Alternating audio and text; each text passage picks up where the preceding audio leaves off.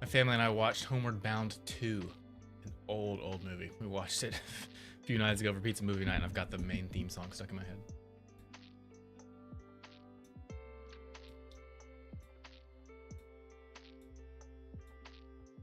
Okay, we're live on YT.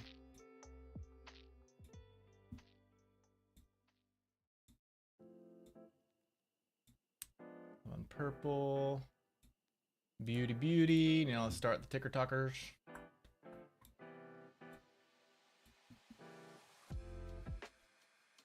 Dude, nice. Love it. CZ player, did you change your name? Are you Shek player? Did you change your name from Shek to CZ? What haircut did you get? Okay, and go live. Cool, we are live everywhere. Discord announcement is done. Mic is working, music is working, we're good. Let's pray real quick and then we'll get started. Lord Jesus, thank you so much for this day. Another day of life and breath where your mercies are new this morning.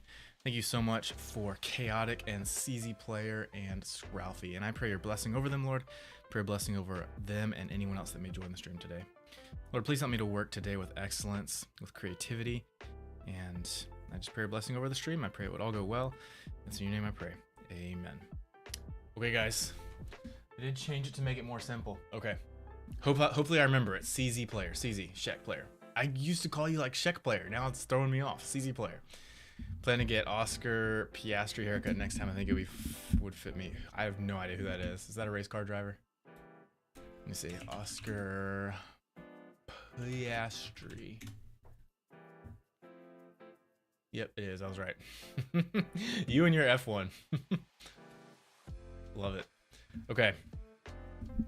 This is Crystals. What's up, Rossi? Yes, it is. Okay, so yesterday we did a short stream. We started making these crystals with particle systems and modifiers in Blender, but then we switched over using geometry nodes and we got it pretty much done. But then I had to go to the dentist yesterday, and then afterwards and a little bit this morning too, I continued working on the geometry nodes a little bit this morning and yesterday, and I've got it to where I'm very happy with these crystals. Okay, so essentially as you guys know from yesterday's stream, we have 3 different sizes of these Infinium crystals for the game. Okay, medium, small, and large. And then from within each size, we have 10 variations of each. Okay, and this is all built using geometry nodes. This is what it looks like. It looks complicated. It's not too complicated. So essentially, we take the input geometry, which is this. Let me show it to you turned off. Oop. So this is the input geometry, okay? So if I turn geometry nodes off, this is what we start with, okay? So all it is a cylinder with very few sides and then 2 points at the top, okay? And then, so that's the geometry. And then we take the geometry, ignore this. I was doing an array modifier to spread it all out, but then I decided just to duplicate it a bunch of times and do that. So then we randomize the vertex position. So let me actually show you what everything is doing, okay? So we will view this. So here's the geometry, the basic geometry. And then from there, we go to boom. And so right here, we are just setting a random Z position, like vertical position of all of the vertices, okay? So you'll see this turned off. It's just taking all the vertices and giving them random vertical positions, okay? And then we make cuts on some of these vertices. So like right here, what we do is we add a bunch of cubes on all the corners, all the vertices of the geometry. And then we delete some of them so that we're not making cuts on every single vertex. And then we use these cubes to make a Boolean cut right there. So then we're getting that, right? So we're essentially going from there to there. We're making some cuts on all of the pieces, right? And then from there, I decided to do another. So we pretty much got to that point yesterday on stream. And then this morning, I then went and did the exact same operation again, but only on the large ones. So the large ones will then do a very similar cut right here. And that, let me see, hold on. We're looking at just this guy right here. So we have those cuts, which added that one there, and then a few vertices there. But then, because the large ones are bigger, I thought they should have a little bit more detail on them. So I added these extra cuts here. So then it turns from that into that. So it just adds a little bit of smaller cuts on some of the vertices. See, like right around there. Just to add some extra detail. So it went from this to this, but only for the large Infinium. Okay? And that's pretty much it. So that is, and we just triangulate everything, and then we're done. So that is the Infinium. We've got the Infinium model. We're good. I'm happy with it. Now we're gonna bring it into the game. Okay. I went ahead and renamed all of this stuff to be a little more understandable. Okay. Let me just double check everything that all the geometry nodes are on for all of them. So we've got 1, 2, 3, 4, 5, 6, 7, 8, 9, 10. Yep. And then 1, 2, 3, 4, 5, 6, 7, 8, 9, 10. Thanks for the sub. Blue Panther means a lot. 1, 2, 3, 4, 5, 6, 7, 8, 9, 10. Okay, cool. So everything has geometry nodes on. We're good. We're golden. Okay, now let's just export these and bring them into Unity. But take a coffee break too. Code XYT, what's up? First time chat over on Purple. Thanks for being here. How did you find my stuff? Verona add-on, or you made that? This is in Blender. So I made this. This is just geometry nodes. This is geometry nodes in Blender. It essentially makes Blender a little more like Houdini. So the way that geometry nodes in Blender, like this is a fun fact for those that know Blender but don't know Houdini. Houdini is the most complex, most advanced 3D software on the planet. Okay, it's incredible, but it's very difficult. Everything you do in Houdini, you use nodes like this right here. Okay, Blender introduced geometry nodes, that's this right here, a few years ago. I say a few years ago, it's probably been like 5 or 6 years ago when they first started bringing in geometry nodes. And it lets you do really cool stuff like this. And it makes it a little bit more like Houdini, which is nice. Nice when you need it to be. Okay, who else we've got here today? 7K channel points, that's awesome. 30K, oh my gosh, Chaotic, that's crazy.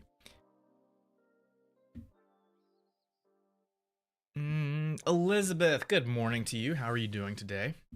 Are you Central Europe by any chance? No, I'm not. Oh, you're talking about code to code. No. Cool. Okay, guys, let's do this. Models are done. Let's bring them into Unity. Here we go. So let's select all of them minus that guy. And then, oh, wait.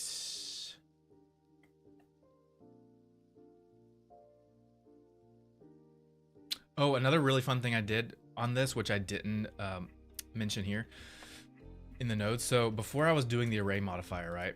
So like take this guy here and then array it. So I was using an array modifier to make like 10 variations and then taking that and then doing a bunch of stuff. But I wanted every crystal to be, every Infinium crystal to be its own object and already have its origin point centered. So what I did was I just took the crystal, duplicated it 10 different times, and then I nixed the whole array modifier thing. And then what I did was I made it so that every crystal has a random variation based on its location in 3D space. And that's this right here, random seed based on location. Okay. So if I just mute all this, wait, hold on.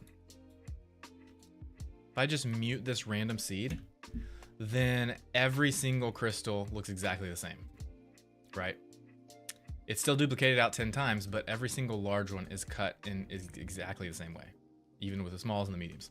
So this random seed based on location is pretty much taking each object, that one by itself, and then it's using its location in 3D space, and then using that as a seed value that is feeding into the, where is it? The seed of every random value node that I'm using in here.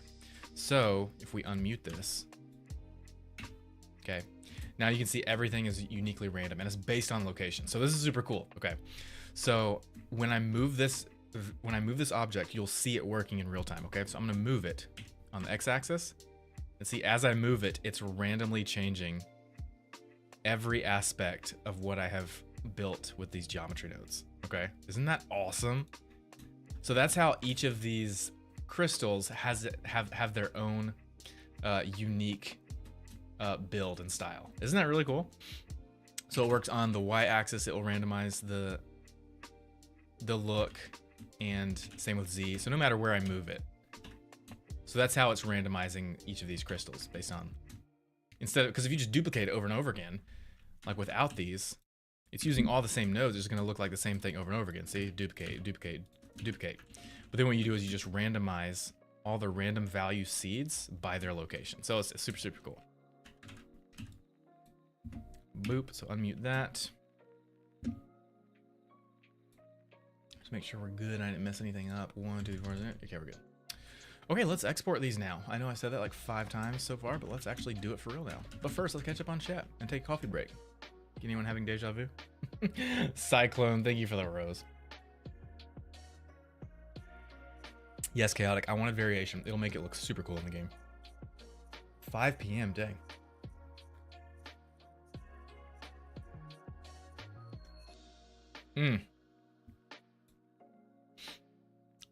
Elizabeth, I don't think I could sleep until 11 a.m. these days. I could easily do that like before we had kids. But I mean, it's just not possible now because our kids are up at like 6:30. So I can't sleep past 6:30 or 7, even if I wanted to. But I usually try to get up at like 5:30, 6 o'clock. With that said, with my main job, visual effects that I do for movies and TV shows, there have been a few instances over the past 11 years where I've had to pull all-nighters. And in those instances, when I pull an all-nighter and I'm working all night until like 6 the next morning, then of course I would sleep till 11 or past that. But yeah, haven't slept that late since my college days, I feel like. Okay, let's actually export these. Here we go. All file, export, FBX, Infinium. Selected object. I'm trying to think about this because if I export this and then import it into Unity, it's going to be all spread out like this. But I need everything to have its own origin, have to be like reset. Sorry, I need every object's origin to be reset, but I need to do that in Unity, not in Blender, because I'm using the location in Blender to randomize it. So we'll readjust the position in Unity. Okay, so this will be good. Infinium, export. We're good. We're good. Okay. Go into Unity. Let's copy that over.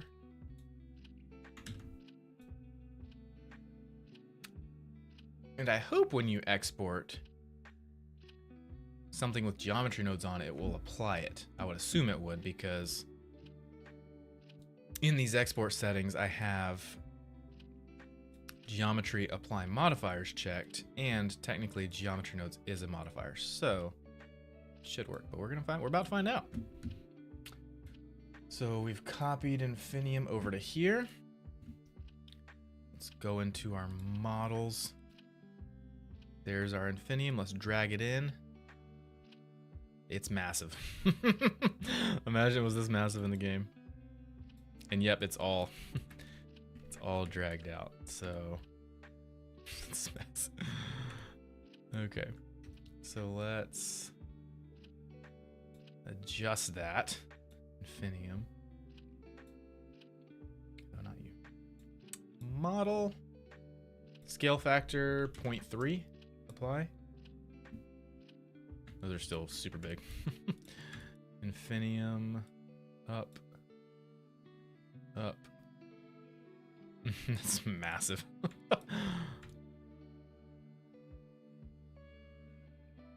And actually run around that real quick. It's definitely too big.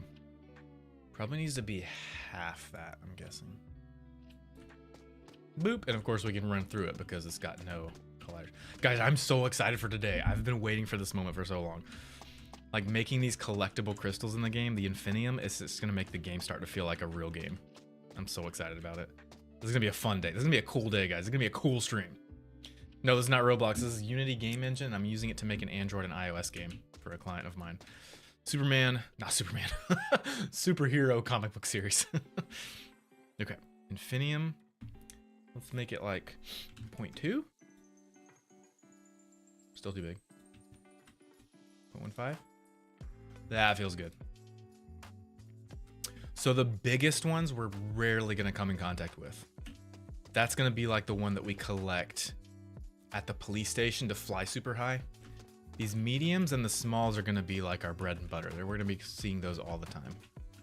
I feel like this is a good size. It's a little big, I think, but that makes it cool. Does that make sense? Like it's too big, but being big, it just lets you see all the details, and it's really cool. And it's on mobile too, so the screen's gonna be super small, like this. It's gonna be super small.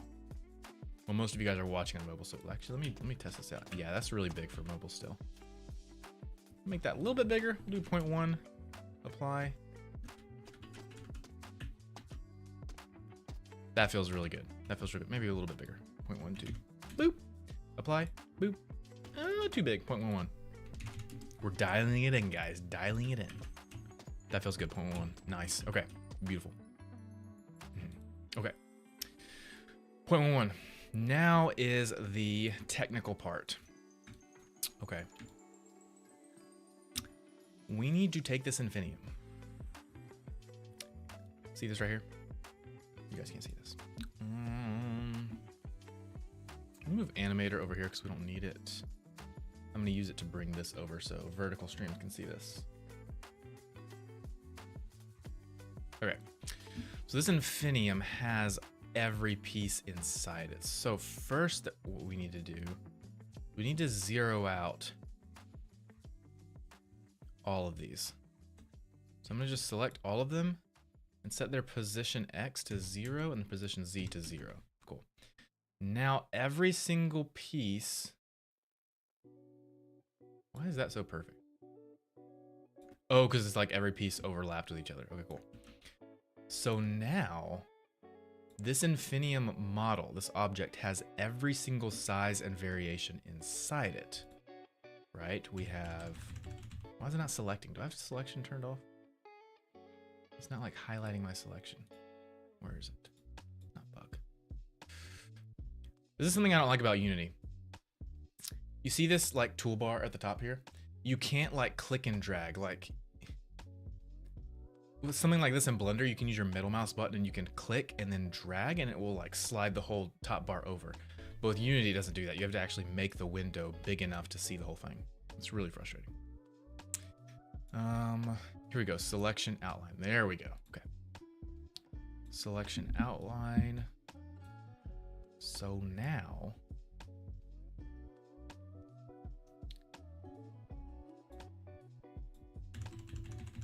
So this Infinium object has every single size and variation in here. And I think I'm going to use that to our advantage. I think what I'm going to do is I'm going to make this Infinium a prefab. Have all of them turned off inside by default. Add a script to the parent Infinium part that will, whenever this Infinium spawns, it will randomly choose one of these to turn on. Boop. Boop. You see what I'm saying? I think that's the way to go about it. Maybe not. That is very heavy because then every single time you're spawning an Infinium crystal, it's spawning all of this. They're turned off, but still.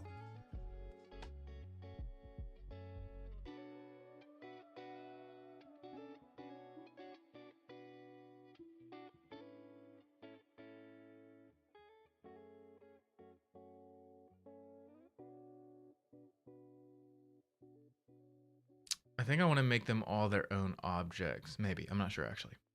What do you guys think? No ZagD films yet? I believe so, yeah. So well, way back when you mentioned it, ZagD films.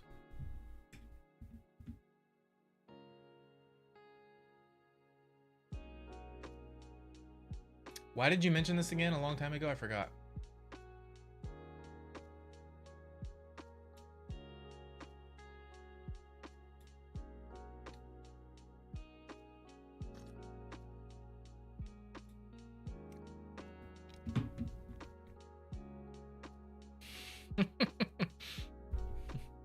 That's hilarious, chaotic.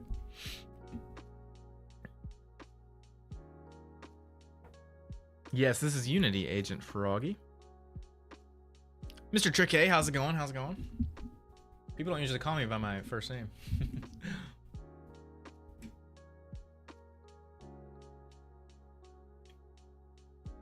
Hey, Cyclone, thank you also for the other rose. Means a lot. Must be in trouble? I know, right? Zach, you get over here. Okay. What's your most popular game? My most popular game? What do you mean by that? That I've made? I've never made a game before that's published. This will be the first one. I do have Stream Focus that I have published, technically. This multi-chat app. It's not a game, it's an app, but I guess that's published.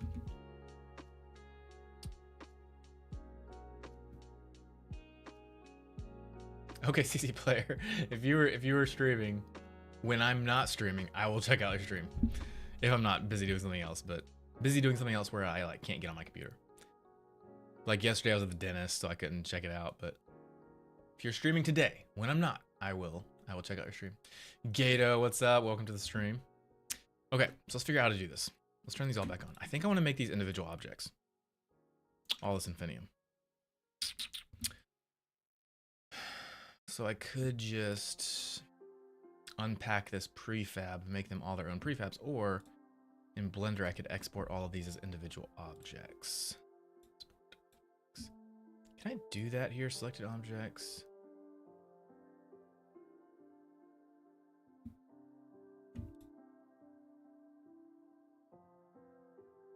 I don't think you can do that.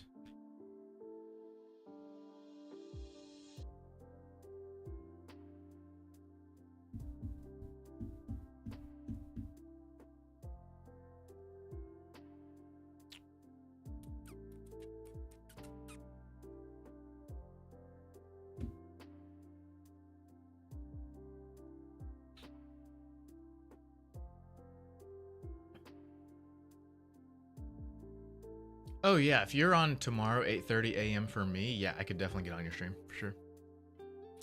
The texture applied later will be a lot easier to find the perfect scale. Oh yeah, definitely, for sure. And we'll work on that a little bit today too. I just need to figure out how I'm gonna organize all this, because I don't want all of them to pop out every single time. Yeah, so I am going to unpack this. Prefab. Unpack. Yeah.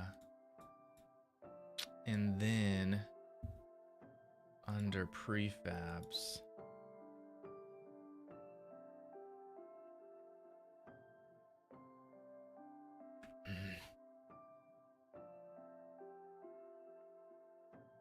Trying to think what'll be most performant. It'll be most performant to separate them all out and not spawn every variation every single time we spawn one. This is more complex to set that up. It's fine, I'll do it. Okay. More complex, more tedious, but better on the player. That's good. Okay. Prefabs, let's make a new folder. There's gonna be 30 Infiniums in here. 30 Infinium. Let's drag all of these in as prefabs in Infinium. Okay, boom. Now we can get rid of the parent. So now we have all of these pieces in here. Okay, so now I'm also just gonna move them around.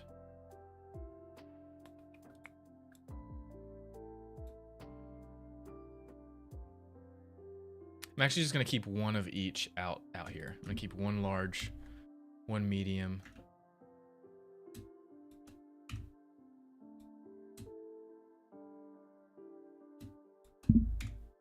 And one small. So we can see what we're working with. Large, medium, small. Little baby. Little baby's so cute. Little baby. It's like my 3 kids. My firstborn, my secondborn, my baby. I can show my wife that. Big boy, medium boy, little boy. Little babies. Okay. Large Infinium, medium, and small. Perfect. I like this. We're looking good. Okay. Now, how do we go about doing this?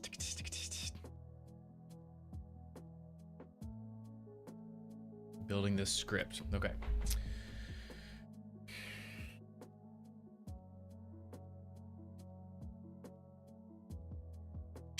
I think what we do is make an empty game object, okay, that's got nothing on it except a script. And then that script has references to every single Infinium version, okay?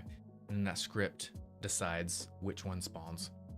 And the thing that talks to that script is the object damage component. Yes. Yes. Yes, I believe that's the way to do it. Okay, let's do that. Okay, so let's make an empty game object.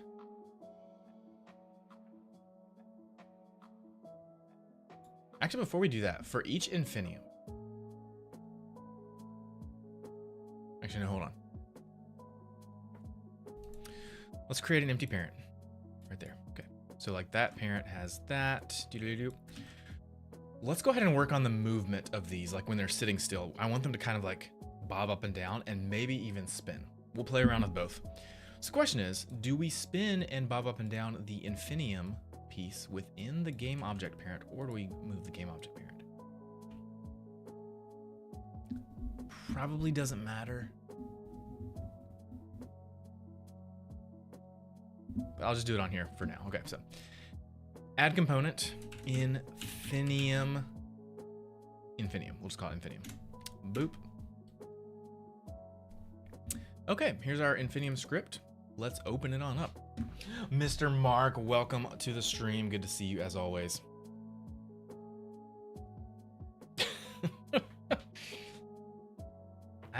That doesn't quite sound right, chaotic.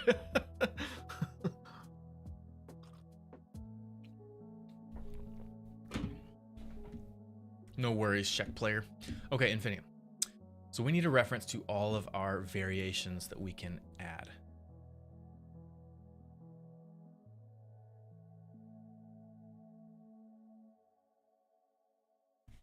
I feel like that should be a static class. Infinium. Yeah, let's make a new script. Yeah. We need to make a new script. Make a new script called Infinium references. That'll be our static script that we can call from Infinium, from the Infinium script. Yes, perfect. I believe that's how we should do it. So Infinium references, open that up, and this needs to be a static doodad. Static, not mono behavior, no starter update, just references. Public list, game object, large Infinium, right?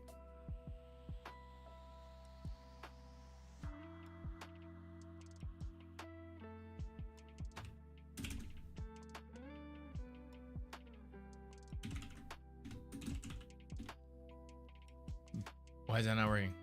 Oh, I need that. No, I need that.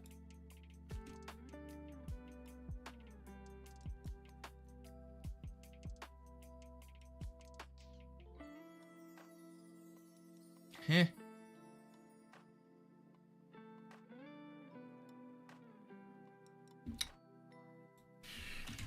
Chat GPT, how you doing?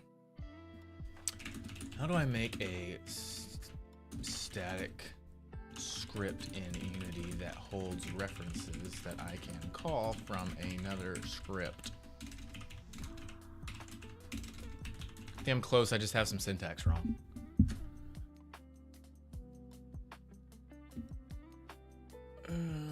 Public static class, Infinium references, yes, public static. Oh, I have to do this? That's what I had missing. Okay. Yeah, okay.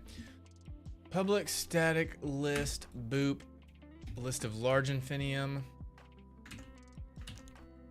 list of medium Infinium, and then small baby Infinium. Boop. And then we can call that class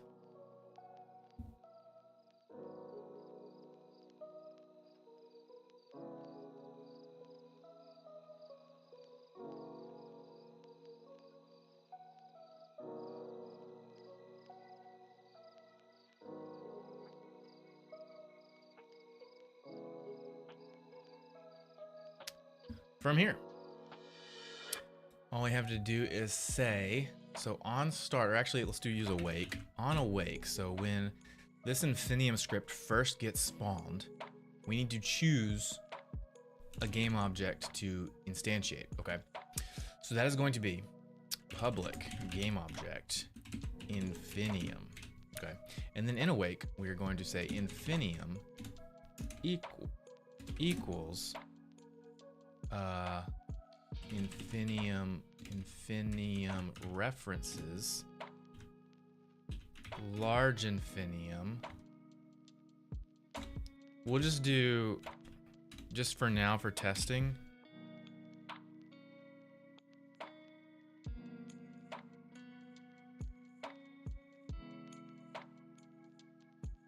hold on, I need to actually instantiate this. No, not there. Need to instantiate the object. Okay, so let's do this.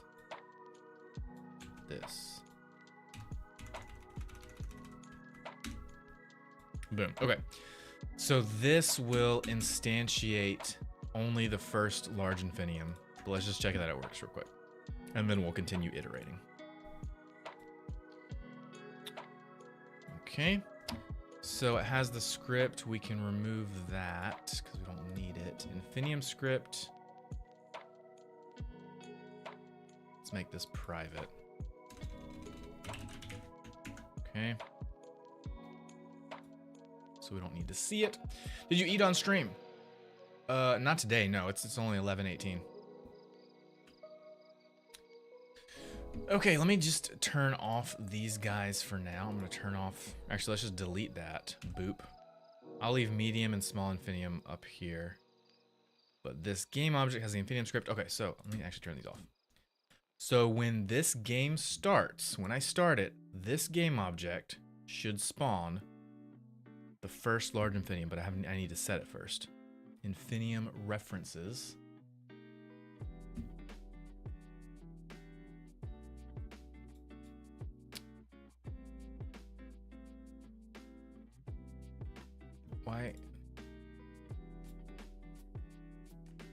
Why can't I set the values there? Public static list game object. I can't drag in the references right here.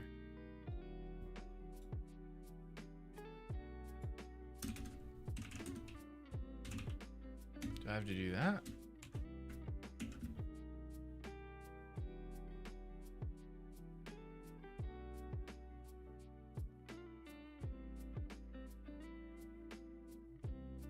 It's not showing up.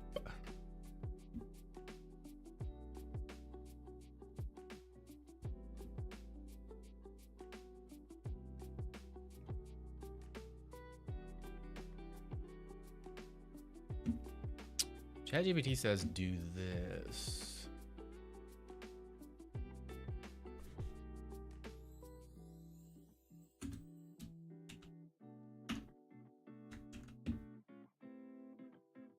Does that work? No.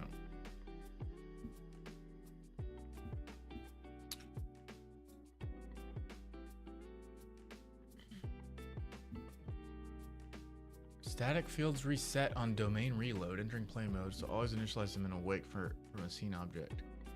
Avoid storing everything globally. Keep it to a few true globals. Player, main, camera managers. Okay, fine. We're not gonna make this static, okay? This is what we're gonna do. This is what we're gonna do, guys. Calm down, everyone. Forget the static stuff.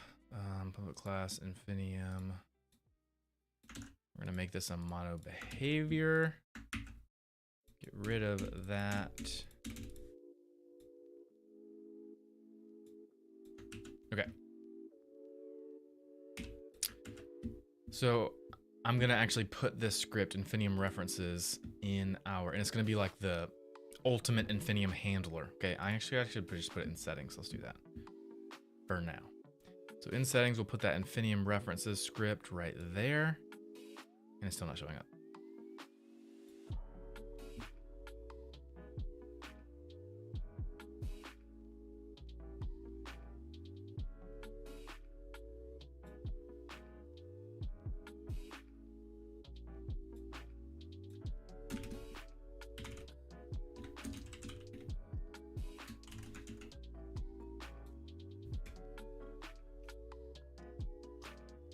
Kedu Rav, what's up? Welcome to the stream.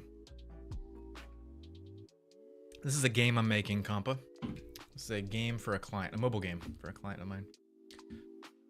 Why is it still not showing up in the inspector? I don't understand. Public list game object, large Infinium.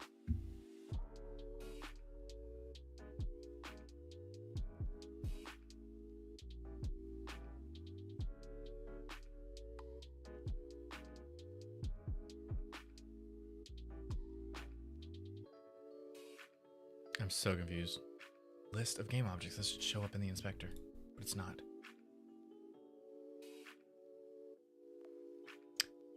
An object reference is required. Oh, it's not updating because this other script is off. Okay. Toggle that off for now. Go back. Now it's going to update. Yeah, there we go. Okay. Now we got what I want. Okay, so in this Infinium references script, large Infinium, we're going to add all of our large Infinium. Let's lock that. Large Infinium to there. Boop. And then in medium, we'll drag all of our medium Infinium crystals. And then in the small, we're going to drag in all of our small Infinium crystals. Boop. Perfect. Now, we need to make this callable. So, instance, no. Infinium references public instant Infinium references. Okay, what? Forget static. Let's make a instance that we can call. I always forget the context on this.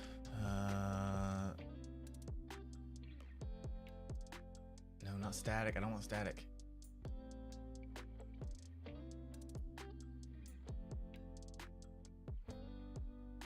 Public Infinium reference instance. Why is it doing that? Public Infinium references. That's it. And then on awake, we want to instance this. Perfect. Okay. So that is that. And now from here, we can call it. So Infinium equals instantiate Infinium references.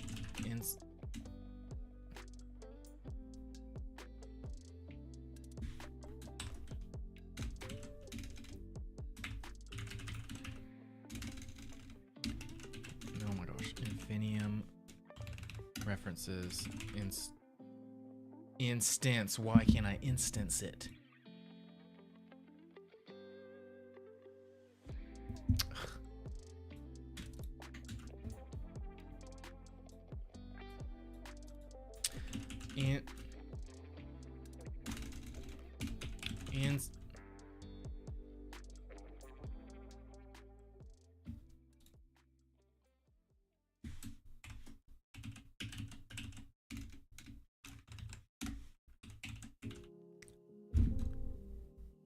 Is it because I need collections?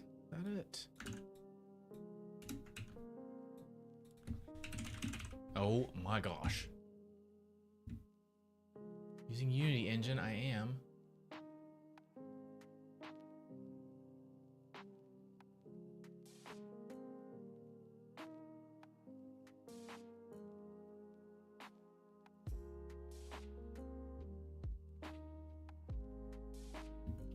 I have everything correct.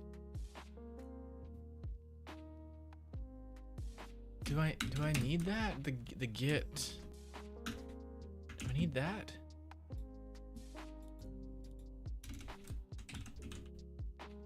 Why can't I call the instance? Is there an error in the console? No.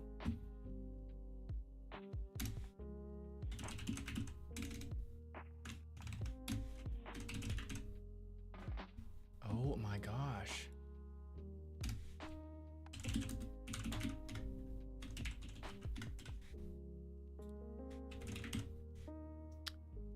Okay. Okay, I have instance in another script somewhere. Let's go see how it's working. What is going on, dude?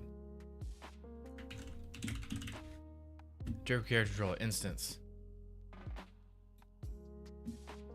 It has to be static. Gosh. Private. No. Public. Get rid of all this. Public static. Infinium instance. Instance this. Boop. Now I can call it. Done. Dude, that took way too long. Instance. There we go. Okay. Instance. Large Infinium, and then we'll just grab the first one in the object. Okay, finally. Now, now when I press play, this empty game object right here, floating in space, should spawn the first large Infinium. Fingers crossed. Let's go.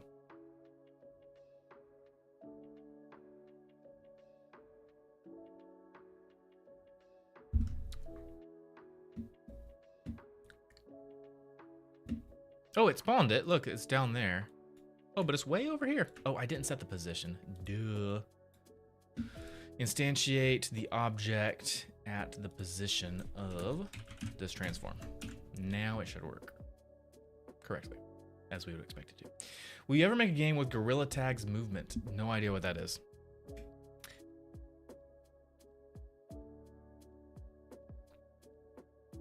Hold on. Kedu, are you a Unity dev? Please tell me you're a Unity dev. Oh, Crofton is too. What? Dude, we actually got some Unity devs in the chat. That's awesome. There's so many times in, like yesterday I was in Blender. I've been using Blender for 20 years, okay? But I'm not very experienced in geometry nodes. So yesterday in Blender, I was like, do we have any Blender users in the chat that can help me with this? And so I say stuff like that often when I'm in Blender or Unity or whatever. So that's awesome. I'm so glad we have some Unity devs here. Now I can like bounce stuff off you guys. Appreciate it. Thanks. That's awesome. Kato says, yeah, it needs to be static because you don't have an object to call property on. Dude, that okay, dude. Please stick around. Can you please, I beg you, please stick around on my stream. I need more of you guys on here. I love feedback. I love help. It's awesome.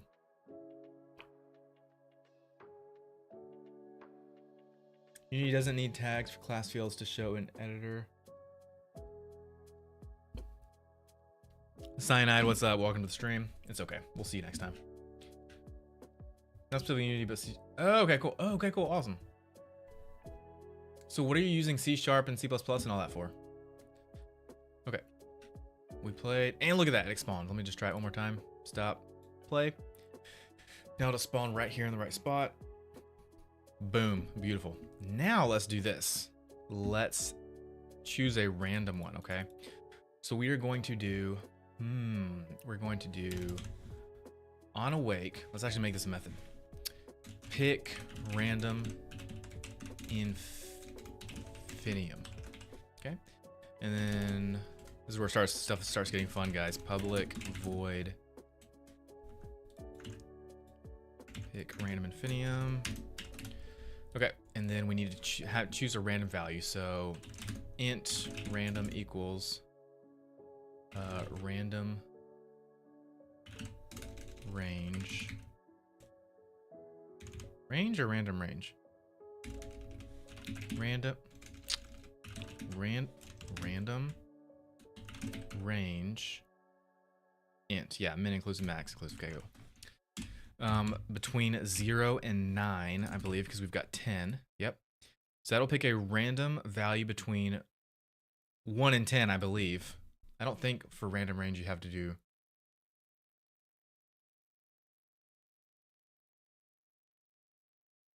Let me actually just debug that real quick. Debug log, show the random value. And I'm also going to call that every time I press spacebar. Public, hold on, update, input. No, I'm using the new input system. Ugh, what was that? What was the very simple input system mode? Give me a simple, this takes too long. Give me a really simple line of code to detect space bar input with the new input system in Unity. I have 0 experience with the new input system, and that's what I have on this. There it is. If keyboard, there it is.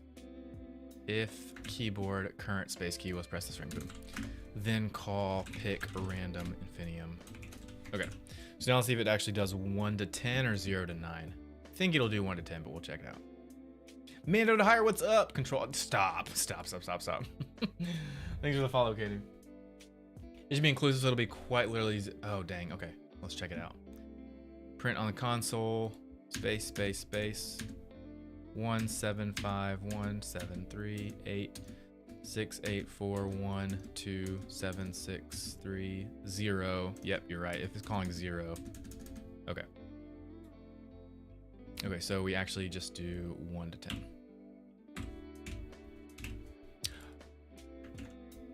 Oh, but hold on. We're pulling from a list of game objects that's in here. Hold on. So this one, 0 is actually the first one in the list. So we do actually need to use 0 to 9. Yep. We do need to use 0 to 9. And then we call this guy right here. Infinium equals instantiate, instance large, random value.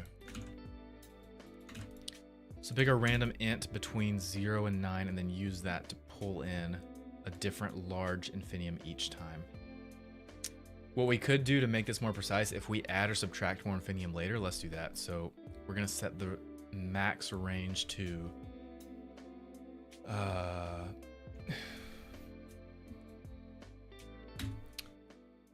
int max value equals infinium references instance large infinium count. There we go. And then set max value to that.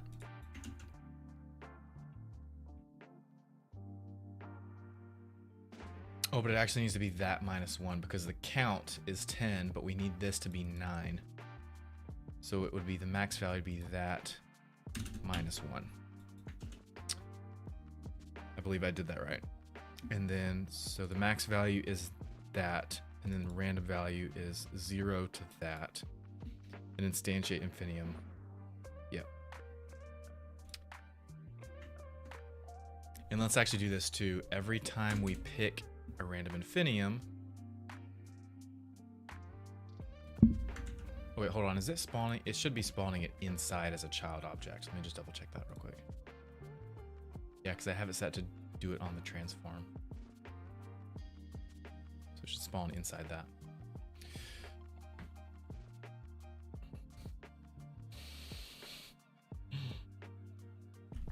Boom, there we go. So it instantiated that, and let's actually check. It's a, yeah, it instantiated number 7, so that's good. Now what I want to do is, each time we spawn one, I want to delete the previous one. If transform child count does not equal 0, then transform get child 0 game object. Just need to destroy. Destroy.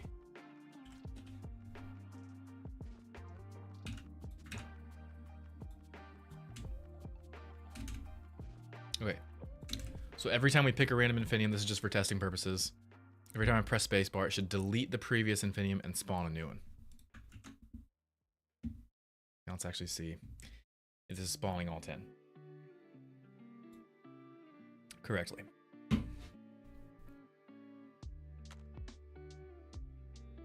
Boop. Now let's spacebar it to test it. And this is number 7. Yeah, 6, 3, 3, 9, 2, 6, 4, 5, 6. I need to make sure we get a 1 and a 10. 4, 4, 8, 9, 7, 8, 5, 6. 1. There was a 1. 1.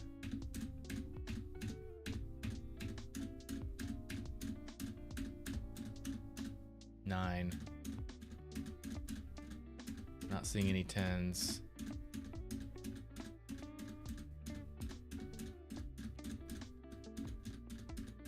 Did I do something wrong in the code? I'm not seeing any 10s.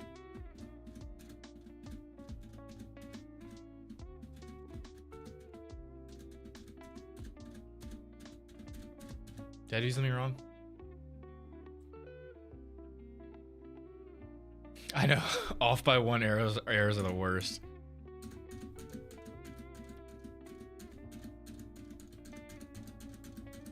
There's no 10s, it's never spawning the 10th. I've seen every other number except 10. Guys, where did I go wrong?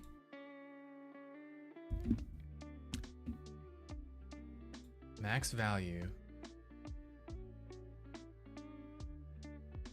The count of the objects is 10. See, it even says it right here, 10.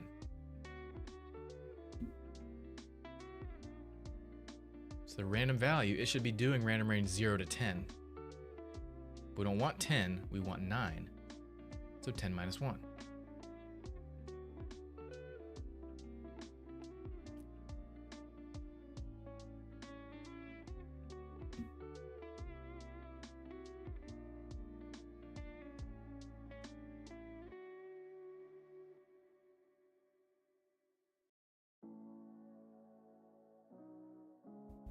No, I'm not spawning my name.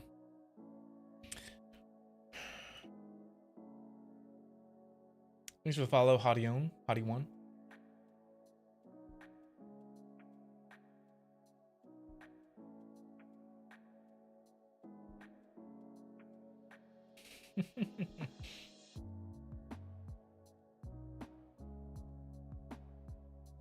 +20 solo dev work as a hobby. Okay, cool. That's awesome. What Unity version? It depends on what project I'm on. Like this Unity version, I'm Unity 6, 6000.0.39 in this project.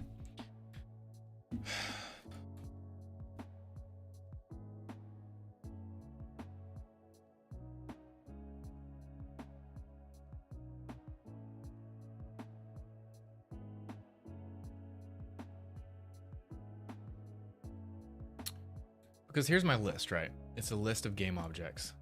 There's 10 counts in here. And see, each of these, like this first one is not 1, it's 0. It's called Large Infinium 1, but in the list, it's number 0. We're going from 0 to 9. 10 count 0 to 9 in this list. So when we instantiate, we're calling from that list with random value. So random value can only be from 0 to 9. Right? So random value needs to be 0 to 9, right? Max value is the count minus 1, which would be 9.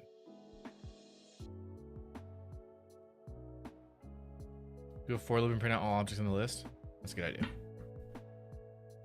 Oh, it's just going to print out all of this. It's going to print out all of this.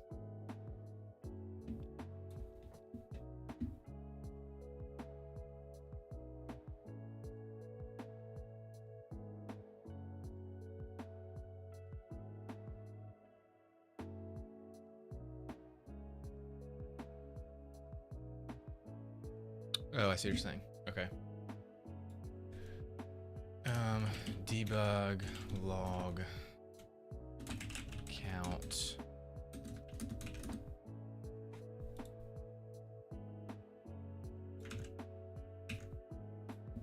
So like that, is that what you're saying?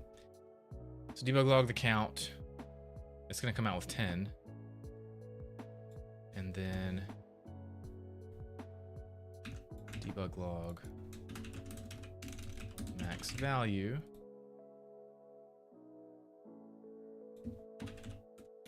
Max value. And then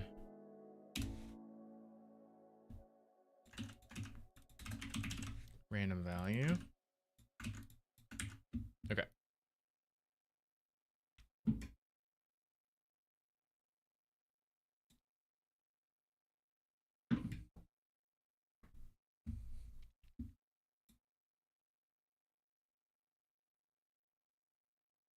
Yes, yes, for sure. Count 10, max value 9, random value 2. And then it's choosing large Infinium 3, which makes sense because it's going to be one offset. Okay, cool. Count is 10, max value 9.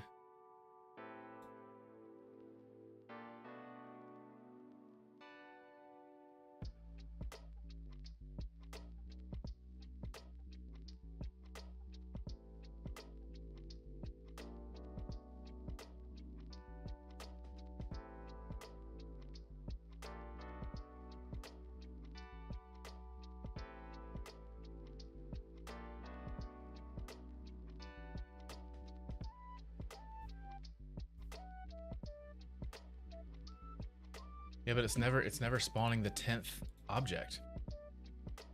It's never having random value 9.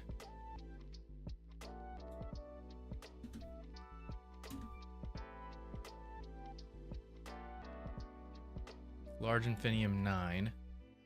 And that used random value 8, which is that one right there. What I want is I want that to come out still. So we want large Infinium 10.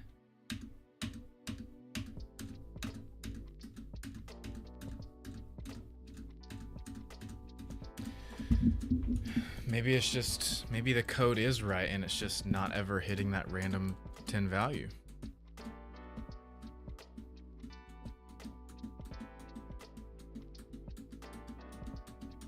You'd think I would hit a 10 by now, though. I mean, I don't know. I guess it's like rolling a 10-sided dice. Trying to get it to land on 10.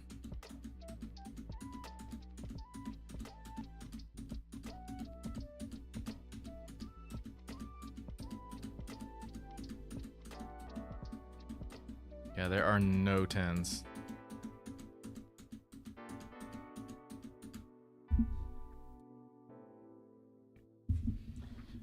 Bug log list max value.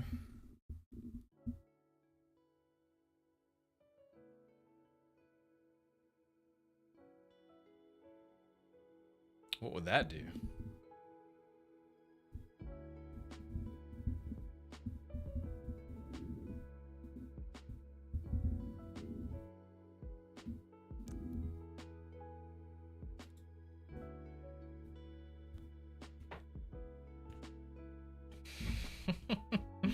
Check player. I don't. Yeah, I think Chaotic is just pulling your leg there.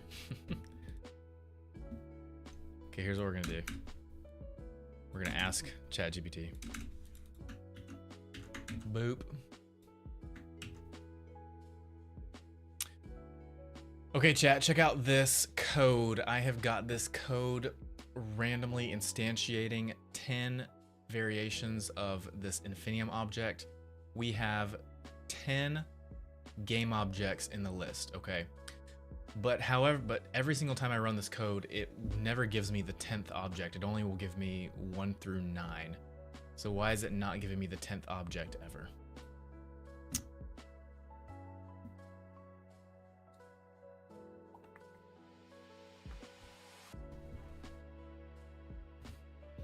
Check player, we're looking at very boring code right now. Here's something more fun to look at. Boop. Police cars. Okay, here we go, guys. Let's see what ChatGPT says.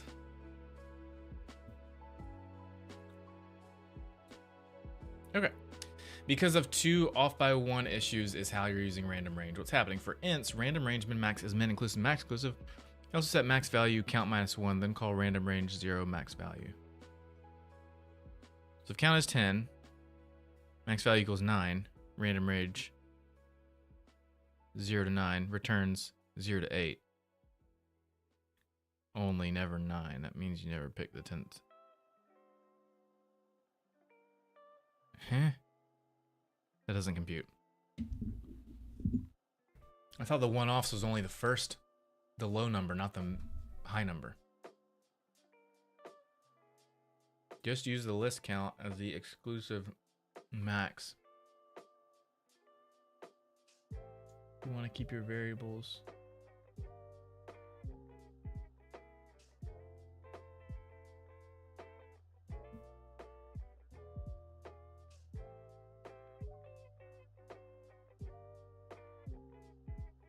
So he is saying, because random range is 0 to max inclusive and the max value is that, so we just do that.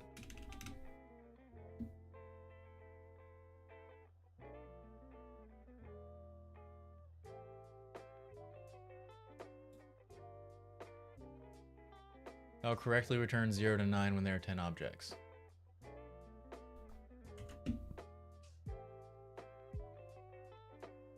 That doesn't compute. It still doesn't compute. Why that would work? Because my count is 10. Okay. But we can't just drag count in to the min exclusive max because that would be 0 to 10. We either need 0 to 9 or 1 to 10. It can't be a mix of both, right? That just doesn't make, I don't understand. I don't understand. Okay, let's see what values we're getting. We have a 2, 6, 3, 7, 9, 9, 5, 3, 1. There's a 1, that's good. See if we get a 10 in here. 1. There's a 10. So ChatGPT is smart and I'm just stupid. That's what it comes down to, essentially. I don't fully understand it. I'm actually just gonna argue with ChatGPT real quick. Okay, so hold on real quick. I don't understand that. That does not make sense to me because I'm probably just stupid. But I thought it either has to be 0 to 9 or 1 to 10. How can it be both 0 to 10? That doesn't make sense to me. Can you explain it to me like I'm stupid? Let's see what ChatGPT comes back with.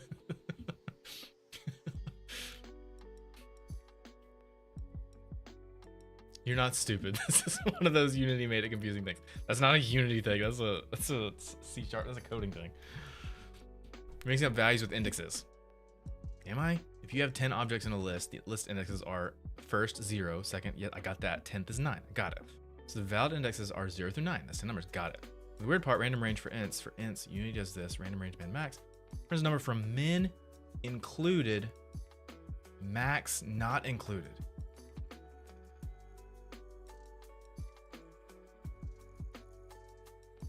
Okay, so I had it backwards.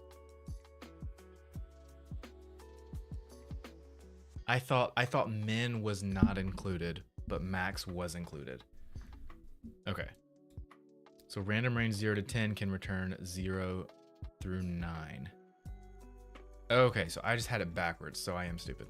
You'll never return 10 because 10 is the stop before here number. Okay, I had it backwards.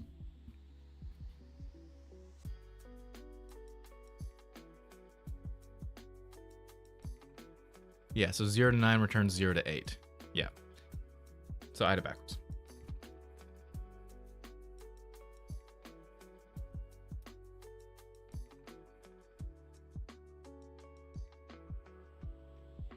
Picking a random item from a list, 0 to list count. Okay. List count is the stop before here value. Cool. Thanks, chat.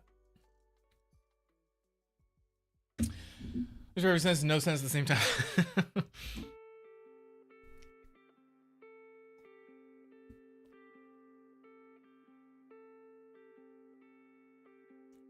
Instead of index using the random value.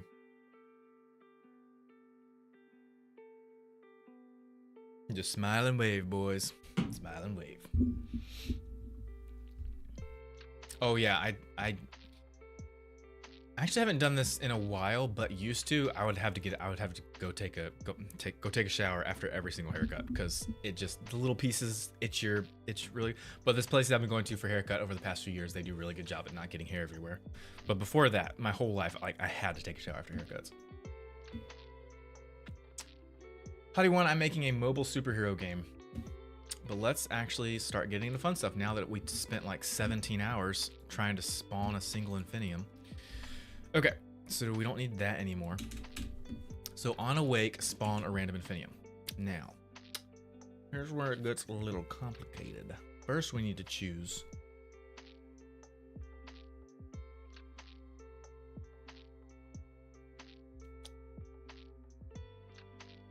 Hold on.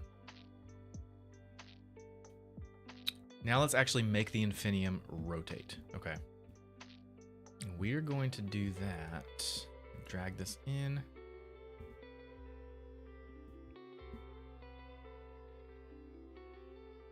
Oh wait, we have it on the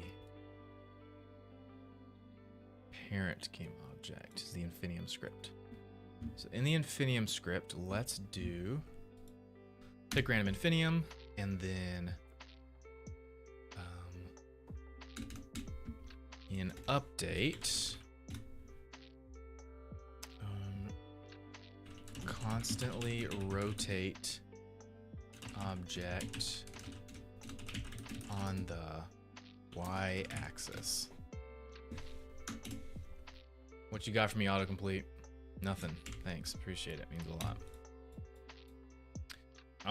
Transform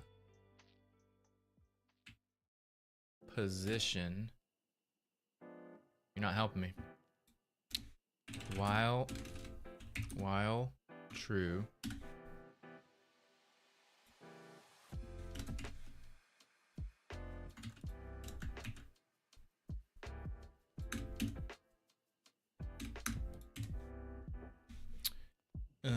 Transform. No, wait, not position. Local Euler angles. I could use tweening for this, DG tweening. I can understand why they want you to set random range 0. I have no idea what that means. Unt? What is that? Walking Dead characters for what? For my Lego setup?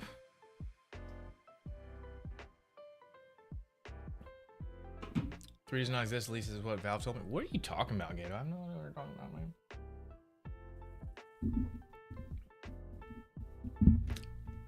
Okay. ChatGPT, give me some more. Thanks, chat. Okay, now I want this Infinium object to constantly be rotating and also have a, I want it to constantly rotate around the y-axis, the vertical y-axis, and I want it to bob up and down continuously on the y-axis as well. This Infinium crystal is a pickup collectible, so I want it to be like a really cool game item, okay? Give it to me. Boop. Okay, it's probably gonna give it to me in update, so I'm just gonna prep that right there. Spin. Ugh, there it goes again, making everything so complicated. ChatGPT will usually give you good code. You do have to babysit it sometimes, but it's gonna overcomplicate things. Like, look at this. Actually, that's not too bad. It's not too bad. Just giving me a bunch of values: spin speed, bob amplitude, bob frequency. Yep, I'm just gonna copy and paste that. Boop.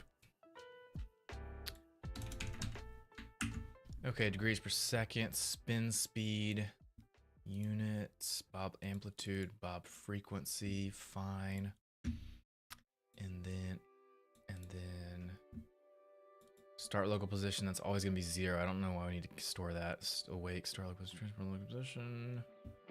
Spin around world, bob up and down.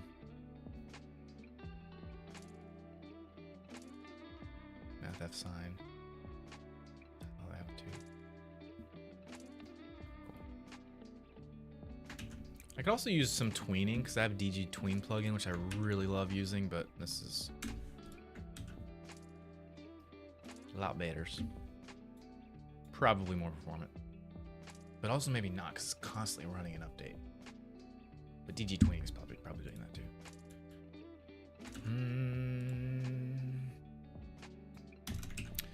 On awake, start local position equals that. That's really just always gonna be 0. Okay, now it should constantly spin and move up and down. And then we'll probably have to tweak the values, because it's probably gonna be too fast or too slow or too bobby. Here we go. Boop.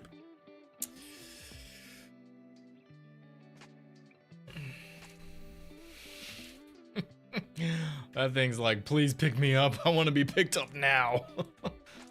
Why is there another one in there?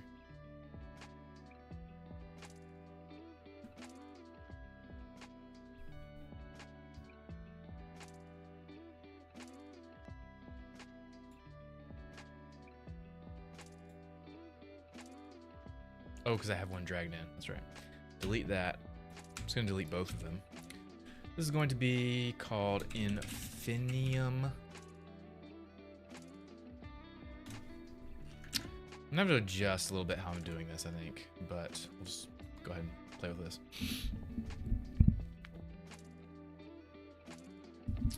Okay, so let's go. Look at this. Like, look at this. Here we go. Oops. Like, it looks more like an indicator, like pointing to something. That's what it looks like. And this is the large Infinium, so you're rarely ever gonna even come across this, but let's adjust the values, because that is way... I don't mind the spin speed, but the bobbing is way too much. Okay. Spin speed, 360.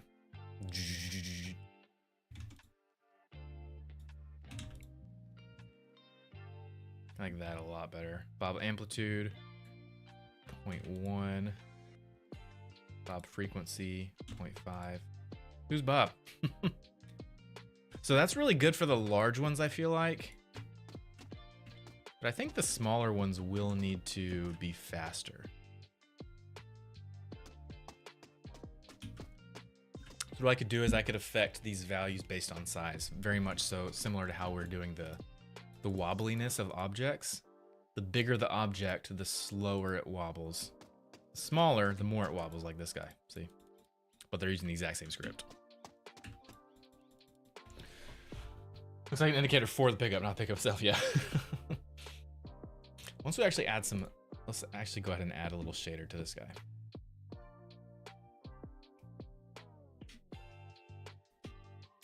Infinium, let's just drag one in so we can actually see. Okay, let's do a quick shader. Do I have amplify shaders in this project? Let's see, plugin. I don't. I could import it. Let's just make one real quick. Materials, create material, Infinium, and then all of these prefabs, all of these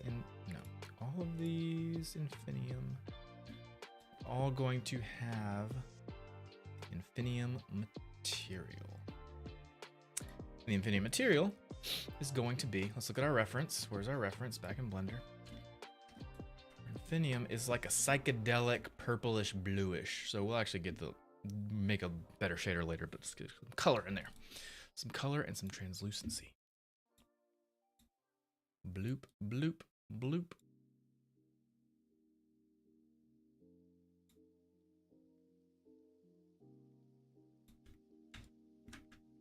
Definitely want it to be transparent. We lost our shadows, which probably we actually don't want shadows for this, but I want to get the shadow back. Keep our specular, metallic smoothness.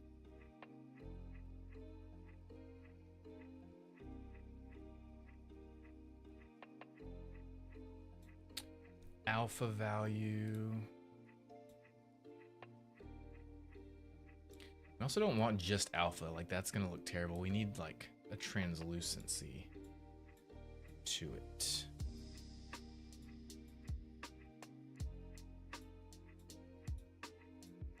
Opaque. No.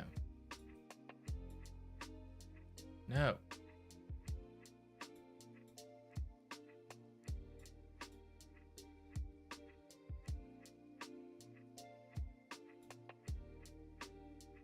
Oh wait, can you not do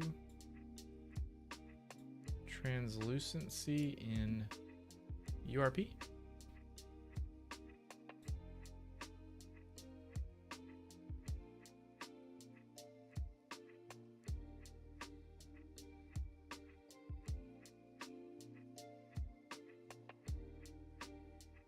Well, I thought you could. Let's emit a purple. Ew.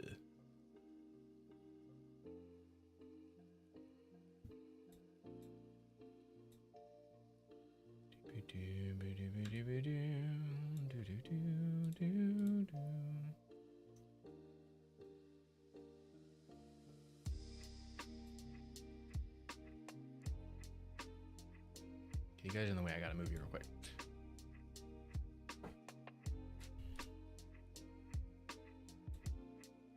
We're using lit. I could have sworn.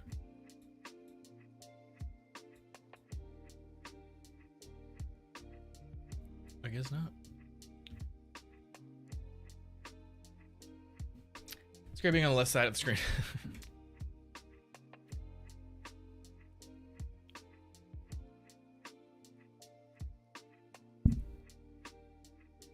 Yeah, we'll definitely need to add some type of texture in here too, like some noise and some like random Voronoi cloudiness on the inside that's like to make it look like an actual like crystal, you know, like it's got to look like that. Like sort of translucent, sort of transparent in areas, but not all areas. I really want to get a nice not a completely beveled edge, but like a more rough edge, kind of like exactly like this style. And we'll need to work on that with a shader. I'm gonna import amplify shaders. I think I don't want to make this mobile game heavier than it needs to be. Yeah,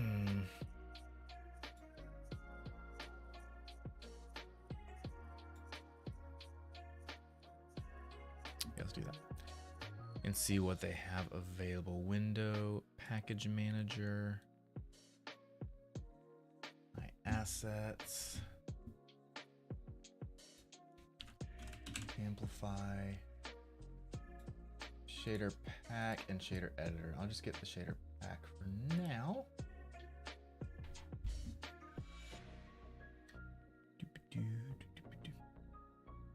Yeah, I agree, Gato, 100%.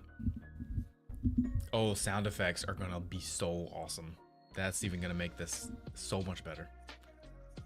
Okay, import into project.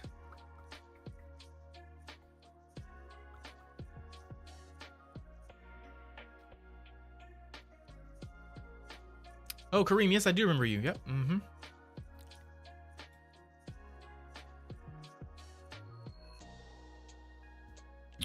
Okie dokie. Import.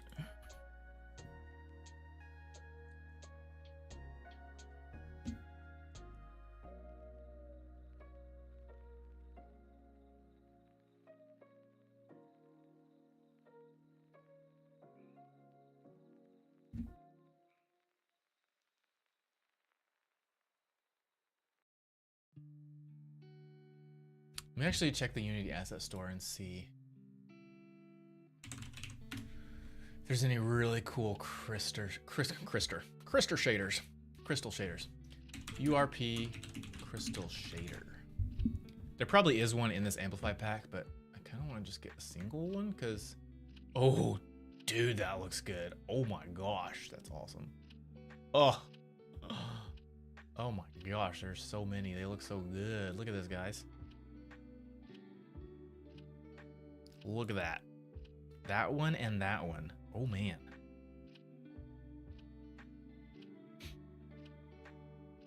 Mobile crystal. That one looks okay. I mean, it looks really good, but it doesn't look quite as good as the other one. Gems and crystal shader. Dude, I did not think there would be this many assets for crystals.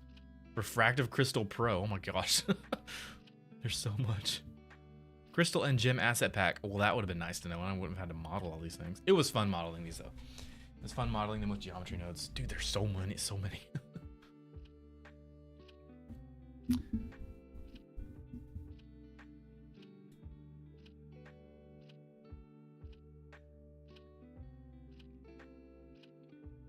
All render pipelines. Dude, these are cool. And these have that texture on the inside that I was talking about.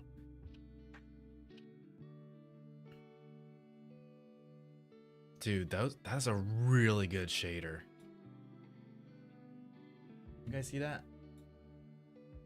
Oh, where'd it go?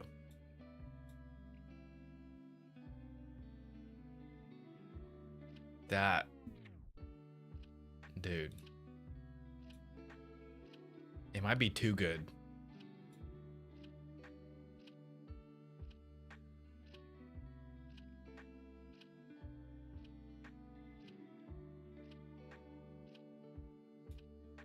That is incredible. $30, Sign VFX. True volumetric crystals. 450 prefabs, dang. Highly versatile. You can use prefab, blah, blah, blah, blah, blah, blah.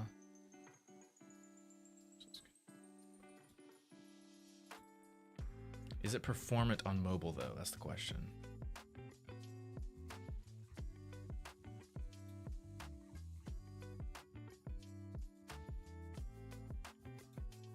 Well, that's what we don't know. Oh, textures are 2K.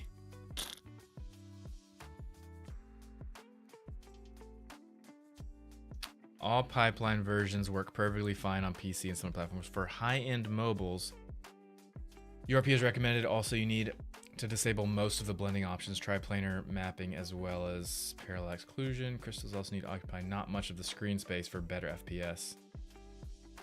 3 sample shaders must be used. Also, you can change the shader on top of it.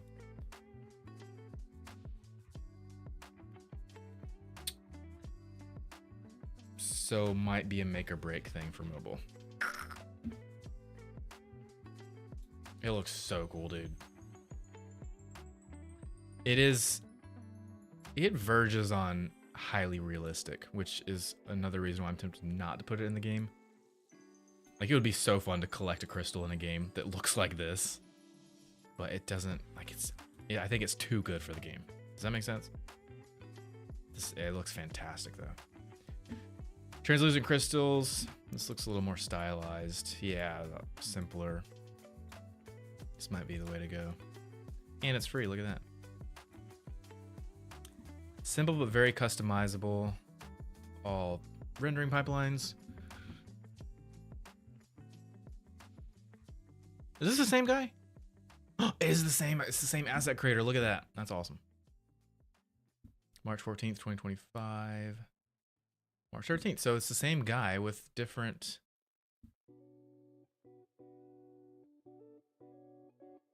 Okay, so yeah, so that new crystal asset, that this one right here. Pretty sure. Let's check it out.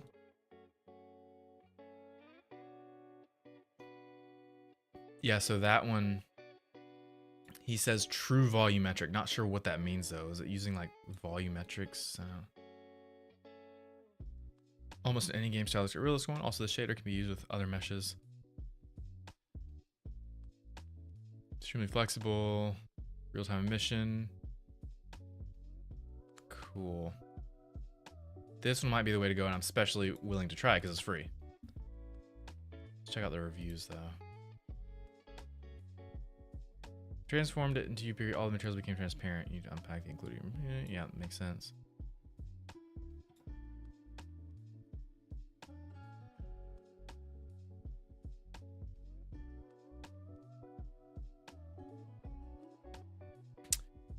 Oh, you can't use Ford Plus? Are we using Ford Plus? Let me check.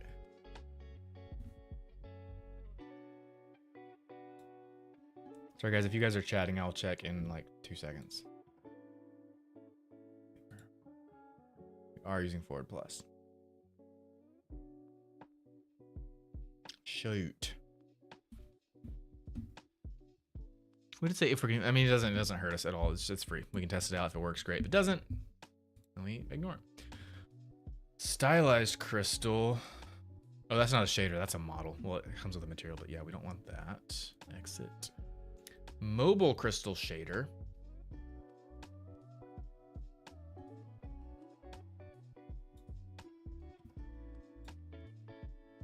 That looks good. Oh, yes, I've seen Interstellar, of course.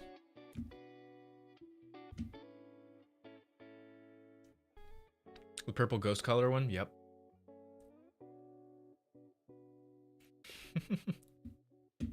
Yeah, this looks nice.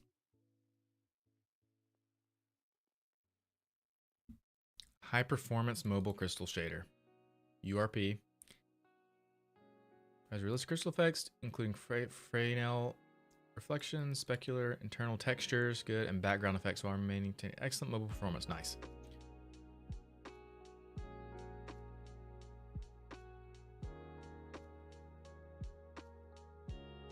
Created with AI cursor aid? I have not seen this on Unity Asset Store before. Did they start including? I guess they started including that. So in your assets, you can say which parts, if any, were created with AI. Interesting.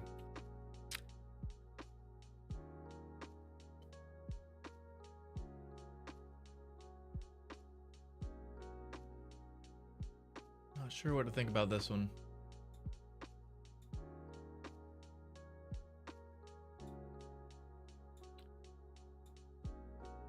This doesn't really have like translucency, which I don't like. And it's so expensive, dude. If someone's gonna buy crystals, why would you get this one for $19 and you can get this one for $30? URP. Yeah, not doing that one. And this is just straight transparent refractive crystal pro. Yeah, you can see through it equally everywhere. Don't like that one. I'm gonna try this free one. If it works, great. If it doesn't, oh, it doesn't have any transparency though. You can't see through it. We'll play around with it in the game and see if we like it or not. If it works, great. If it doesn't, then I will try this $5 one. But let's start off with this guy. Add to my assets.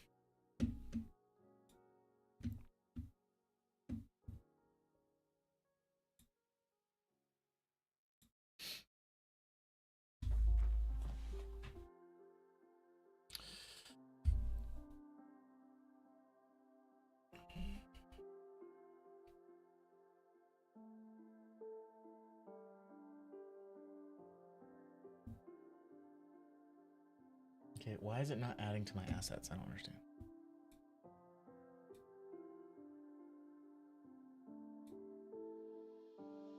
It did. Okay, cool. Download.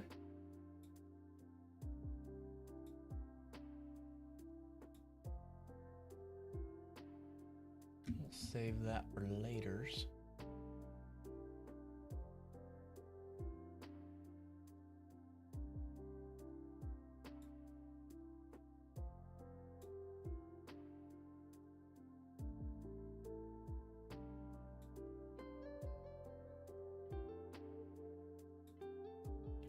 Okie dokie. What's up, Too Lit? How's it going? Import crystal into project.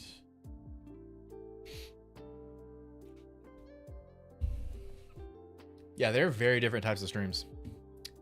As a package has a unique package many dependencies to come in process install upgrade. Skip.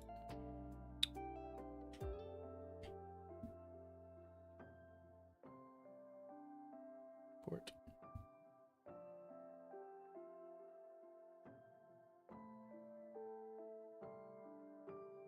Than, T-H-A-N.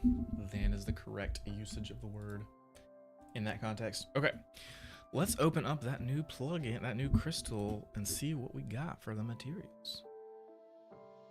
First off, let's move Amplify into the plugins. And Sign VFX, that is the crystal one.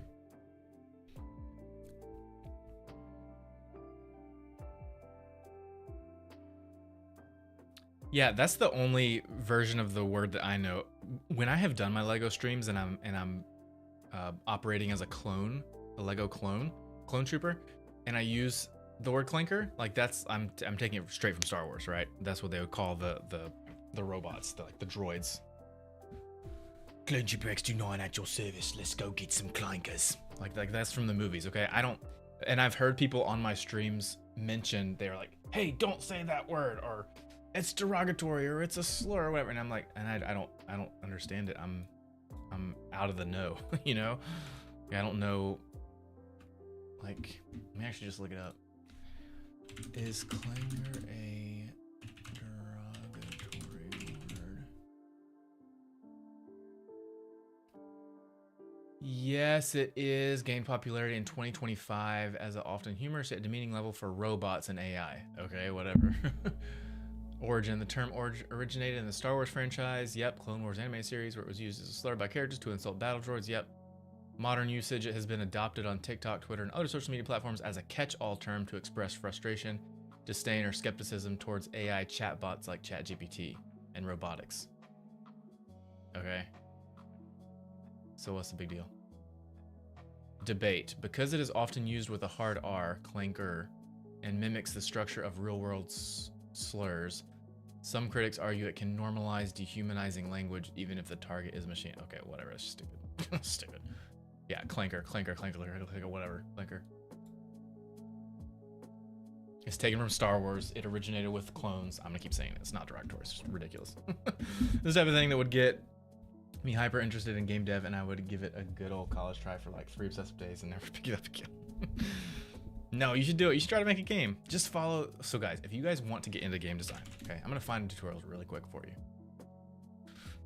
I know for those of you that have been on my stream for a while, you've heard me say this 25,000 times, but look up a tutorial series on YouTube like this, okay? Type in Rollerball Game 3D Unity, okay? And look up, there'll be a tutorial series, probably 5 to 10 videos. This one has 9, this one has 13, this one has 5. And make a very simple game like this. See this right here? You're just a ball, you roll around in a small area, you pick up some cubes or some coins that are rotating. It shows you a counter. Like, see, look at that right there. Can you see that? Shows you a counter, how many you've collected. And when you collect all 10 cubes or whatever, you win. The game's over. Make something like that. If you're not, even if you're not interested in game design, but you want to like get a little bit into, like, even if you're not interested in doing game design at all, like, this is something you could do on a Saturday just for fun. And I feel like that would be something really cool to do and to say that you've done before. Like, even if you're not interested in game design, you could tell your friends, like, or your family, like, I've made a game before. You want to check it out? And then you show them this. So yeah, do something like that. That's my suggestion. Okay, where was that? Sign VFX. Let's drag that into plugins. Technically, it's not a plugin. It's more of like a model asset. Oh, I guess it's a material pack. Translucent crystals, scenes. Let's open this demo scene. All pink, yep, because it's not URP. Let's do README. We've got to. This is much better in linear rendering. Yep. First of all, check. Distract. Shader control. We need to do the URP. Resources. Shaders. Here we go. Translucent crystals URP patch. You pick the right package and unpack it into your project. Okay. You patch Unity 6. That's what we want right there. Import. Reload. Boom. Oh, dude, that looks good. Oh, yeah. Oh, yes. Oh, yeah. You can't see through it at all, which I don't like. But it's got a nice glow. It's a great shader. Dude, look at that. Look at that. The client's gonna flip. Oh, yeah. Oh, yeah. That's a great shader.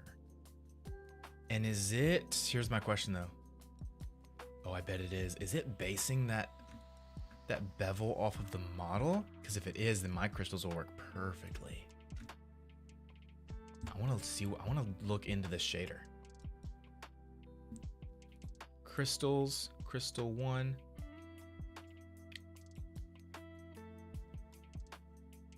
It's using translucent crystal material. And that material is using translucent crystal shader.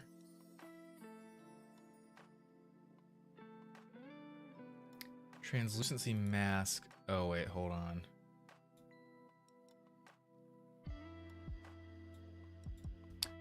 I'm not sure I can use. Yeah, so yeah. I'm gonna have to bake maps for my own crystals to use this, which is fine. I was gonna have to do that anyway.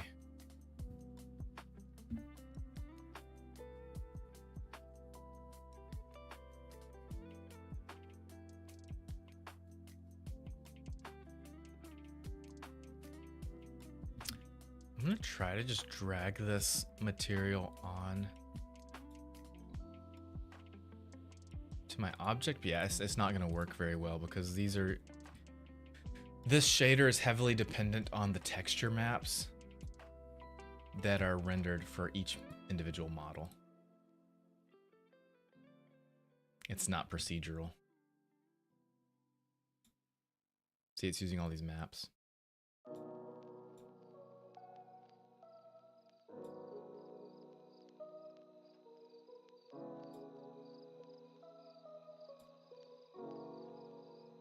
Well, it's using only one texture.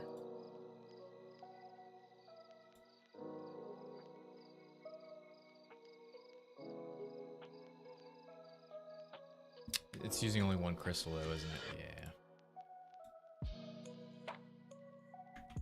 Yeah, it works so well because it's got maps baked for the model. So let me go back to my scene. I'll show you what I mean. One. Go to the crystal. So here's our Infinium. If I just drag this material onto here.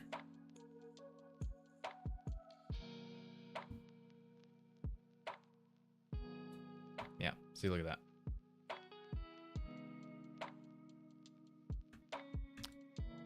It needs...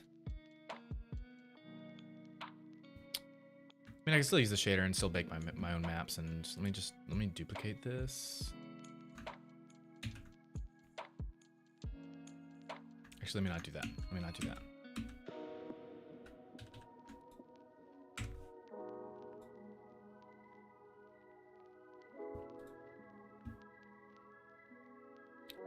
Go back to my Infinium crystal material.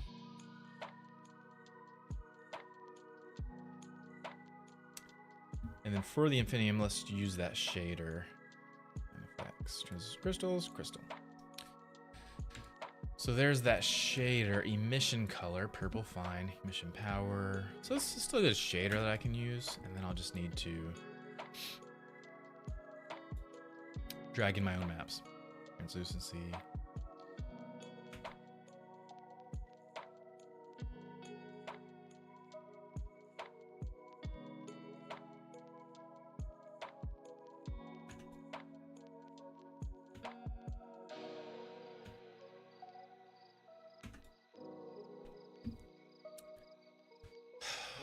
I wish there was a way to do it procedurally, though.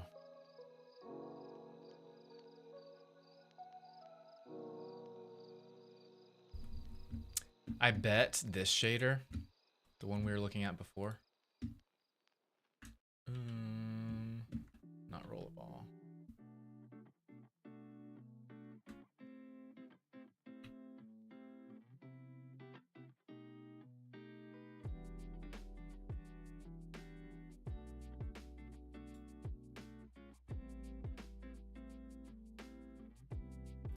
I bet this other asset by this guy, the really good crystal one, dang, he's got a lot of really cool assets.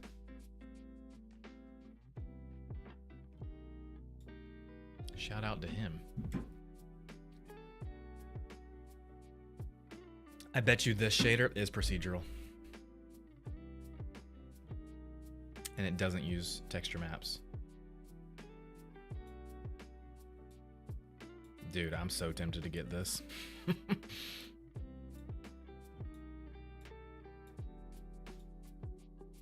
Even if it does make poor performance for the players on low-end mobile devices. It's like, yeah, the game runs at 3 frames per second, but we got really good looking crystals.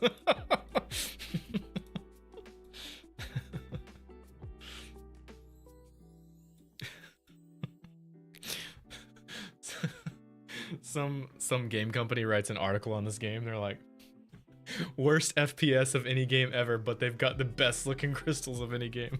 But have you seen the crystals? Players ignore the low frame rate as a trade-off for the incredible crystals. I can see the headline now. News performance when you have graphics on it, right? Could you use them for a different game? Yeah, you could for sure. I don't know. I don't have anything in my pipeline that I would imagine using crystals for. I could put them in my VTuber setup with the Lego stuff. Just randomly pull out a crystal. Look at this crystal, guys.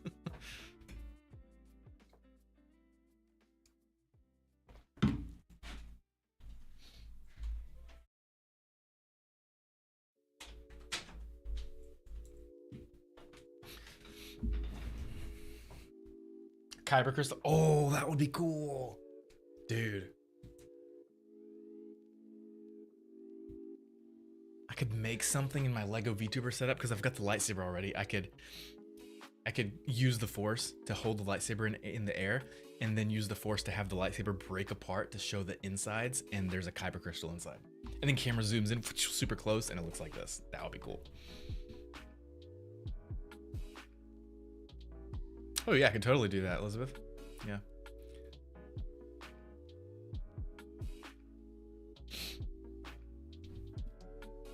High school had a game design modeling class. Biggest part we did was the classic donut model. Went from there, eventually leading to a fiasco thing. Oh, that's cool. That's fun.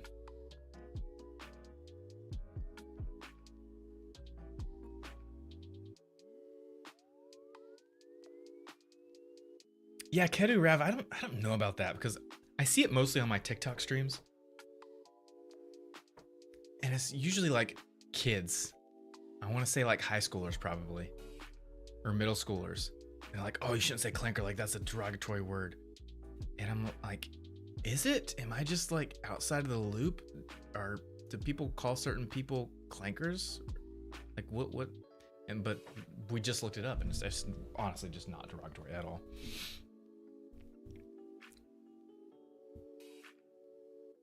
Oh yeah, that's so true. The AI is the one saying the word clanker is bad.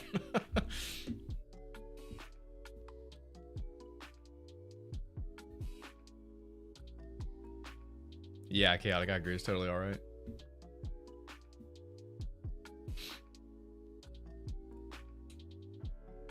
Oh, Lego Sonic? I don't know. I was never a Sonic fan growing up.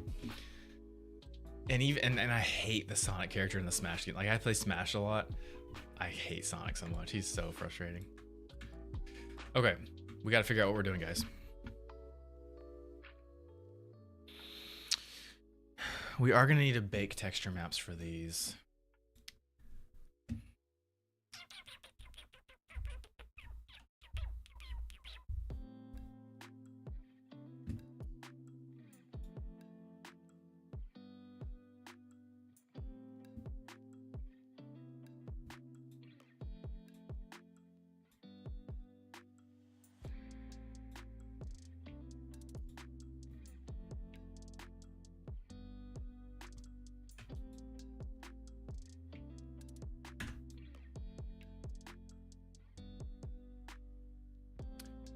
And I should probably use Substance Painter for that. Substance Painter is really good for baking maps. But I also really just want a procedural. Let me look up Unity Asset Store one more time.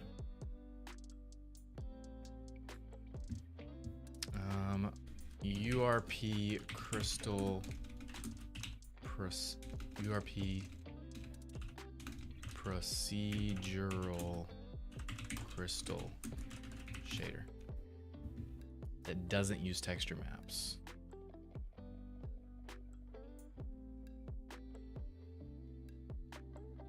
Maybe this one is.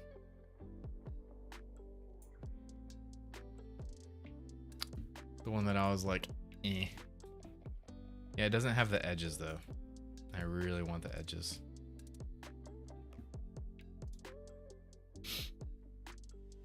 Let's check out the amplify shaders plugin.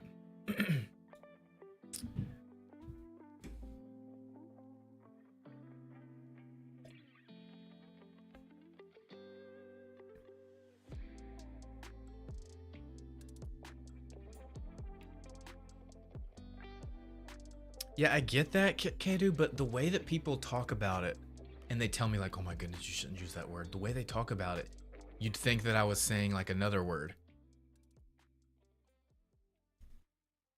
And so it's really hard to believe that the people that are saying that are really know. I feel like they don't actually know what the word is referring to. I think they're just repeating what they're hearing from other people. They hear someone else like in their friend group say that it's a derogatory term or whatever, and so then they just repeat it, and it's not actually derogatory. They're not looking for the source truth of it. But yeah, super dumb. So now that I've actually officially confirmed that it is not a legitimate derogatory word that has any weight, I'm just gonna like spam it in chat next time. Next time I'm doing Lego, when I'm the clone, I'm just gonna repeat over and over and over again. Okay, amplify shader pack, assets, not texture.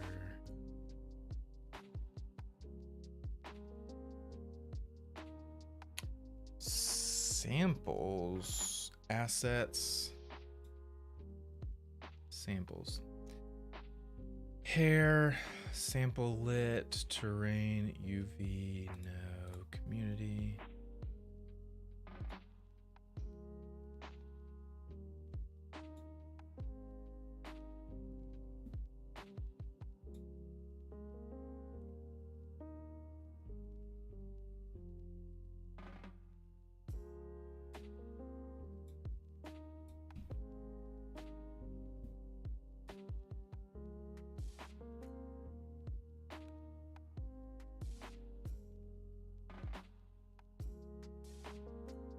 Material specular and translucent. We're still not gonna get the edges though, I don't think.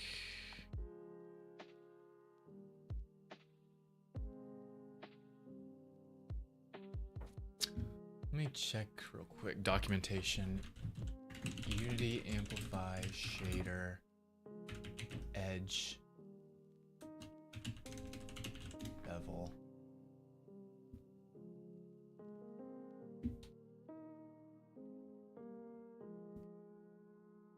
Let's go into the sample scene.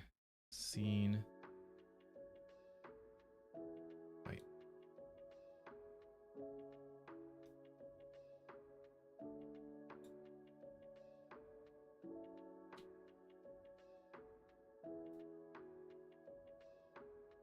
Pretty sure we're in 17.3.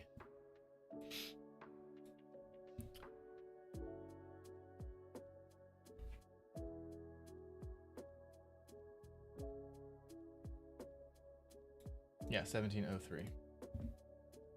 Wait, that'd be 17.0. Let me check that again. Windows package manager. 1703. So yeah, we can do that one.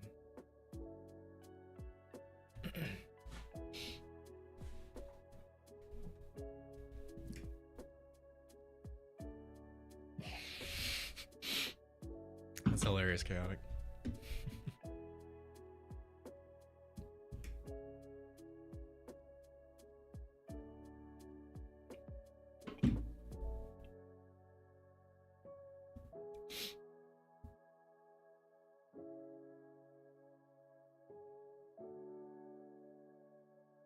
What happened? What happened? Oh, it's compiling shaders. Okay. I was like, what did you do to my game?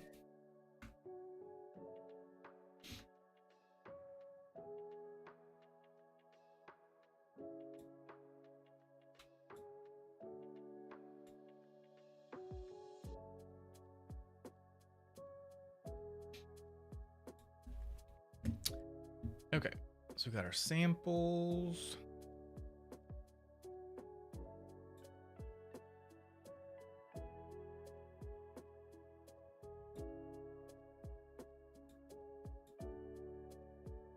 I don't want functions, I just want...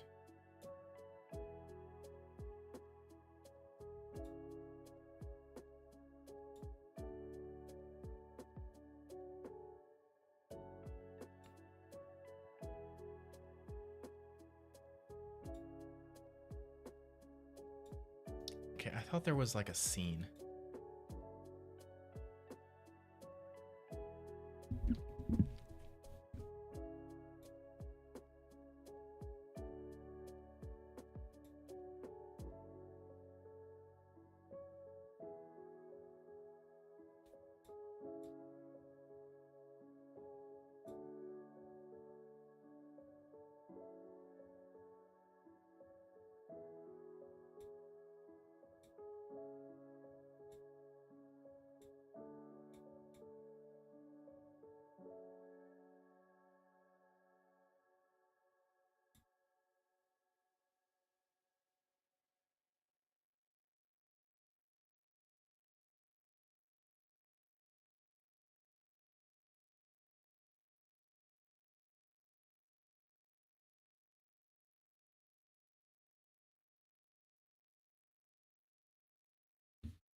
Okay, guess not.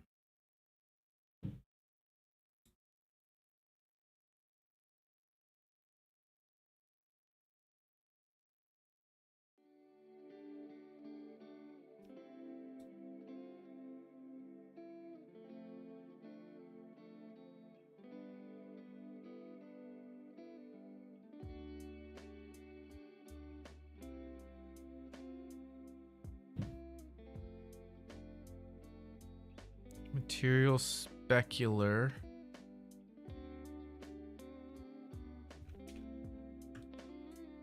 Nope.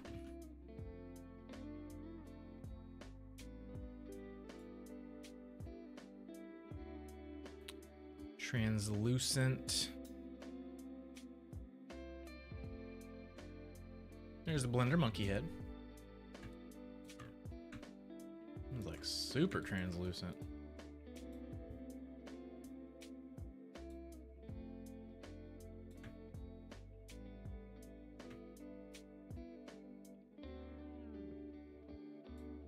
Might use amplify to get some translucency in the shader.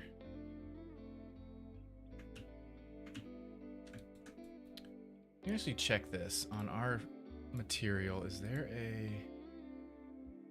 universal render pipeline lit? And I could have sworn you could do translucency in URP. Guess not.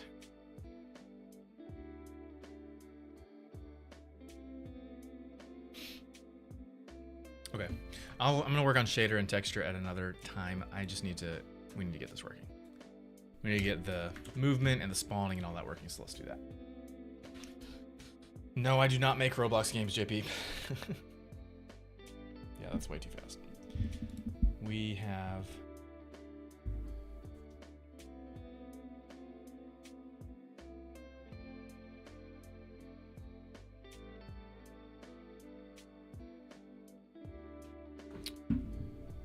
Let's make this slower.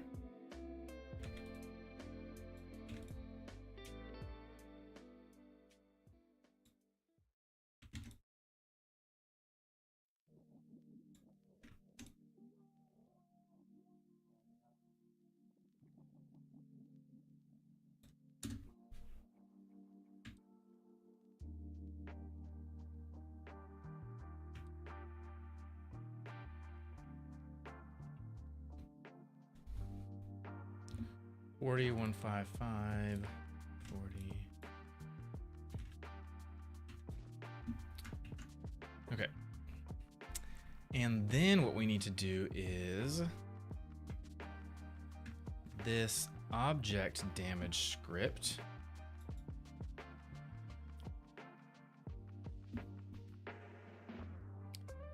needs to instantiate.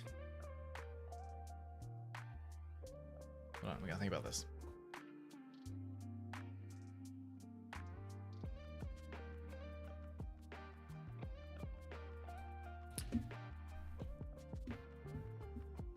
Here's our settings. Settings, Infinium references. Also want to hold a reference to the Infinium object. I'm going to make the Infinium its own prefab.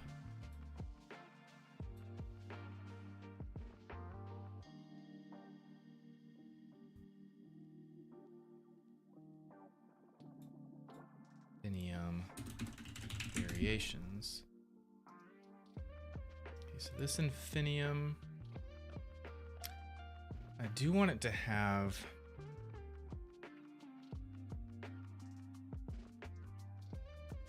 I feel like I need a visual somehow. Let's I'm not gonna worry about it for now, at least. 0, 0, 0. And then in our settings, in the Infinium references, we want to have public game object, a reference to that Infinium. Okay. Infinium piece. No, I'll just call it Infinium. And then what we can do is the Infinium settings here can set this as a reference. It's about to be cool, guys. I'm going to delete that. And then what we can do is this object script, damage script, okay?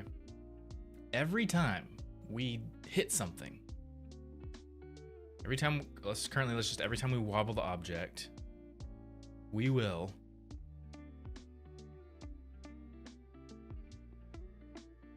pop out spawn Infinium. So what we're going to do is we're going to do we're going to do instantiate Infinium references instance Infinium at the transform. This won't quite work. So this is going to this will spawn an Infinium every time we hit something, but it's gonna place it at the same position as that object. So we probably won't see most of them because it'll be inside the object. So what we need to do, I feel like, I don't know, how do we handle this? There's so many ways to do this. Like, what do we want the look of the Infinium to be? Do we want it to just appear when you break something? Or do we want it to, like, I kind of want to see it pop out of it, kind of like in an arc, and kind of bounce on the ground. I feel like that would look really cool. Let's try this out. It should work. Let me make sure we saved everything. Yep. Okay, let's try this out. Here we go. So when I hit this, it should spawn an Infinium at the same position as this car. Boop. Let's just check it.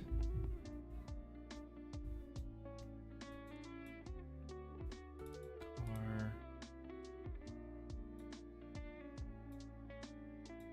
Oh wait, there it is. So yeah.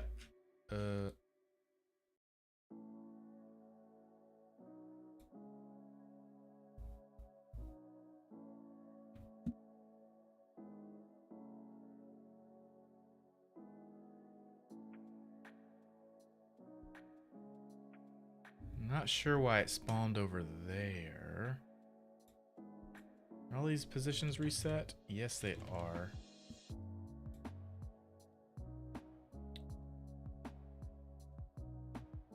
It's instantiating at the transform.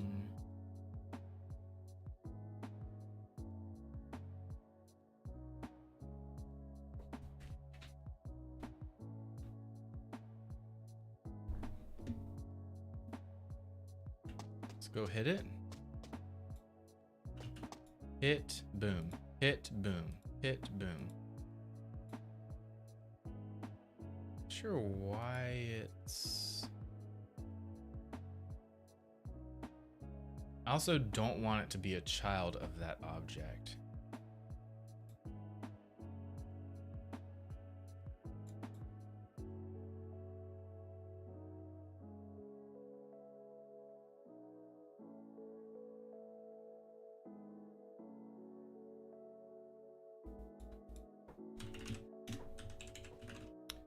Local position. No, we need it to be world position. Instantiate, transform, position, rotation. Turnian identity. That should work. Let's see. Can I be a dev? Yeah, you can be a dev. Anyone can be a dev. Bouncing, I feel like would be super cool. Let's go test it out. Just hit. Yeah, it didn't appear there. Yep, it is disconnected. Yep, look at that. It spawned right there. Perfect.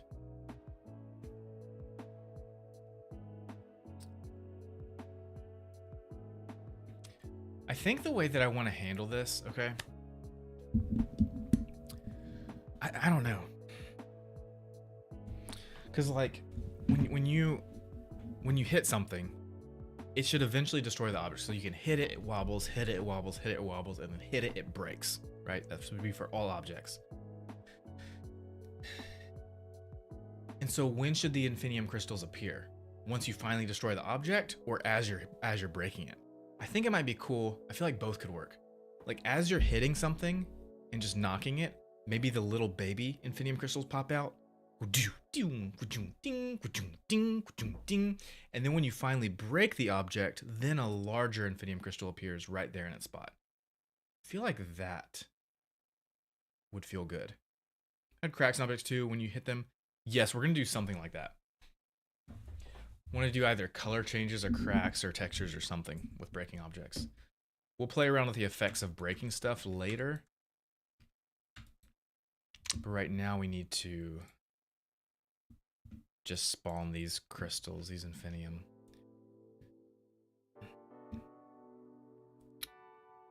I want to play around with the bouncing effect. So I think that could look really cool. So let's do the in the Infinium script. So we pick random Infinium, and then after that, let's bounce away.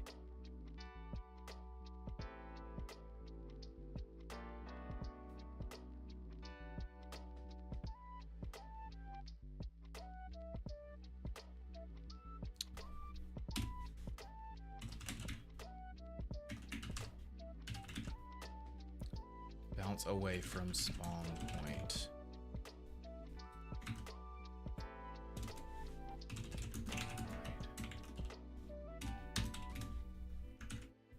Okay, let's see what ChatGPT can give us for that.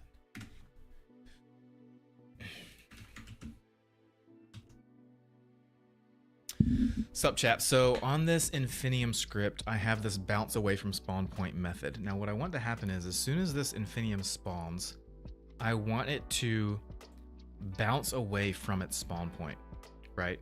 So I kind of want it to, from wherever it spawns from, I want it to pick a position within a certain radius, pick a random position within a certain radius, and I want it to kind of bounce over to that position. So like a bounce, bounce, bounce, and then land there. And then, as we're already doing, constantly bob up and down and continue to rotate continuously. But I just want that bounce to happen as soon as the Infinium is spawned. I think that we should just do that in update with the script. I don't think we should do that with physics. We could do that with physics, but it might make the game a little less performant. I don't know. What are your suggestions? Do you think we should use physics or do something else? What you think? What you think, chap? Let me know. Santa, you'll add Billion and Dev. I'm gonna join in to help, and you need to give the rules. I'm not exactly sure what you are saying there.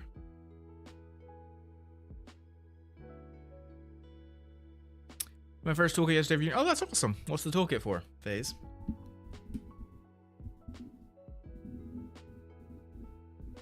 Yeah, we don't actually need any dev help on this game. I thought you meant like, could you be a dev just in general?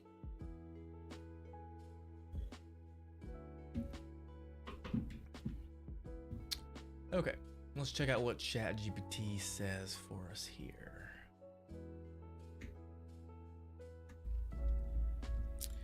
You don't use physics for this unless you need collisions. I mean, collisions would be cool. But just collectible probably just as a cute settle in, a script tween. Yeah, I agree. Approach no physics. On spawn, pick a random local offset inside a radius. Yep. Animate from start local position to target. Yep. Over bounce duration. Add a vertical hop curve. Multiple bounces at decay. Yes. Perfect. After it lands, keep your existing bob spin. Yep. While it's bouncing, we add bob on top of the bounce base so it looks alive the whole time. Ding. Ding. Maybe. We'll see. You drop a version of script using coroutine and math curve. No do tweening. Okay.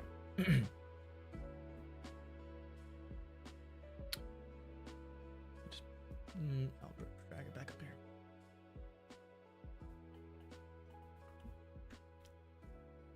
Okay. So we got the spin speed, bob amplitude. That's what we're already doing. Spin speed, bob amplitude. Okay, and then we have the spawn bounce, start local position, base local position, resting position, use bobbing bounce. Routine. Don't need that.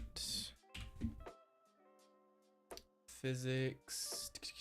Boop. Spawn bounce.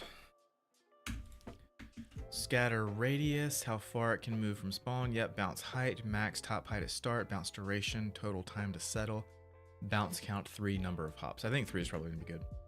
Animation ease in and out. Yep, okay. And then on awake, we're doing our start local position, and then we're also doing the base local position. Okay. Start local position. Pick random Infinium, all that is the same. And then bounce away from spawn point. Base that. You respawn, reroll, stop any old bounce. Circle X, Z in local space. Sure, it's always gonna be 0 anyway. Random inside unit circle, scatter radius, target local position, start plus 3. Random, 0, random. Bounce routine, start a new coroutine. And then inside that coroutine, take this. Okay.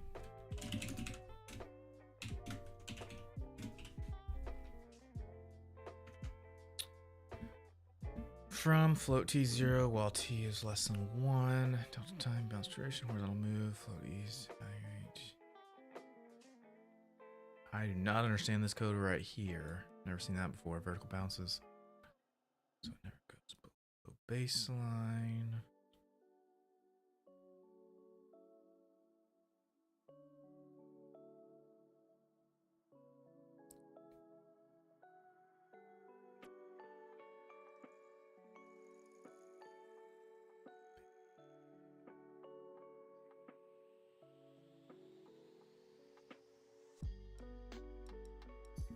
Yeah, I don't understand half this code, but I guarantee you it'll look good. Or we will see though, actually, won't we? Spin around world Y.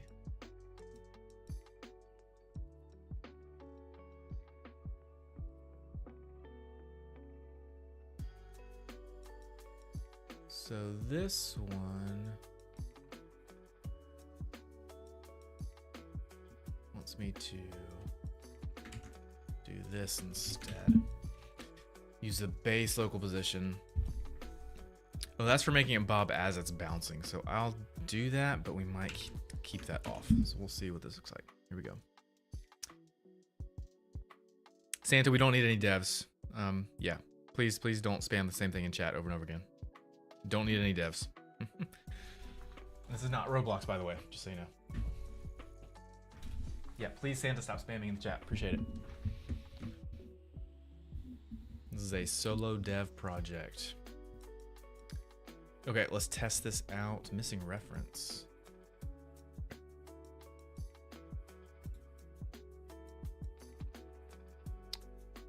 Infinium. Let's go find our Infinium script. Okay, so there's our default settings. Let's see what this looks like. This could be really cool or really weird.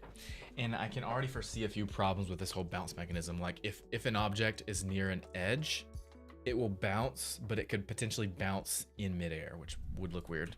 But we'll try it out. You guys ready for this? Here we go.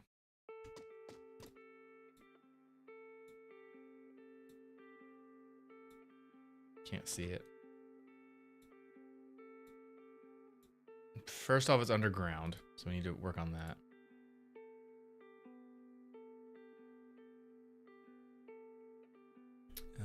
Let's do scatter radius 5. Too much. 3. 2. Bounce height 2.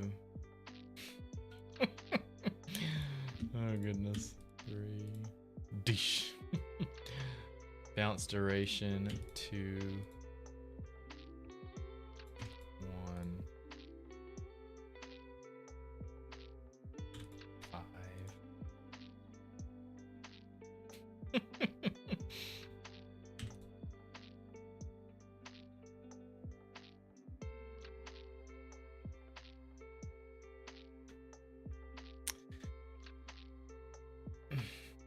Yeah, definitely not liking that. Copy. I'm gonna keep it. Cool.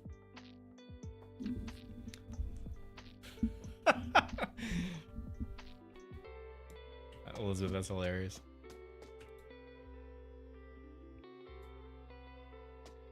Yeah, I'm not liking that.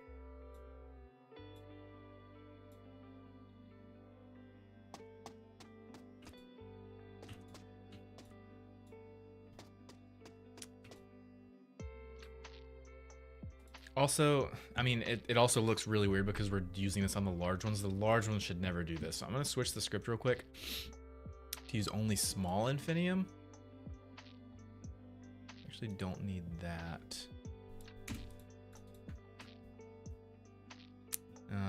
So in this Infinium script, we're only going to use, let's see, pick Infinium random, small Infinium.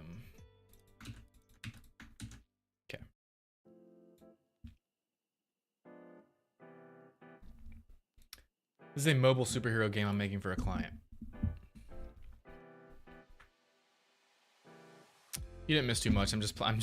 I'm testing out adding bounciness to these crystals as they pop out. Can't see them because the little ones. Yeah, there's the little ones.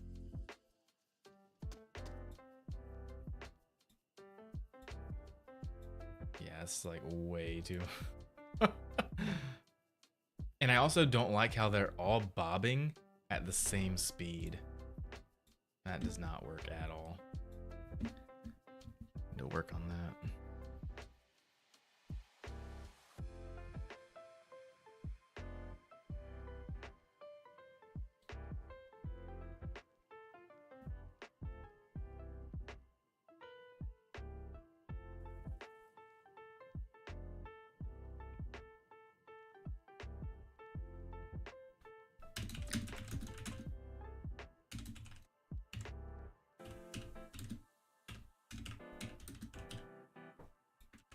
We'll make them higher. Might be too high.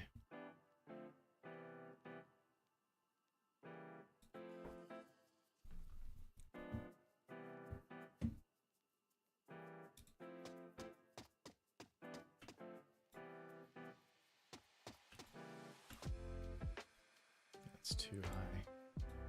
Probably need like a 0.5.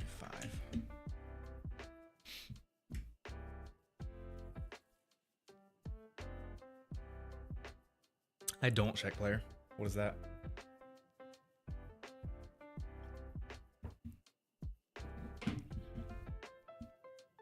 Make an open world Sonic game with Unreal Engine 5. I wouldn't do that because you'd be stepping on IP rights of whoever owns Sonic. But what's your question?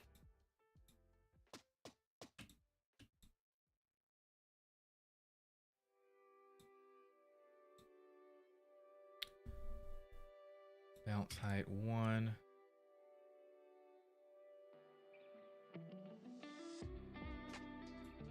Three bounces. It's not terrible. It's a little bit too much on the radius.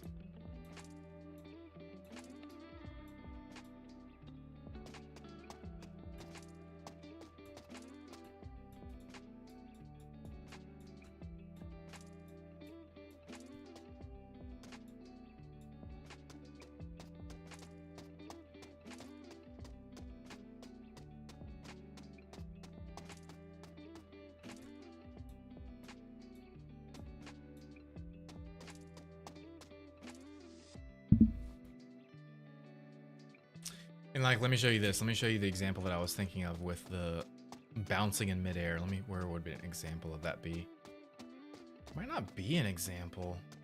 Everything might be right on flat ground the whole way in this game.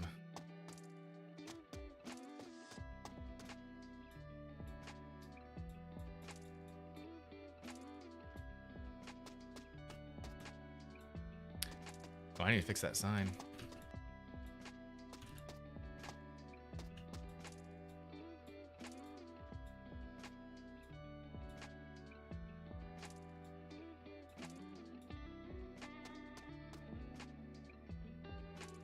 Also need to rotate faster.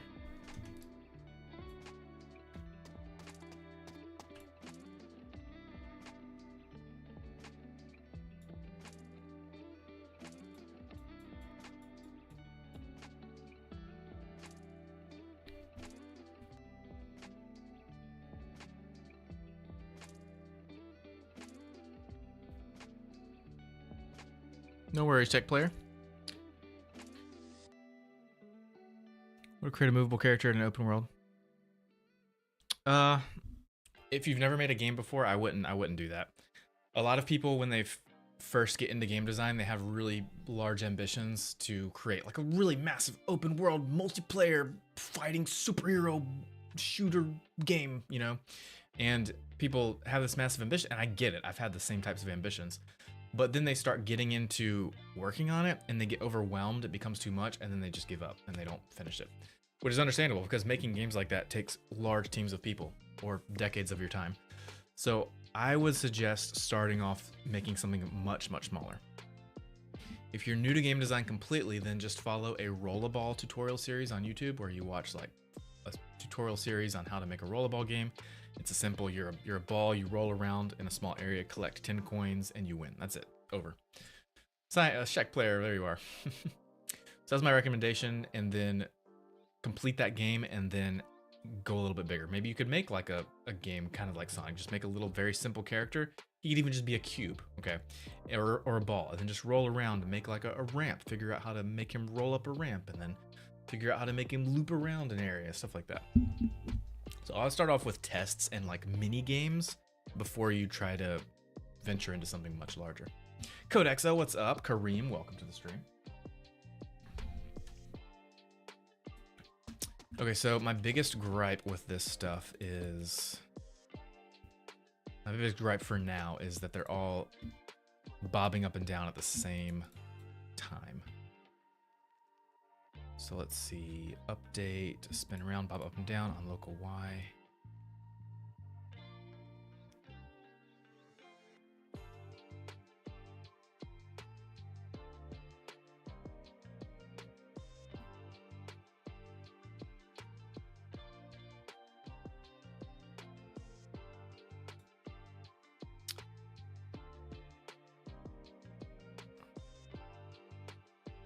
Would I do times or plus? I think I would like a times a random value. I think plus a random value.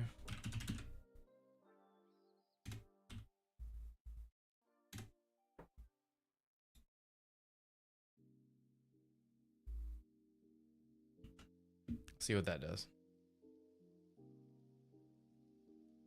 What's better? It depends on... You can use either for everything, honestly.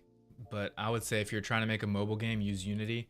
If you want to make a really large open world AAA game for console and PC, then use Unreal. But you can make both with both engines. Both are free. Unity's free and Unreal's free too.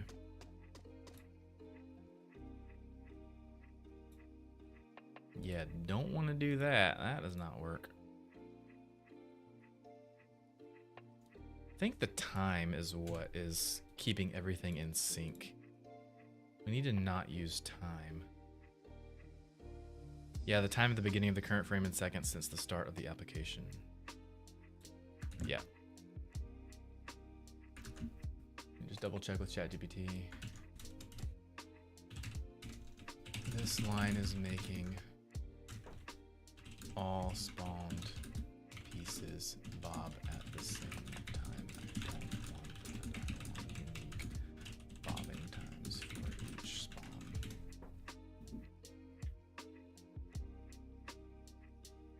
What do you mean you're stuck between them both? Have you used either? They're both free. You have nothing to lose. Just download one and try it. If you like it, great. If you don't, then try the other. Or spend 1 week in Unity and spend the week after that in Unreal, and then, or spend 1 month in Unity and then spend a month in Unreal, and then see what you like better, what you prefer.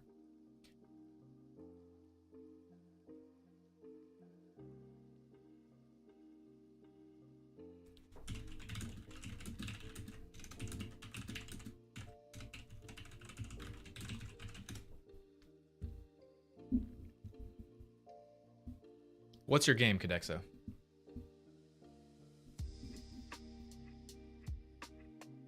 Tell me what your game is, and tell me what your target platform is.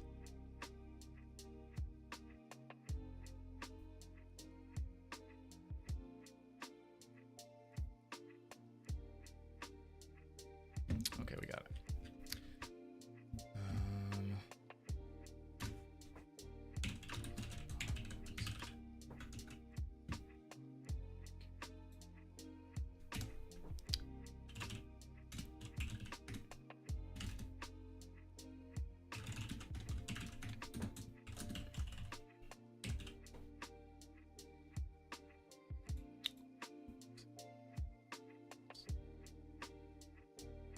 There it is. We just offset the time value. Plus Bob offset. So I was right by adding the offset. I just added it at the wrong time. You've got to add it in the time section, not afterwards. Okay, now every Infinium should bob at a different rate than the ones around it.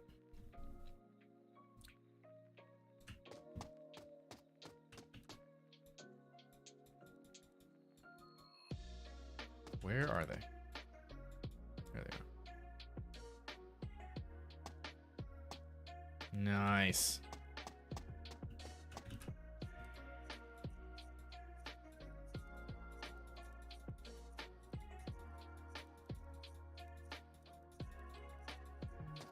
Cool. That's fun. I like that. We need to make them emissive a little bit. Obviously, we're going to make the much better shader later, but I want to really quick just make them emissive. Infinium material. Okay, base map. Let's make them a little bit bluer. That feels nice. And then emissive.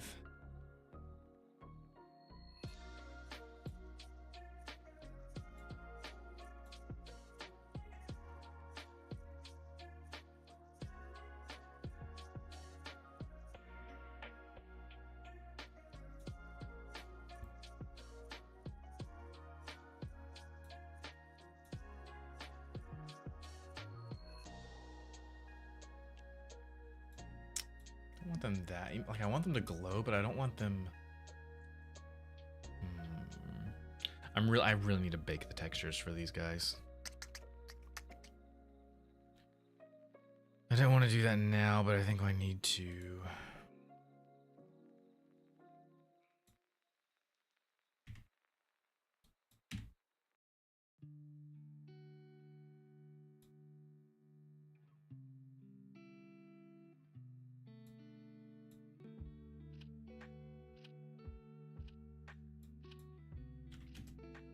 Oh, it's got alpha on them.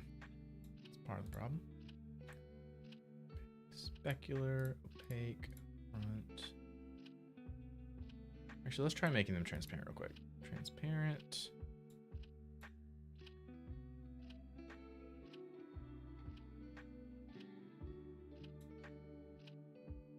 Yeah, we definitely need a much better shader, but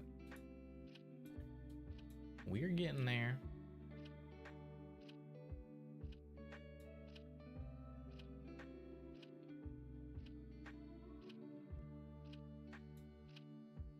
Okay.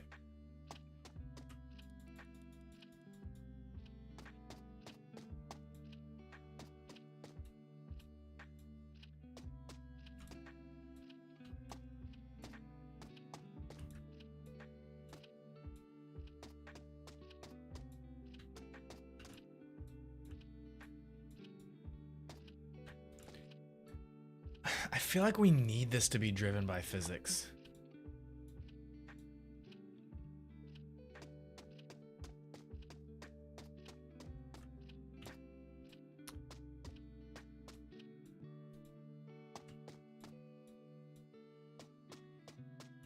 Like, it's fun and I think it looks good, but like without physics, these could bounce into another object. Or just stay in, like if I'm hitting this car, the Infinium could just stay inside the car.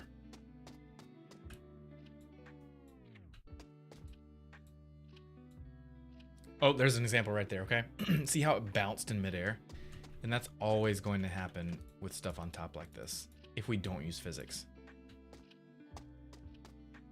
I feel like we need physics, but that's so heavy, dude. Adding physics is so heavy, and then bad, random, weird things could happen with physics. We might not even should make them bounce out every time you hit something. I feel like it might be better to just... Once you finally destroy an object, then the object goes away and the crystal appears. That's what probably should happen. What do you guys think? How do you get text-to-speech? I don't have text-to-speech on my stream. Should I add it?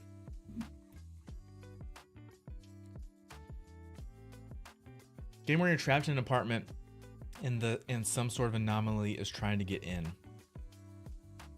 You have to lock windows at night, etc. Okay. Is this for PC, Cadexo? Is it for PC?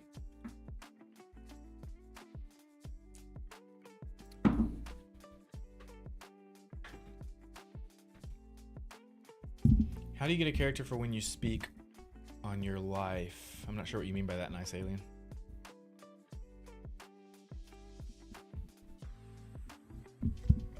PC, I would make it in Unity. That sounds like a simple enough game. There's so many games like that made with Unity for PC. I personally do Unity, but you could make the same game in Unreal. It doesn't really matter. Trapped in apartments, some sort of anomaly is trying to get in. Yeah, either. I will say this. Now, I have never used Unreal before, so take this with a grain of salt. I have heard that Unreal is notorious for crashing. I have never had a crash in Unity, ever. Okay, I take that back. I may have had like 1 or 2 crashes in the past 5 years. Okay. Madam Bun Bun, welcome to the stream. Always good to see you. Too resource demanding? Yeah, it might be. I mean, I can't speak into that because I've never used Unreal before and I don't know much about that. Yeah. I would use either. Either's fine. I would suggest Unity. The thing with Unreal is Unreal, I think sometimes would be the better choice. Hey, thank you for the heart, me Bun Bun. Unreal sometimes might be the better choice, but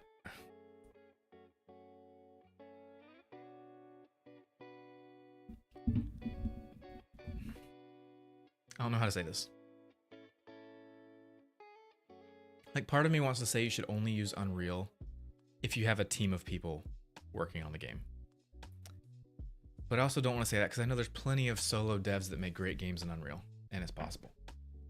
I don't know. It depends on the size of the game. Okay, here's my question. Codexo, do you have any coding experience? Hody one. Any crash if you pro builderize a combined object? I don't know what you mean by that. Pro builderize? What is that? Is that plugin that lets you model stuff in Unity? Okay, what am I doing? What am I doing? Oh, the physics. Let's try. I'm gonna try adding physics to these Infinium. It might be a dangerous thing, but let's test it out. It'll be fun. Let's test it out and see what it looks like.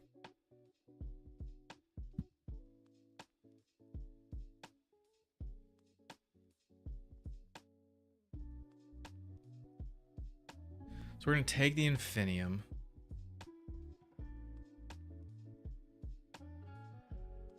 I'm gonna drag one into here. Okay.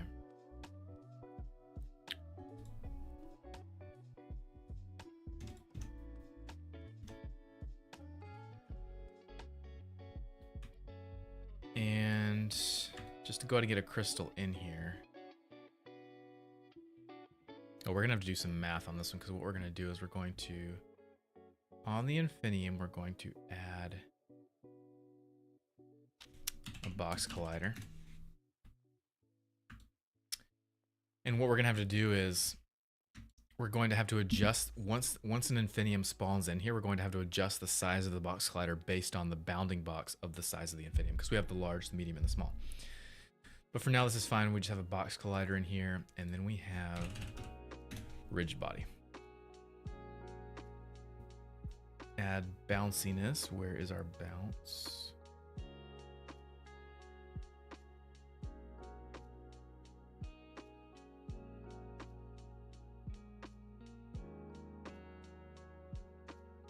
Oh, it's in collider, box collider, material, physics material, Infinium.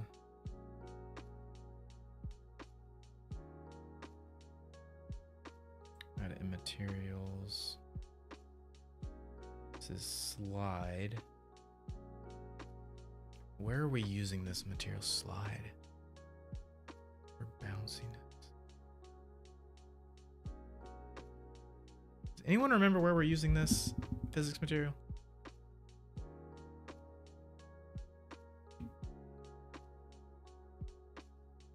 Might not be.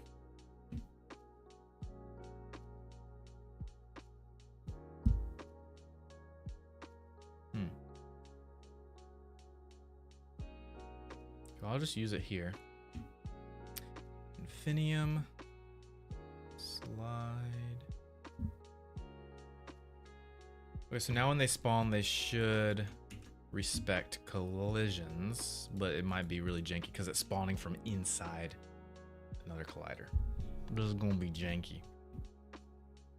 Oh wait, what we need to do, we need to exclude all layers with this box collider except for the ground.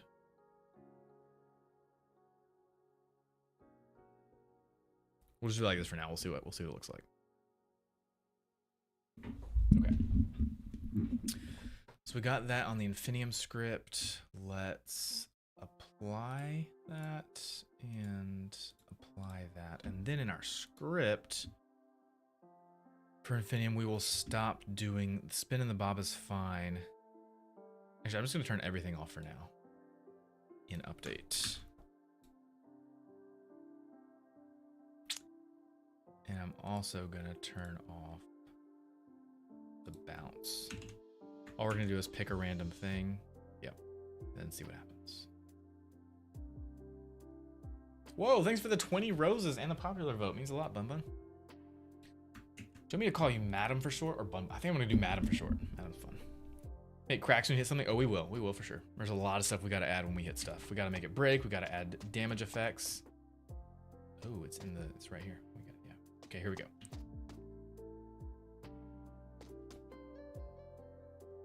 Yeah, see? It's okay, so it did exactly what you would expect it would do. Like it got knocked out, okay? Actually, let me do this. So it's knocking out. It's busting out. Yeah, and I can't, yeah, it's actually a physical. But they're like rotating as well. We don't quite want that. So there's a few things we want to change real quick. We want the rigid body to freeze rotation. Don't want to do any rotation. Freeze position. No, don't freeze the position. Cool. And then we'll also exclude the layers. Exclude player. Actually, we really should just exclude everything except for ground, I want to say. We'll just do player for now. Exclude player. Okay.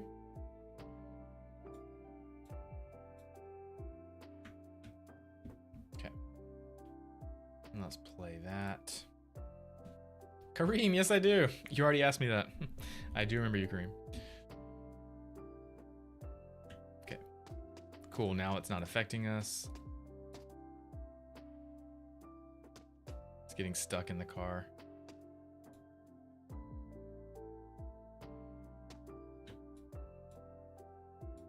They're hitting each other too. Bouncing is working, but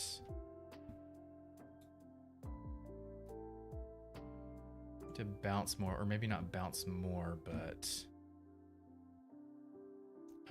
where's our Infinium? Not bounce more, but just have less mass. So now it's like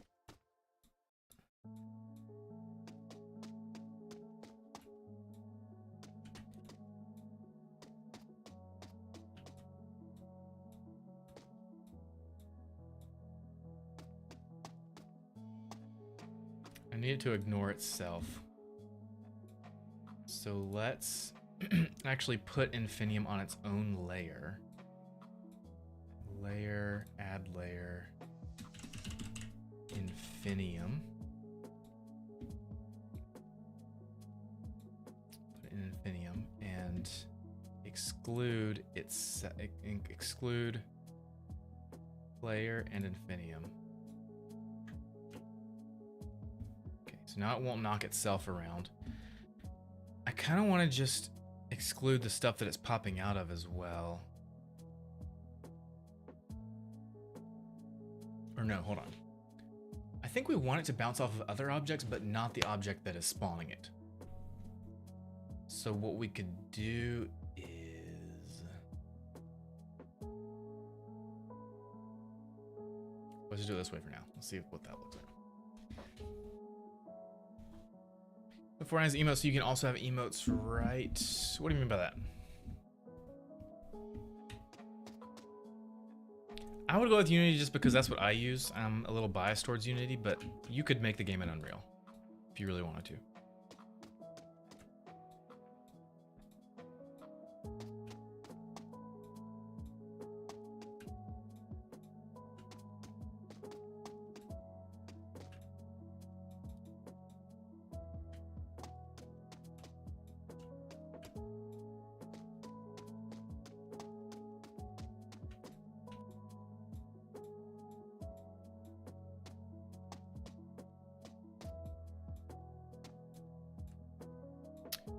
We still need to spawn this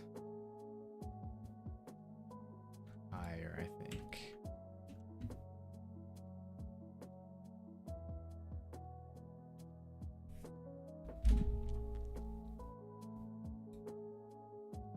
Or you're saying adding emotes to this game? We probably won't add emotes to this game, but we're going to add idle animations. So if you let the character sit for too long and without you as the player controlling him or doing anything, he'll like shift his weight a little bit, kick his feet around, maybe check his watches, look up in the air, stuff like that.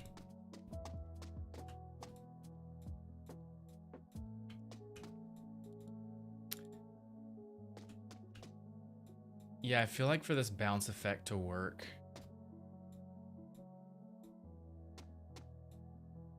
why is no Infinium falling out of here? Oh, it's going through the ground and falling. Yeah, we need to ignore all layers except for the ground.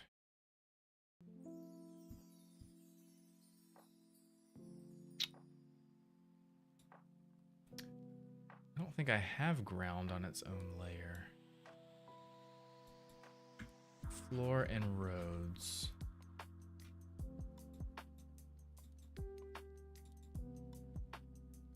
Okay, so let's just put floor and roads in its own.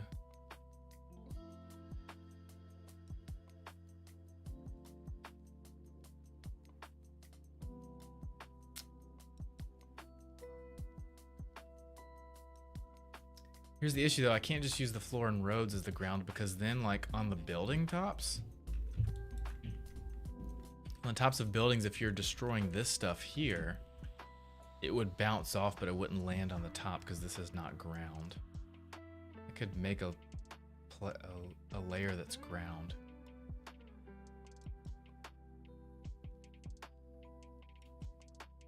I feel like it's better just to exclude the layer of the object that's spawning it. Let's do that.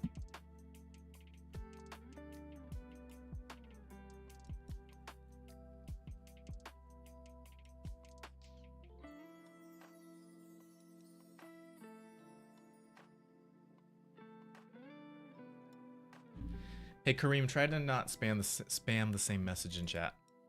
I'll likely see your message. You don't have to send it more than one time. Okay, let's see here. I need to go eat lunch. It's 1:30. Is Gato here? Gato, you up for a marble stream? I'm gonna go make lunch, come back, and then we'll watch the marble. We'll do the marble racing while we eat lunch, and then we'll get back into some dev. Okay. No worries, Kareem. Okay, I'll be right back, guys. Let me pull up my text real quick.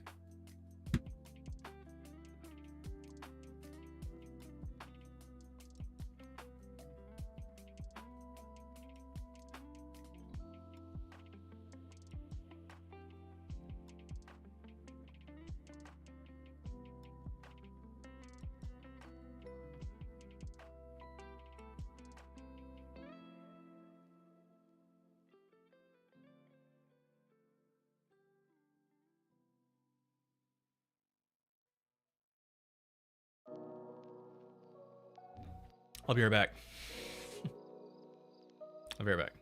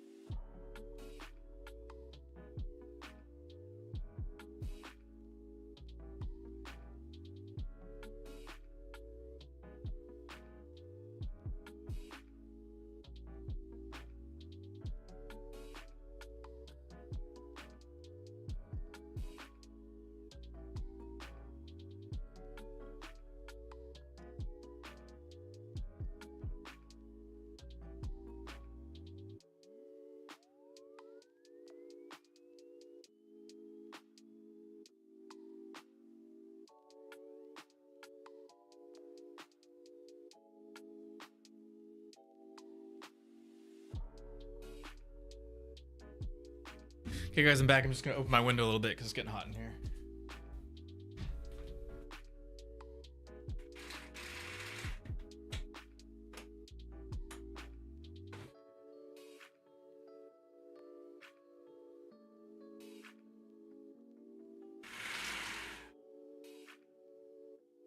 Well, there is 0 cold air coming in from outside. What temp is it? Weather. Oh my gosh, it's 61 outside. Whoa, that's crazy. Thank you, madam. Okay. Face cam on.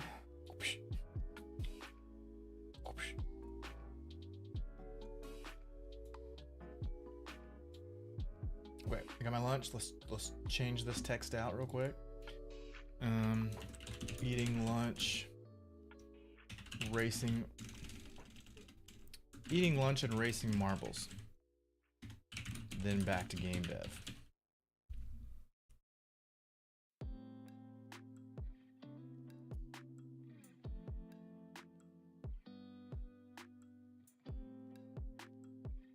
Guys, don't forget to tell me to get rid of this text after lunch, okay? Last time I had this text up for like another hour after lunch.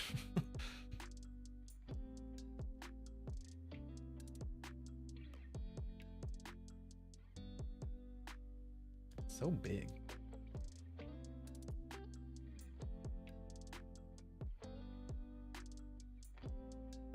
Okay. Let's do this. Lunch break. Quick before we start the marble race, I've got Doritos that are like an off-brand Doritos that don't have weird food coloring in them, which is great. Turkey mustard provolone salami sandwich. And then for drink, we have some leftover ginger ale from Super Bowl this weekend. I'm excited. This is a cane sugar ginger ale, okay? So no high fructose corn syrup. Cane sugar ginger ale. Nice. So good. Okay. Marble race. Let's pull it up. Okay, guys, here we are. Now, marble race. We watched the first two, same video. And I believe Gato was winning, okay? Wait, hold up. Is that two?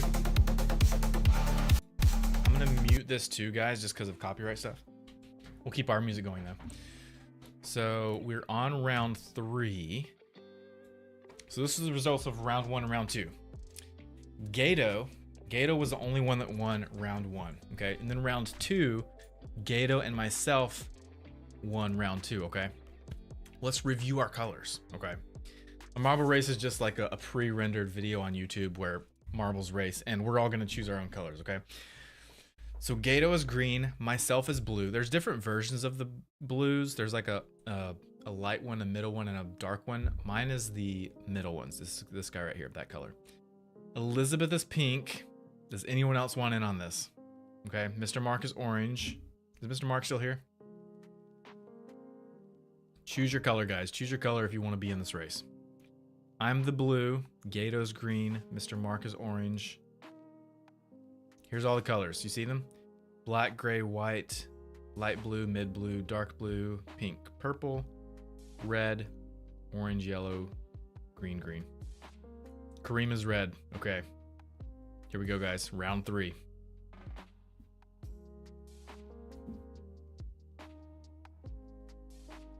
Pull this over here so you guys can all see each other. Here we go.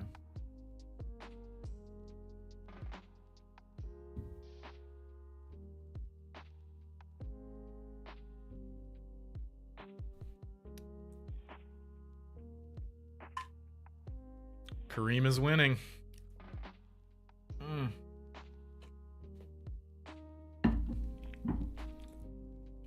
Pause real quick. I need to say something.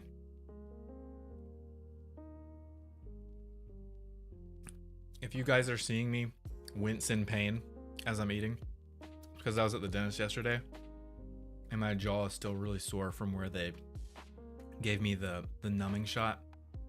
So my jaw muscle is really sore. So if I open my mouth too much, it hurts. So I'm probably going to be wincing in pain the whole time I'm eating lunch. So just don't worry about me. I'm fine.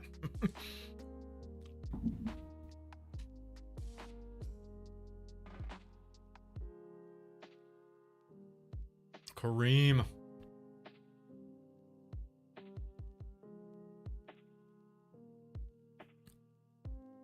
Oh no, Mr. Mark is out.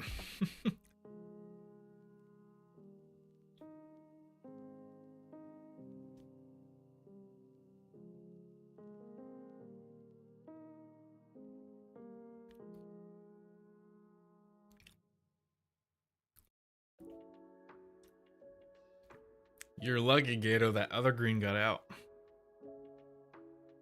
Elizabeth is still in it.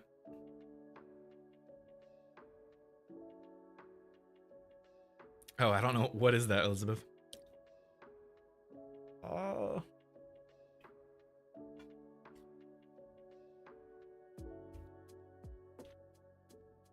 I'm winning.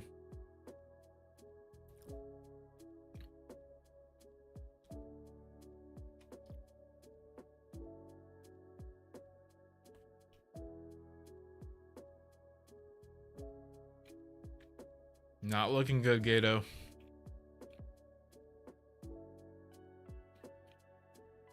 Oh yeah, that's true, Elizabeth. You're doing great. The last two Elizabeth lost like right off the bat. Now Elizabeth's pink is like top 3 right now. Top 2, second place. Dude, Kareem, you're doing great for just hopping in on this round.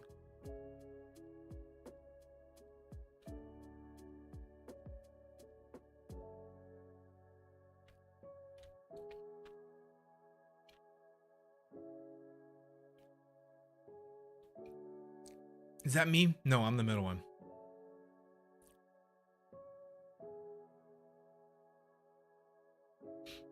So I'm the lighter blue of the 2 blue that are in here. Wait, Gato, you got out? No, I gotta go back. I gotta go back and look at it. Where did you go out at? Because that's light blue. Where did you lose?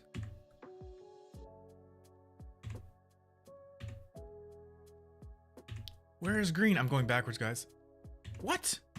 Dude, I lost green a long time ago. Oh, right there. No, Gato's out.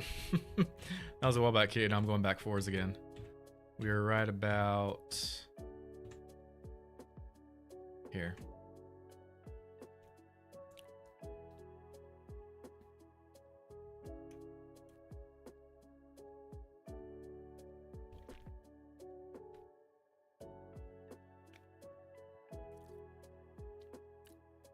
Press J. What's J?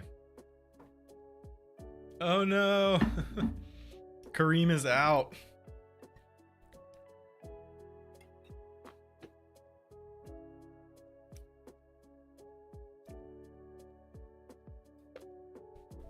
I'm winning. I'm winning.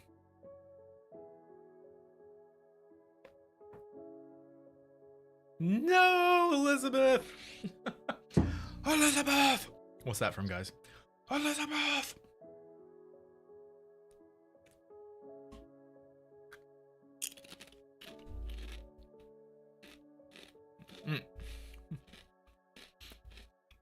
Man, when someone gets out, they're out. Oh, Elizabeth. Excellent job. Very impressed. I'm liking this Elizabeth character. We're like kindred spirit so far on these chats, on these streams. She gets all my pop culture references, gets all my movie quotes. Love it.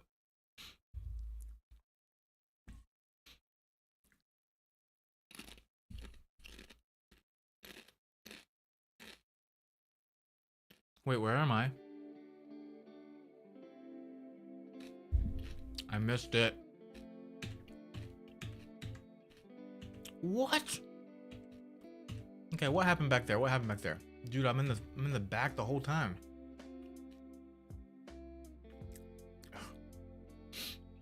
Dude. Whatever, blue. Whatever. Press J to go back quicker.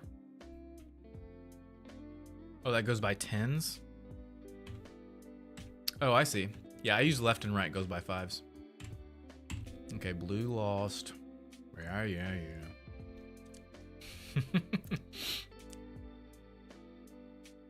Whatever. Wait, so is anyone left in the game now? Someone was yellow. Wasn't someone yellow? No, Mr. Mark was orange. No one was black or gray or white. Was anyone yellow? Madam Bun Bun might have been yellow? I don't remember.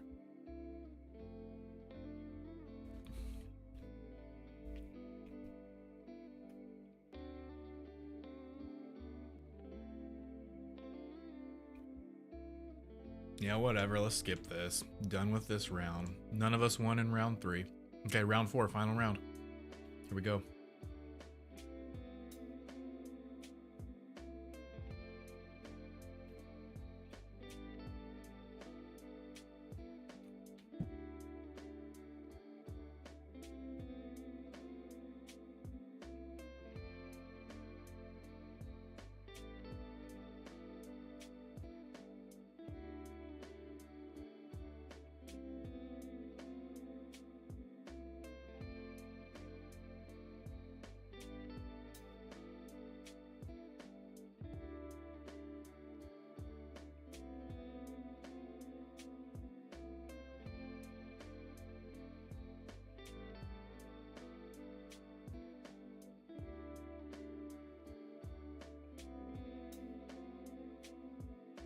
These chips are not good, by the way, in case anyone was wondering. They are not good.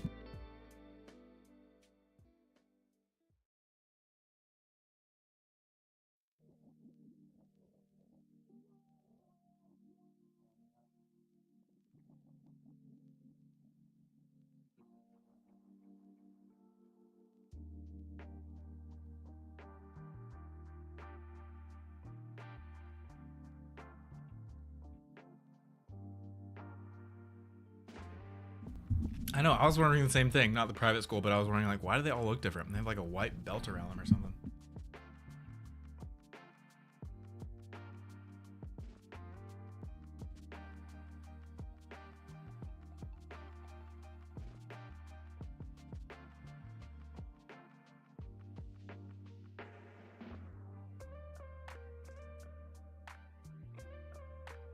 You're not looking so good, Gato.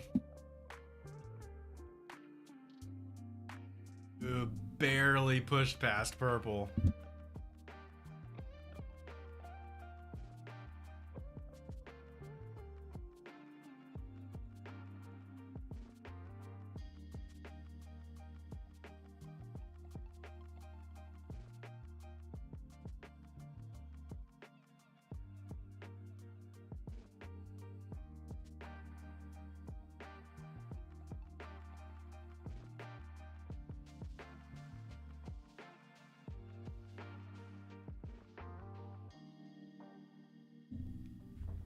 Tim, what's up? How's it going? Dude, Gato, your green and the white ball, they were just like chilling back behind everyone else. You got lucky on that one.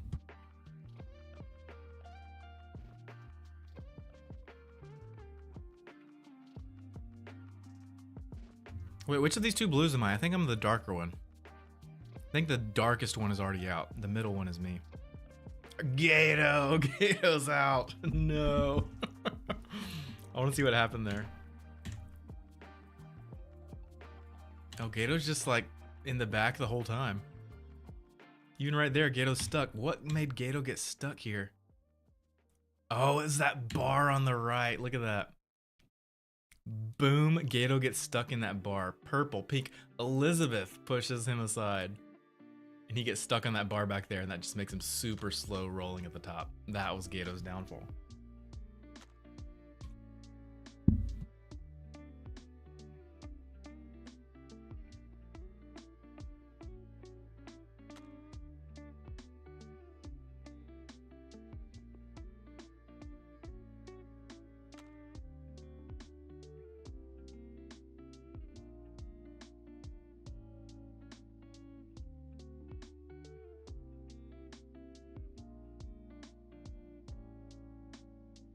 I'm actually not sure which blue I am. I think I'm the blue that just got eliminated.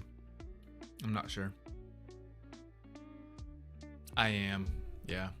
Because if you look back at those colors right there. Wait.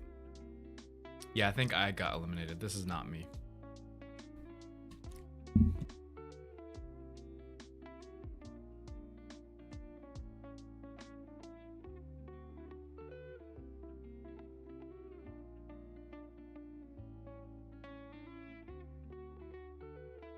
Dude, Elizabeth is rocking everyone.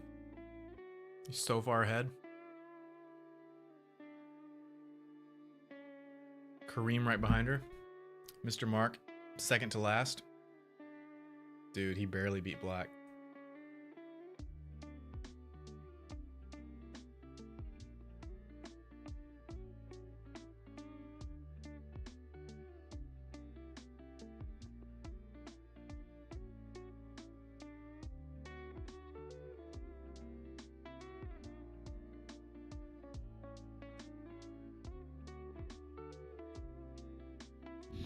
Mr. Mark is out. It's up to Elizabeth and Kareem.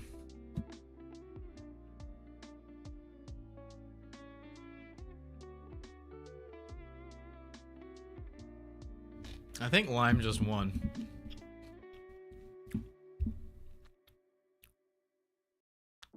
Wait, is there a final race?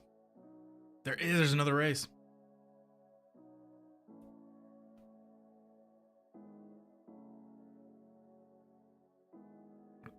Wait, everyone's racing? I'm confused.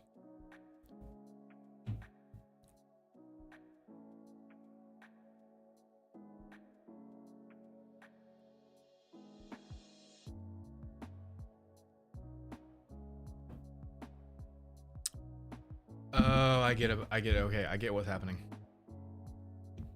So there's duplicates in here. Okay, so what it does is it takes the final 3 winners from each round and then gives that many colors in this final race.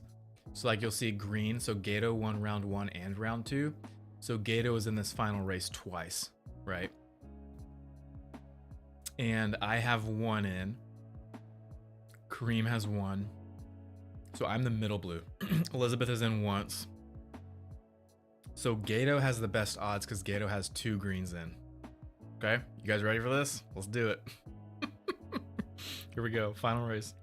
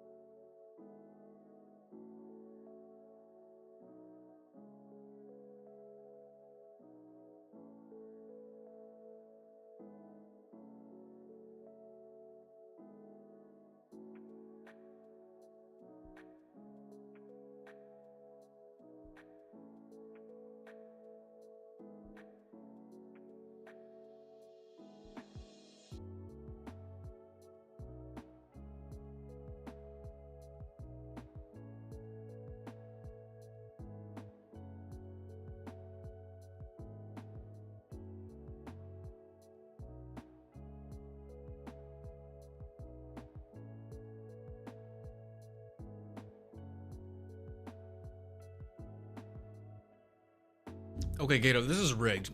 Both of your greens are like in first place. They were at the very front of the pack, both of your greens.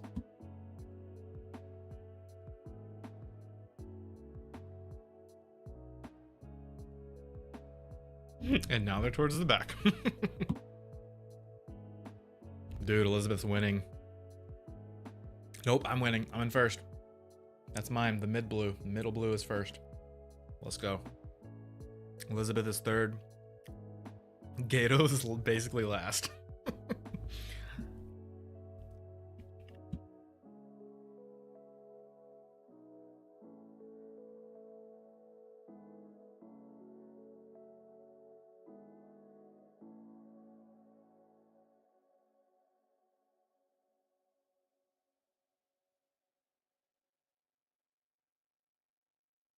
No, Elizabeth. Poor Elizabeth.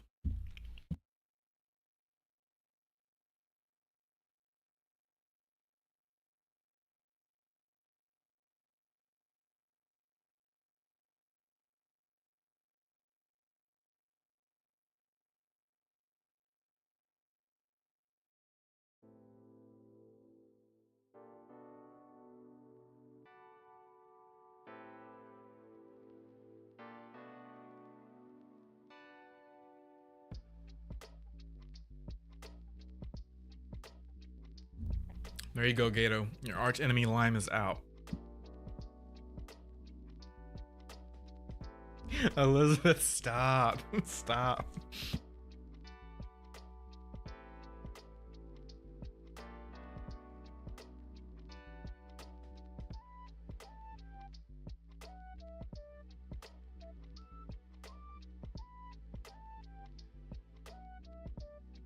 Okay, dark blue is out. Now it's just my blue and the light blue.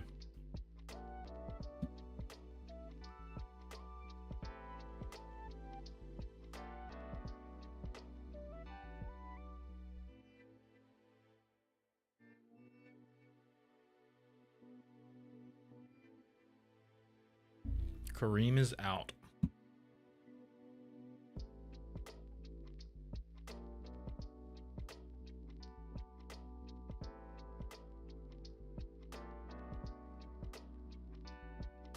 Okay. The odds have balanced. Gato has lost one of his greens. Still one left remaining.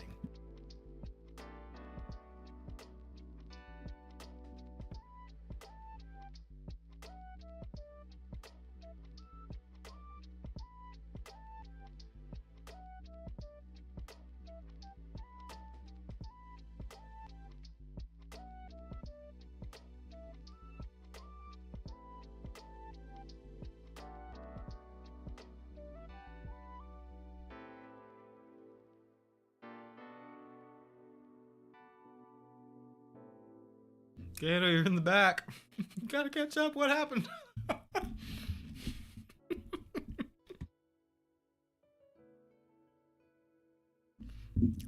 Dude, you not only lost, you were like so far behind.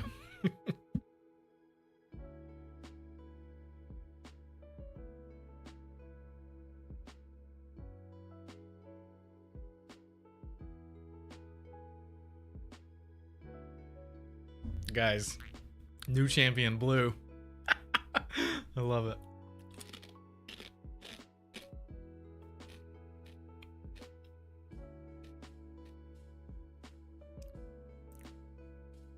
That's actually crazy. Like, I promise you this is not rigged. Like, I've never seen this video before. I've never even watched a marble race before. I watched a little bit of one like months ago. My kids were watching something at my in-laws' house and I watched a little bit of it, but this is the only time I've watched a marble race all the way through. But what is this? Elimination race? Oh, aerial replays.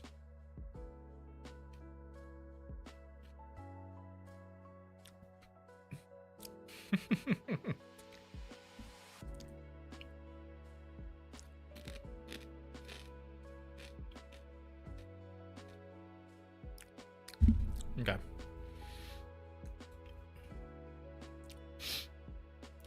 Alright, I'm done with lunch. I'm gonna go take my plate to the kitchen. I'll be right back. And then we will continue the game.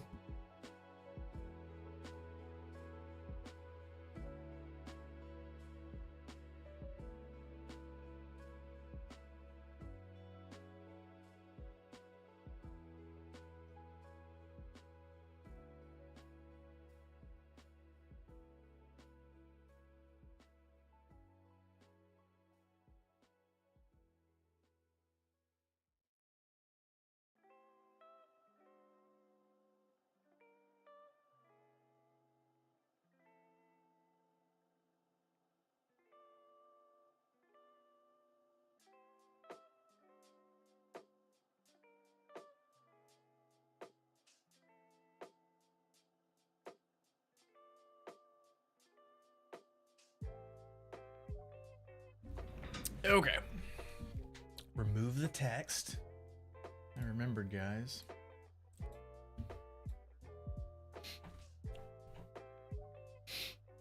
Only marble race stream with the VTuber streams. That would be fun. That'd be cool.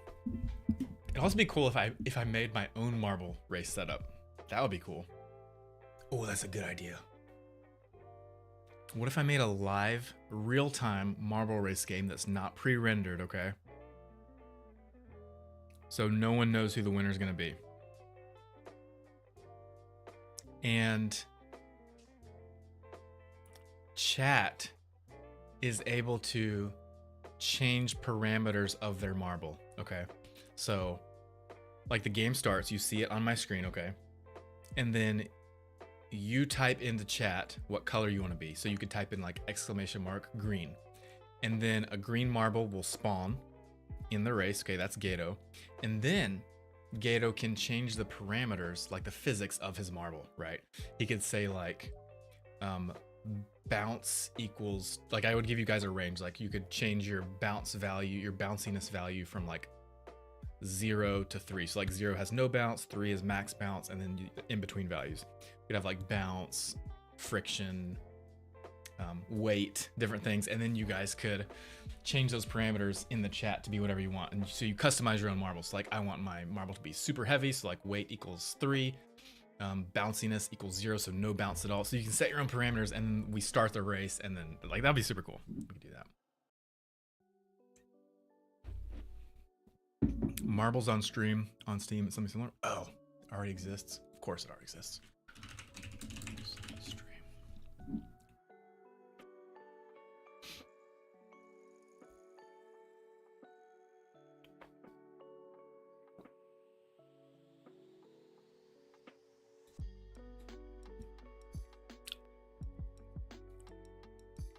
That was a lot of marbles.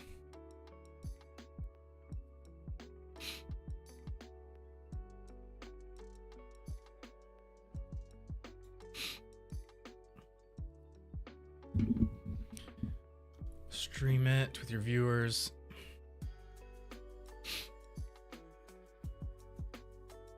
Physics, yep.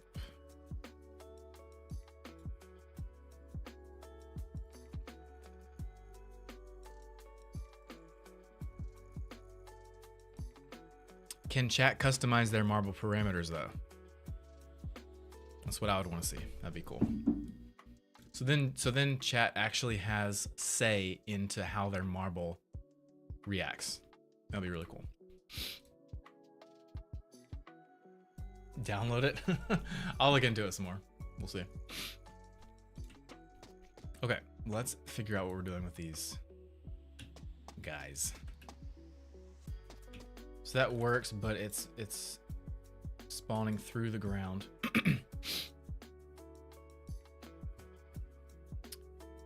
Why it is spawning through the ground, I do not know.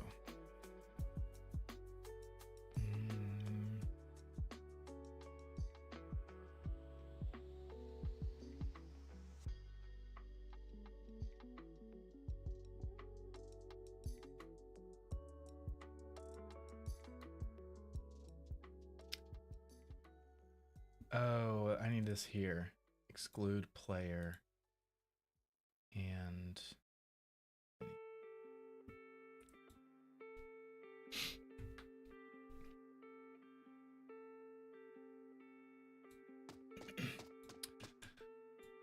we were talking though before lunch that this isn't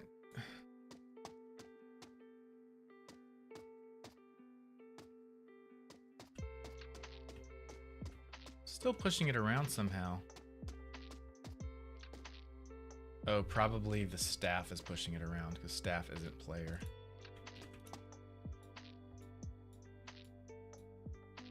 This Infinium is appearing below the ground for some reason.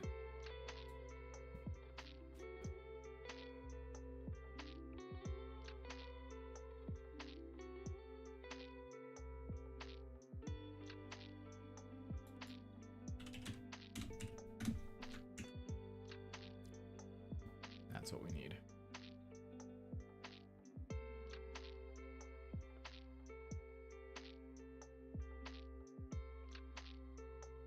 That's not gonna help it though.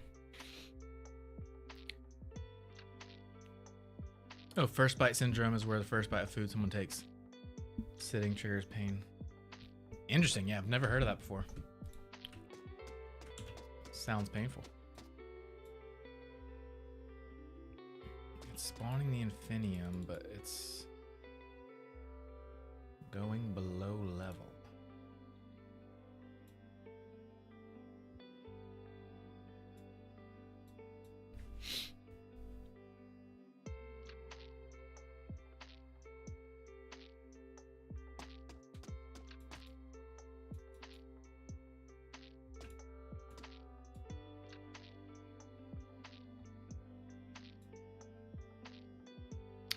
Oh, it is local. Actually, I messed that up.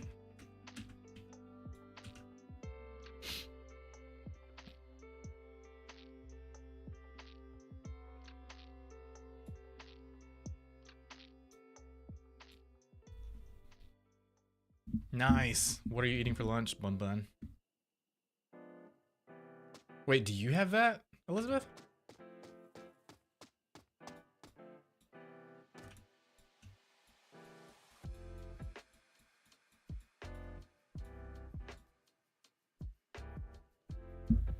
Yeah, I think if we're going to use physics, sorry, if we're going to use physics, we have to,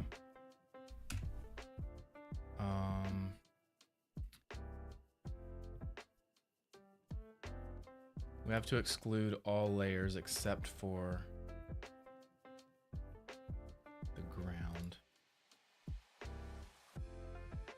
and the building ground. So let's make a new layer. Where are my layers?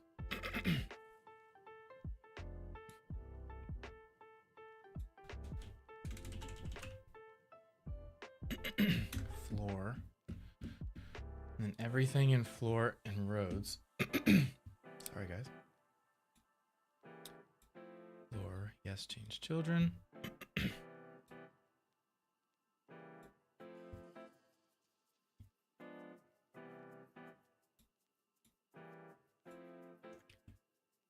Now, make the Infinium only have physics on the floor.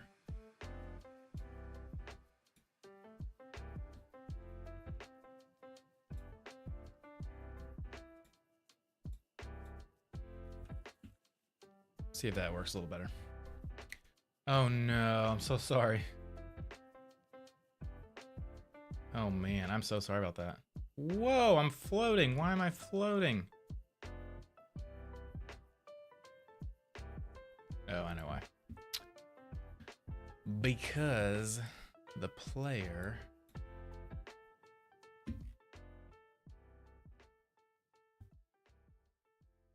ground layers needs to be default, enemy, damageable object, and floor. There we go.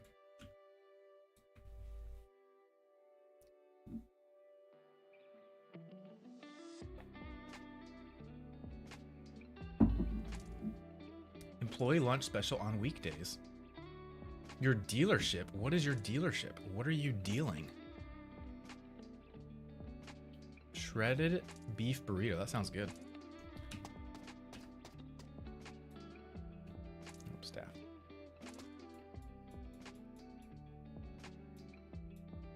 It's still spawning super low. Why is it doing that? I've told it to spawn up some. Maybe you need to spawn higher.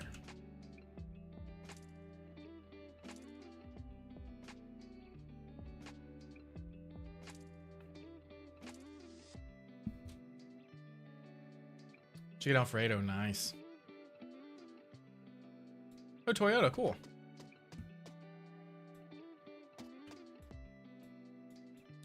Why is it doing that?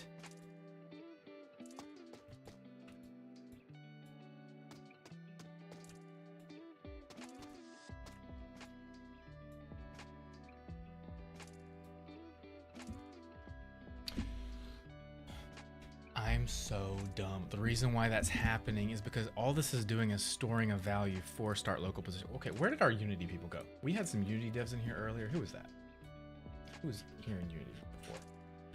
Gato, you've taken up all the chat history. Goodness gracious. Maybe it was YouTube. No, it was Twitch. Gosh darn it, Gato. No, it was TikTok. What was it?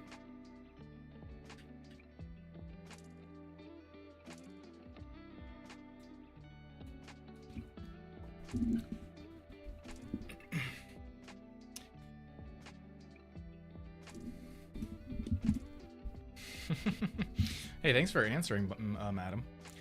Yes, this is a mobile superhero game for a client of mine. It's built with Unity Game Engine, and it's going to be ported to Android and iOS. I'm currently working on the collectibles. They're called Infinium, and we're just playing around with how they should react and behave. And what did I just do? Oh yeah, I was talking about how we're just setting this here, but we actually need to spawn it. Not here. That doesn't make sense. It needs to be...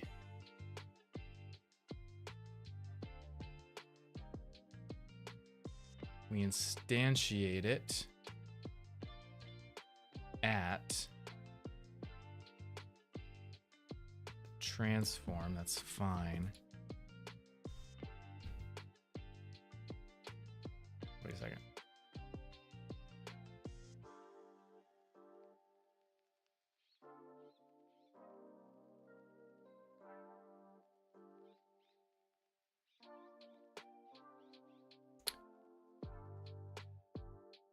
I don't want it to be in the...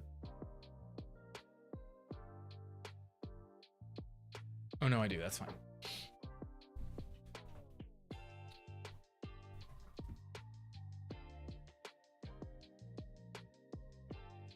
Yeah, what we want is this Infinium when it gets spawned in here. This is where we need it to be. So we need to spawn the Infinium object higher. So spawn it at transform position plus set our own object offset.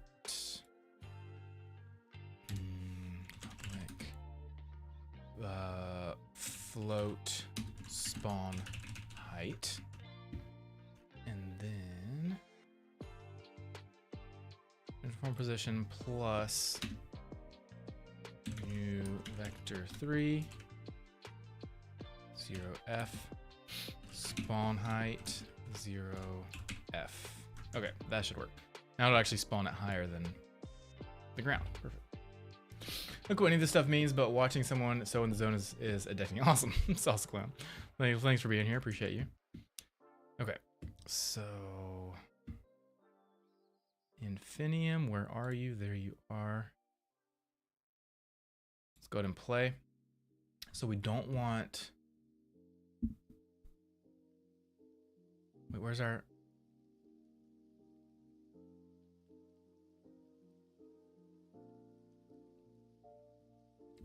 I guess it wouldn't be in the Infinium script, it would be in the object damage script.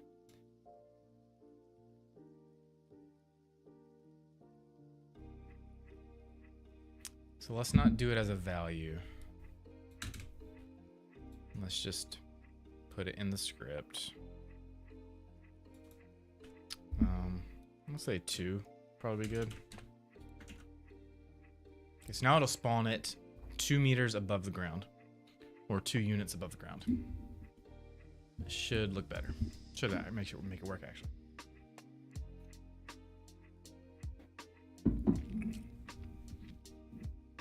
Oh, we've got 18 viewers, Kareem.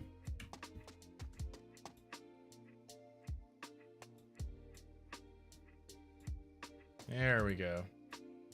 Now it's actually spawning higher. It's a little too high. And it's not bouncing out. So what we need is to give it a start velocity outwards. Okay.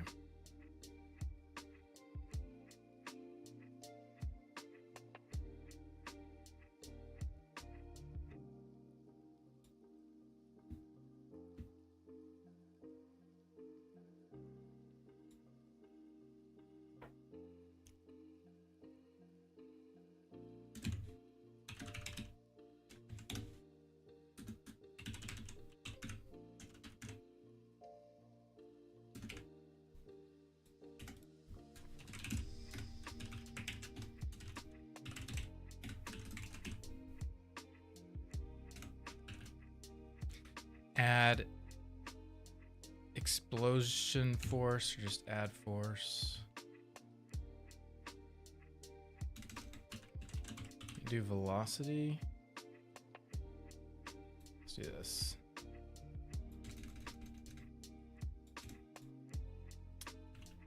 Add some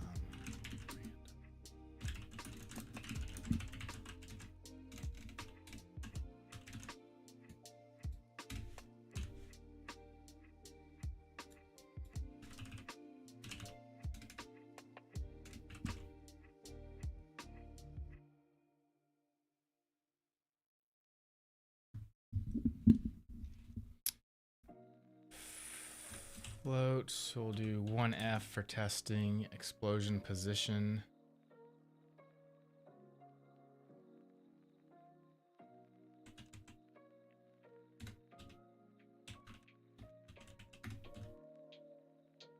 Explosion radius, 5F. We'll see where that gets us.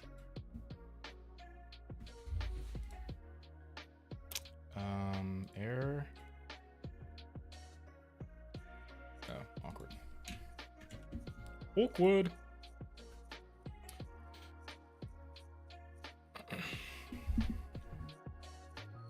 No worries, Cream. See you next time.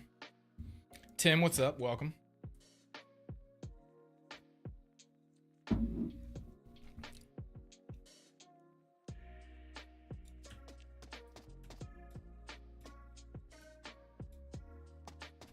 It's doing absolutely nothing.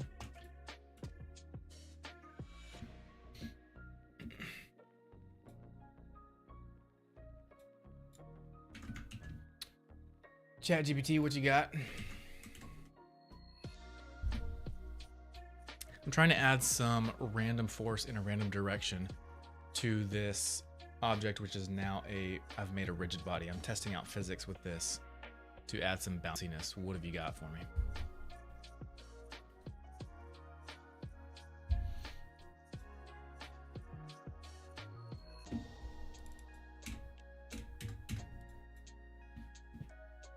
Simplest random impulse plus a little upward pop.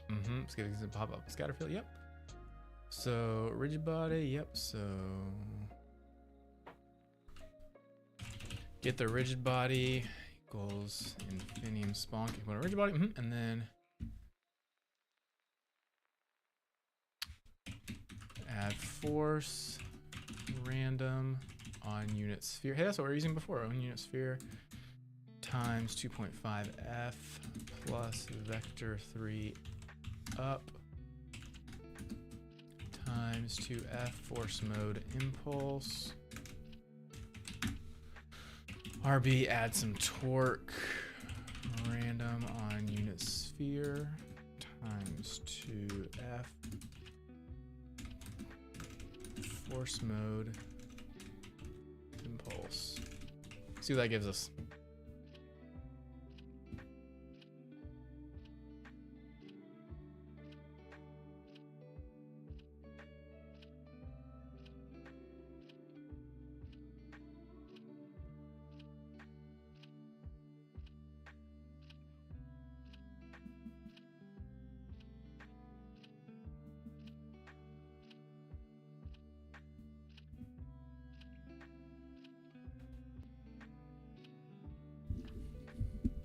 This is the Batman.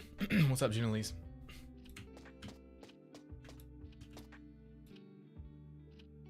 Dad is shooting out super far. Oh my gosh.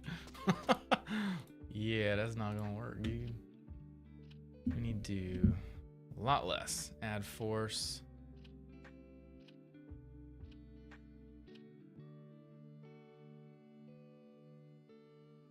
I need to make these public values. Oh, not an object damage.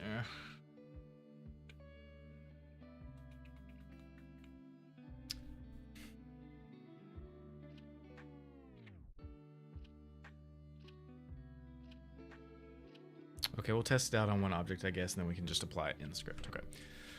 So public, they're all floats. So public float.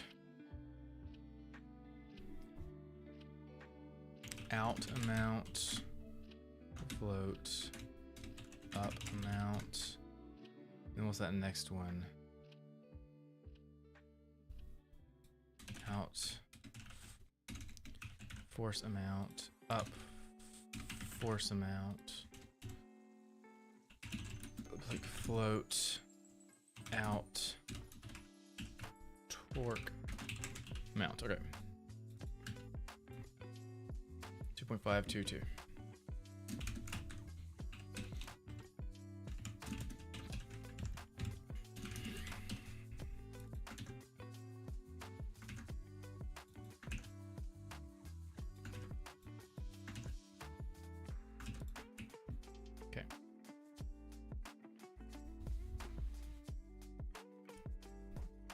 Hey, thanks for the 6 roses.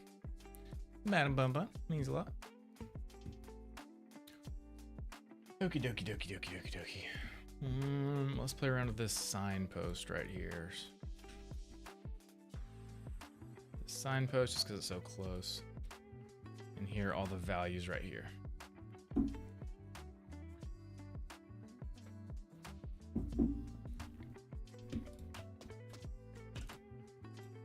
So way too much. So out force amount is 2.5. Up is too much. So let's do 0.5 there.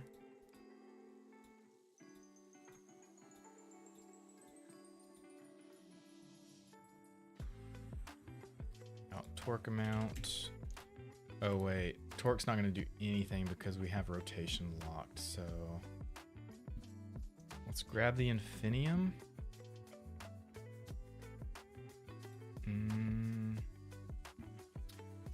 Let's not lock the X and Z rotation. Whoa. I was just completely freaking out.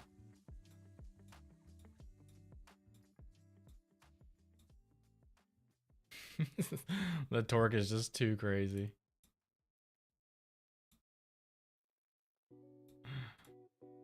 The torque is too much.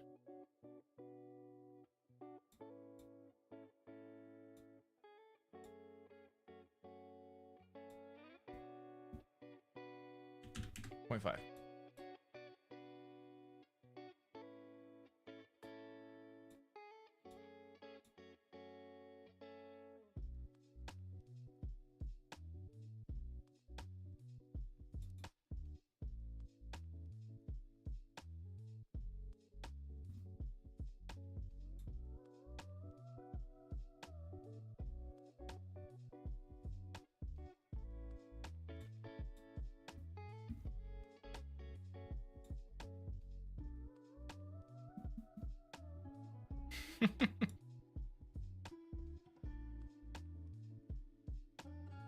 So what is the value? It's the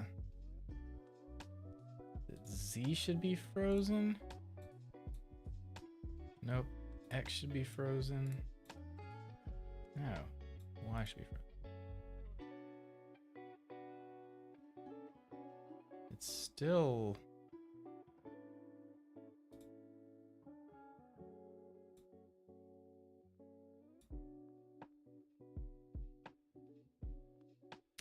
I feel like all the rotation should be frozen. It's also still way too much.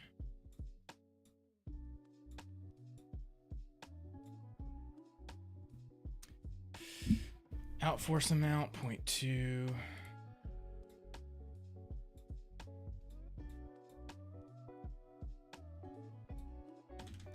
0.3. Up is too much, 0.3.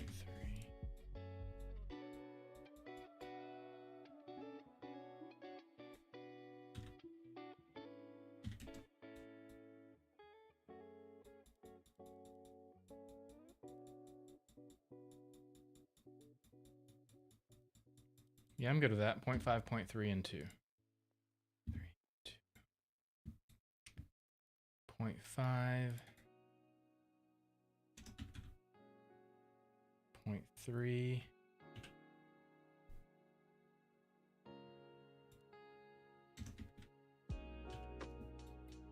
And 2, except we don't want to add torque. We're just gonna get rid of that.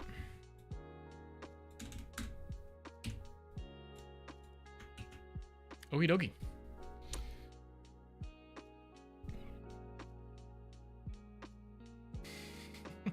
When you spam click on the mouse to earn much Infinium and a back. It's for now, yeah, technically you can. Right now we're just testing this, so it's not gonna be like that in the game.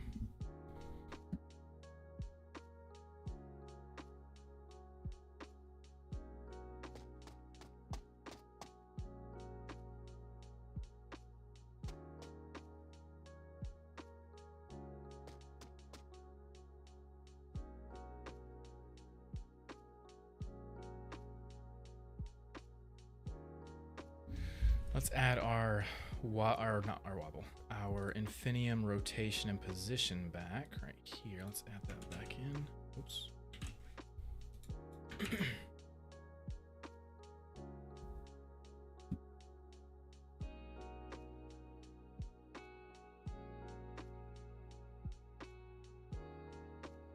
There we go.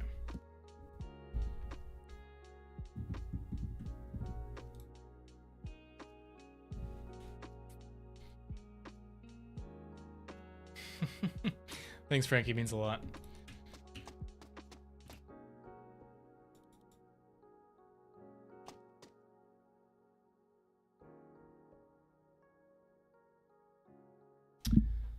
Okay, so what's happening here is this update is overriding the physics. So what we need to do is we need to add the rotation and the bob not to the Infinium parent, but to the Infinium child object. So that would be on the Infinium. So all we got to do is Infinium transform rotate. And then Infinium transform. Yeah, that should work. Okay. So Frankie, this is yeah. There you go. Madam's answering for me. Perfect.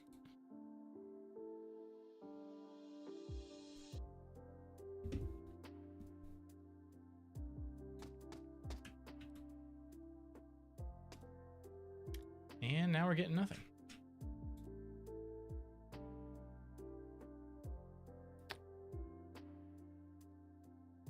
Object ends at 0 is null. Oh, so this should only, okay, sorry. If Infinium does not equal null, do that. There we go. If we have Infinium, then do the update. Yep.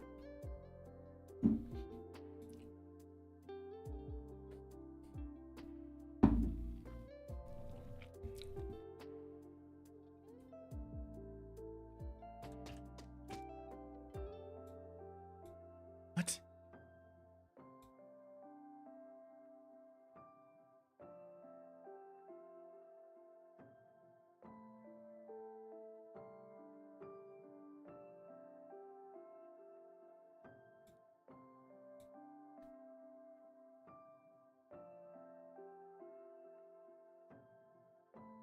Hey, thanks for the hand heart. Why is this not working?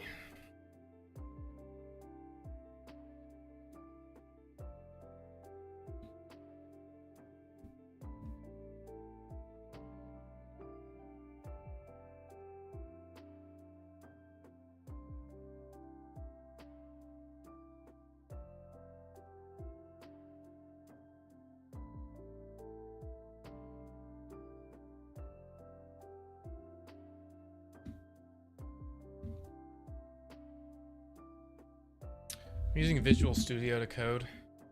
The language is C# and the game engine is Unity. What is this? Missing reference exception.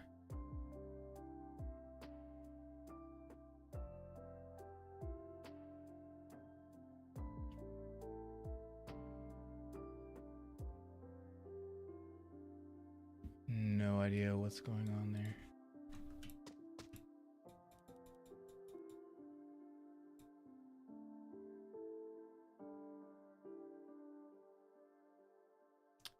Oh, hold on.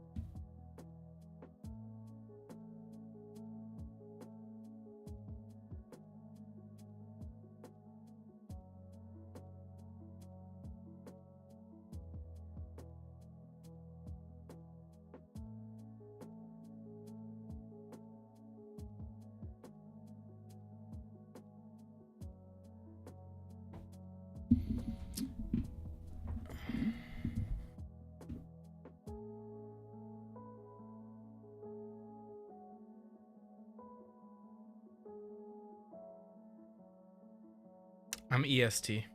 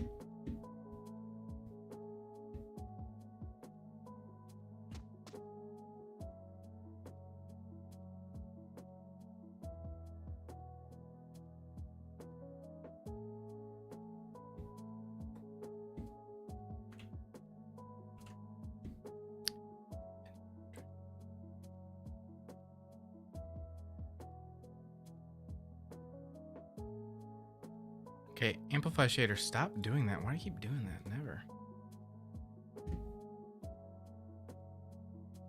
Infinium. Transform.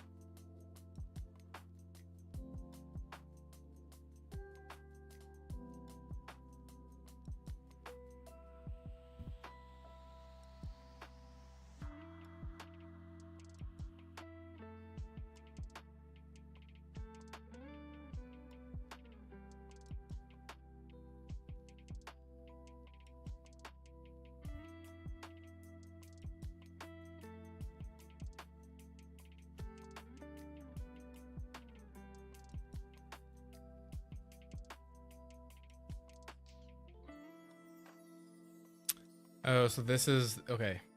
Yeah, so this is the rotation. This is the bob up and down. This was the bounce that we were using before, but we don't need that because we're using physics, so I can turn that off. That's where the issue is.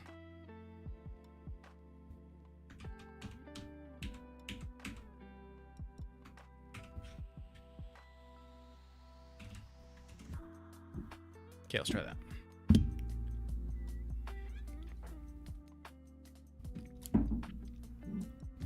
Yes, I'm reading chat.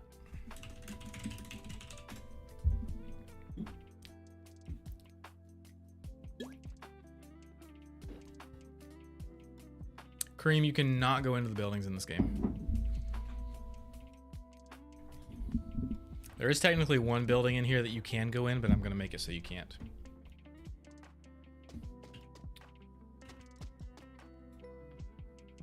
There we go.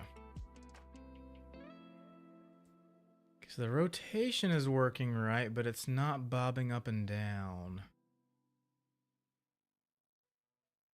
It's because we need that. Duh. So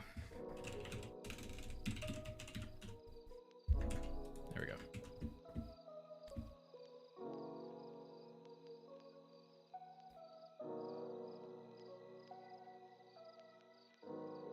Yeah, I'm using 6,000.0.39.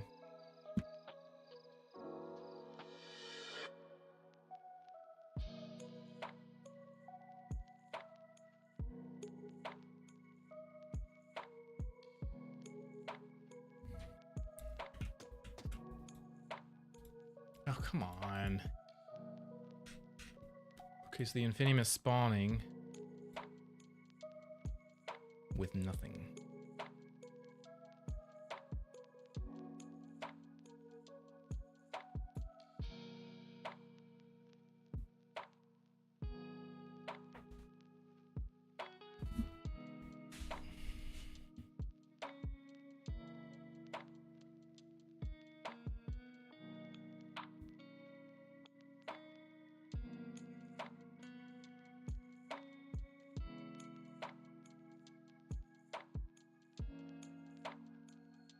Oh no, wait, it's the same problem again.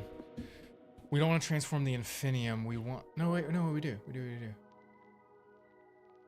The Infinium is the child.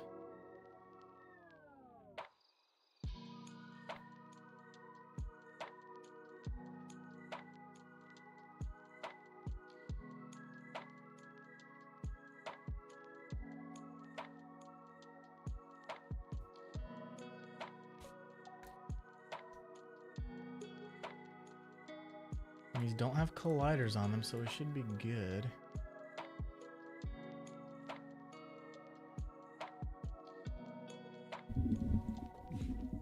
Crosslink, what's up? Welcome to the stream.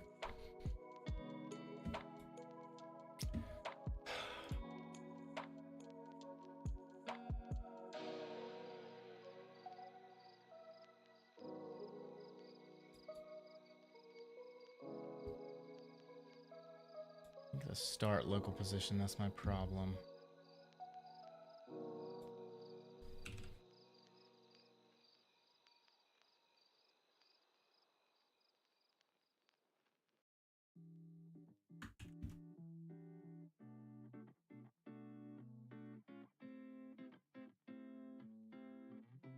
Yeah, I'm doing the solo dev on this whole project.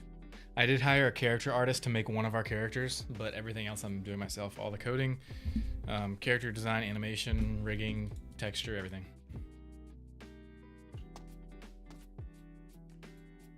There we go, and now it's bobbing up and down. Perfect. Nice. That was good. That was good.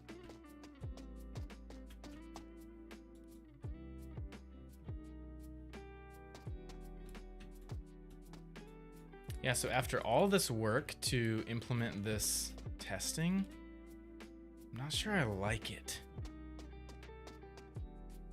Like, I feel like objects should only spawn the Infinium crystals once you actually destroy the object.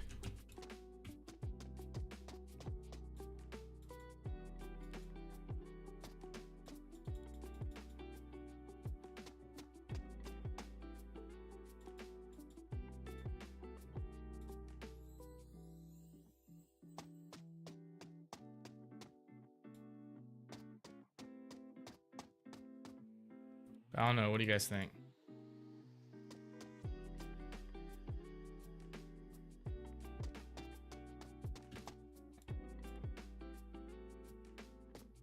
It almost feels like too much.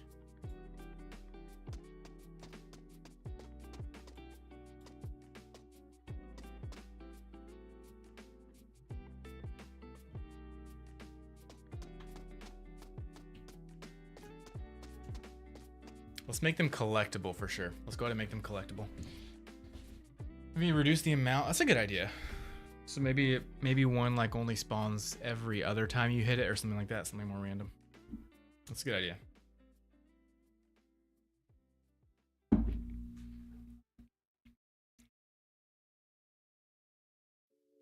Let's go ahead and make the collection system. Okay. So what should drive the collection system? Should Drip the player have a sphere radius around him, and if that sphere radius detects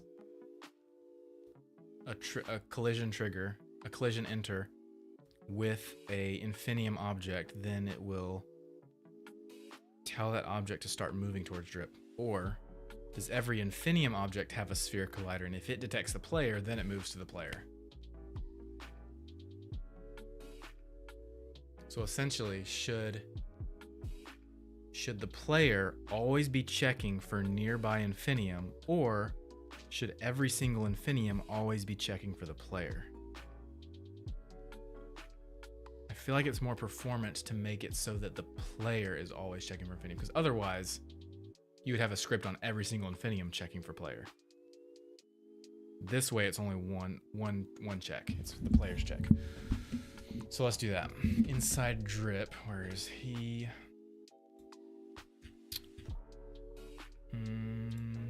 Player armature.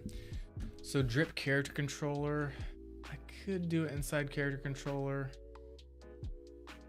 Plus we want to keep track of, yeah, we also want to keep track of how many the player has collected. So yeah, we have our health script. I'm going to make a separate script. Or should there be a script not attached to the player that keeps track of how much Infinium you've collected? I feel like it should be on the player. Makes more sense to player. Bun, I was thinking that we would make it variable depending on the object. So like the larger the object, the longer it takes to break it. So the car might take 10 hits, but a signpost might take 4 hits, something like that. And we can do all that procedurally too. Okay, real quick. What are we doing? I'm losing focus, losing track. The script. Drip characters controller. I don't want to include it in this script because it's already a very full script. I'm going to keep it separate, kind of like the health script. So we're going to call this, going to make another script called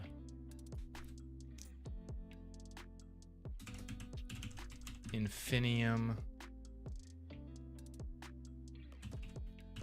Collection. We'll do that, Infinium Collection.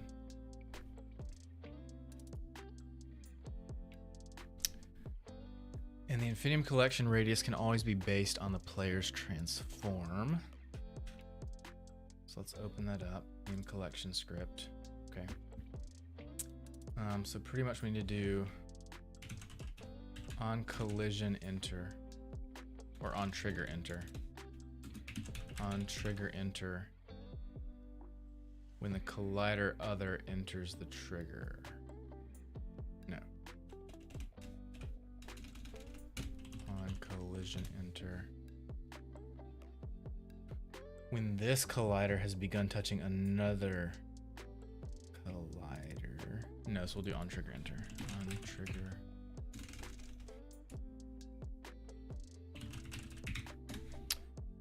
That is when this collider other enters the trigger.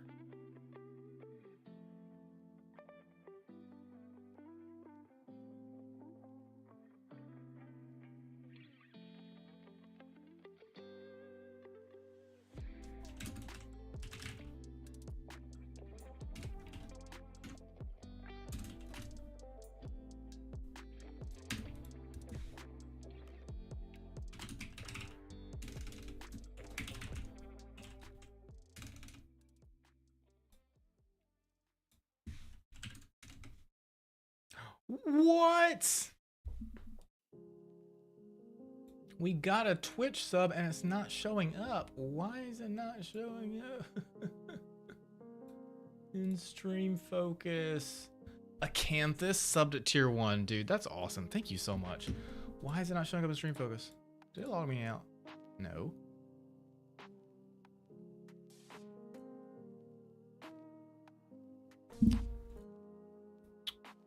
Are sub alerts not working in stream focus?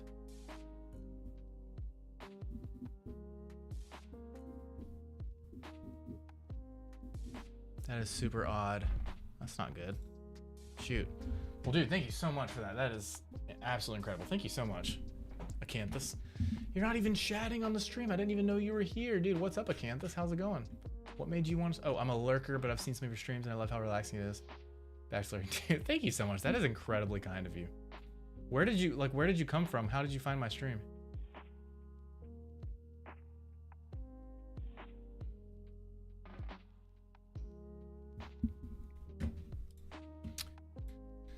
Okay.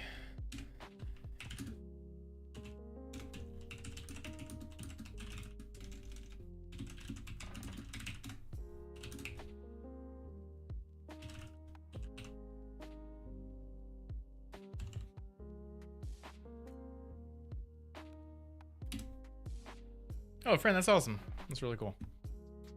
Well, shout out to the friend, whoever that is. You need to do collision enter.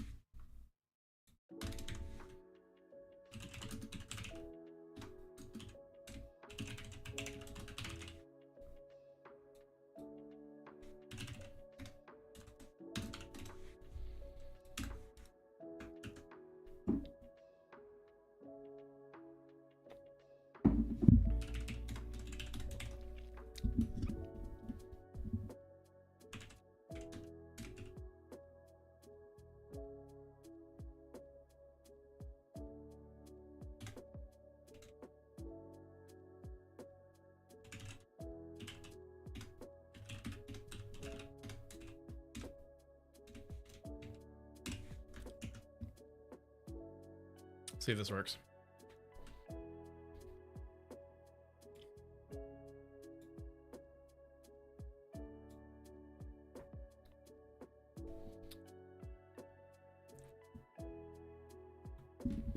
And appreciate the lurking too.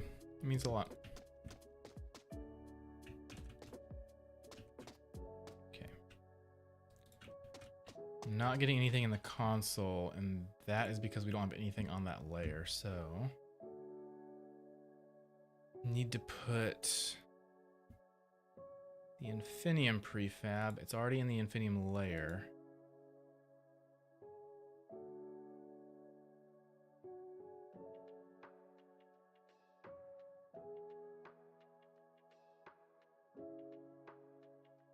Hey, thanks for the hand heart, Madam Mublin.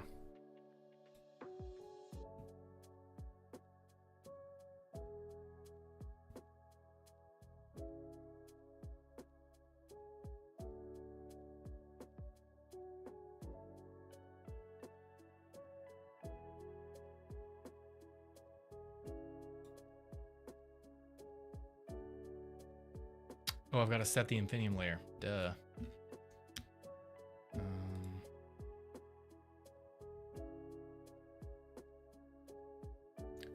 Where is the Infinium layer? Public layer mask, Infinium layer.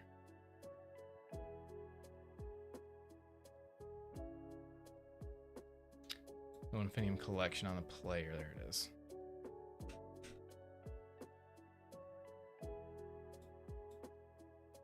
There we go. Okay, now it should work.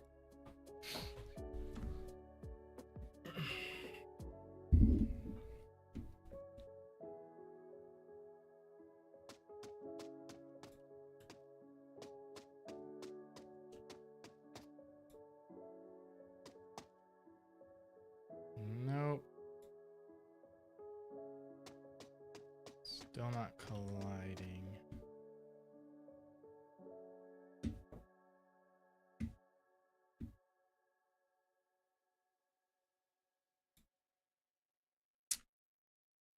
Oh, it's because the character does not have a collider on it. That's why.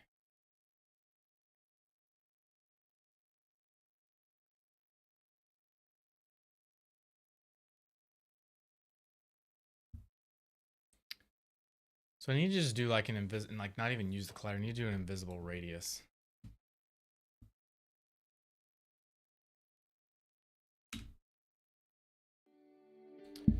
So I need to do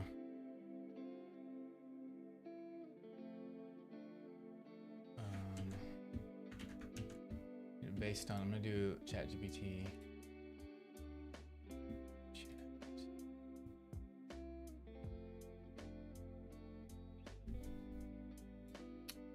I have a script called Infinium Collection that exists on the same object as the player is located. So essentially what I want to do is I want the player to detect nearby Infinium that's sitting on the ground. And if it detects that Infinium, I want it to tell the Infinity to move towards the player, and then the player collect it in this Infinium Collection script. I prefer not to use colliders for this. Can we just do a general radius around the player, and then if it detects an Infinium object within the Infinium layer, well, I guess in that case we would have to use colliders. If it detects it, then pull it to it. What do you think?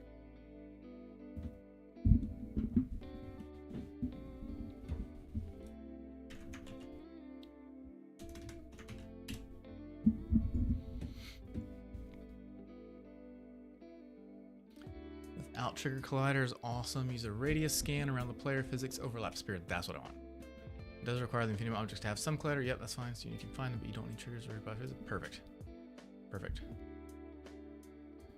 Put all pickups on Infinium layer. Done. Each Infinium pickup has a collider. Can be non-trigger. Done. Knows how to magnet to the player. Yep. This scans periodically. Tells me about Infinium to start homing to the player. Yep. Done. I'm just gonna copy that whole thing. Paste it, and then we're gonna look at it. Okay, header detection. Whoop, lost it. Infinium layer, good. Detection radius, good. Scan interval.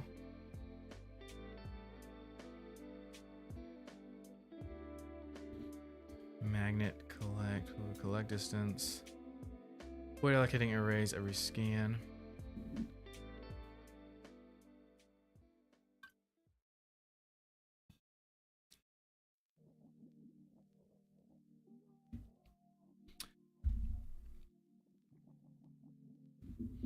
Be adding a bar to the top of the screen that tells you how many crystals. Oh yeah, for sure, for sure. The whole UI will be revamped, and that's going to show a bunch of stuff.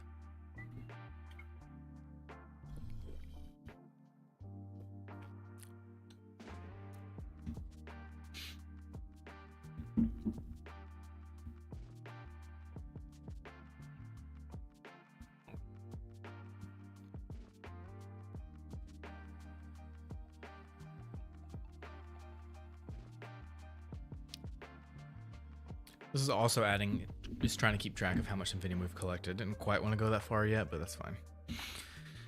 Time is greater than or equal to next scan time, then scan for Infinium. Yep, collective close.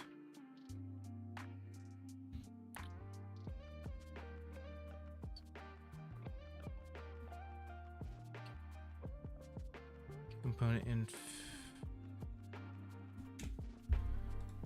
Infinium.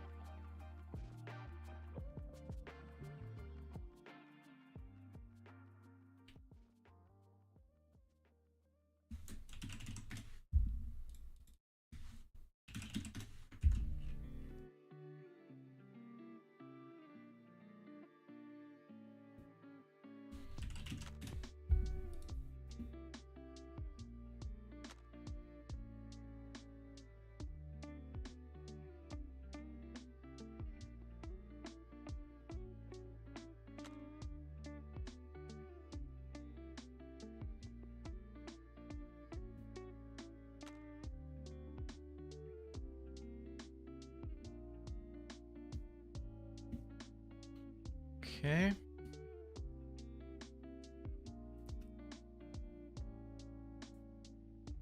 And then in the Infinium script, this is the magnet movement. The plus Bob rotate can live here too if you want. Yes.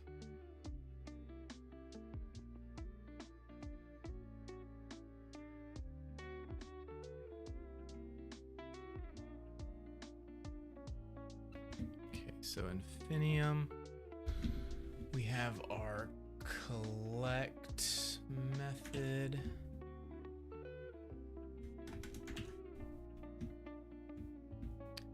And our update.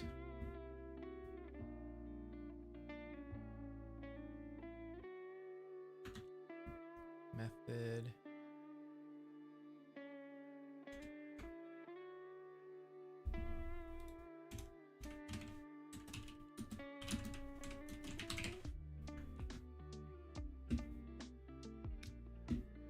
Begin pull to method.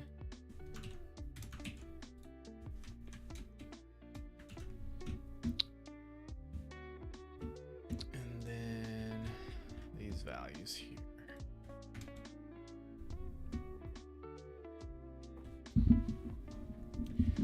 Vibe coding, what is vibe coding? So vibe coding, DJ, what's up? So vibe coding is essentially what I'm doing right now with the script. Vibe coding is making stuff and using AI to help you code. That's vibe coding.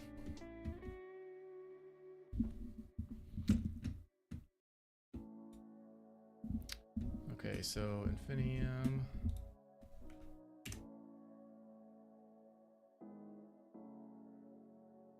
I'm not gonna do that there. I'm gonna do it.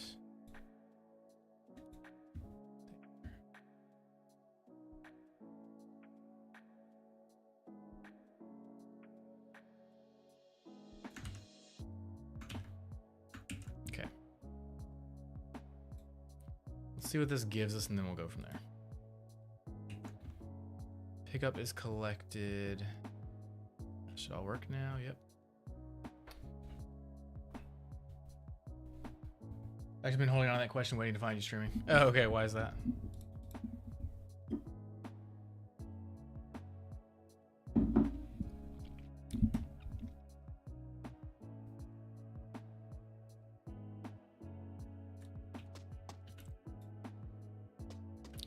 Okay, it's working. It's pulling to the player, which is really nice. It actually feels really good. It's definitely too close though, so need to play around with that radius.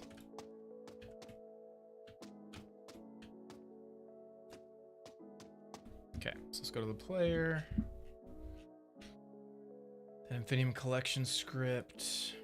Detect radius, let's do 1 for now.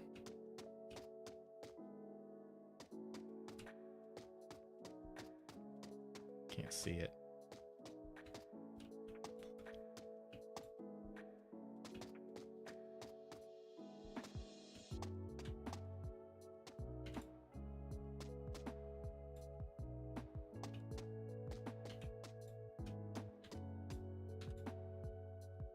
It's a little close still. Let's do 0.5.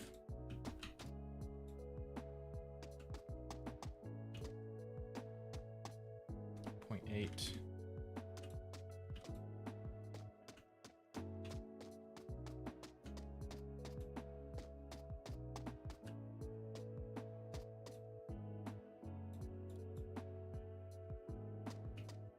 It's also moving way too fast. Collect distance.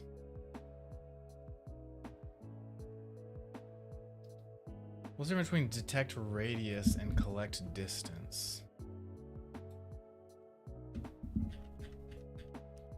Detect radius and collect distance. Detect radius is scanning for it. Okay. And the collect distance.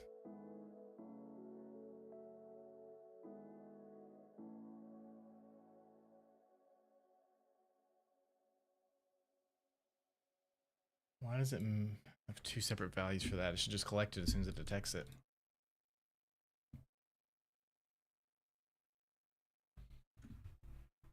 Oh, okay, gotcha.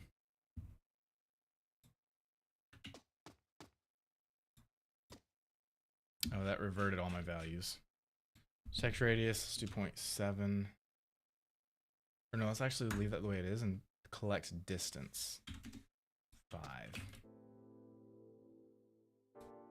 0.5. 1.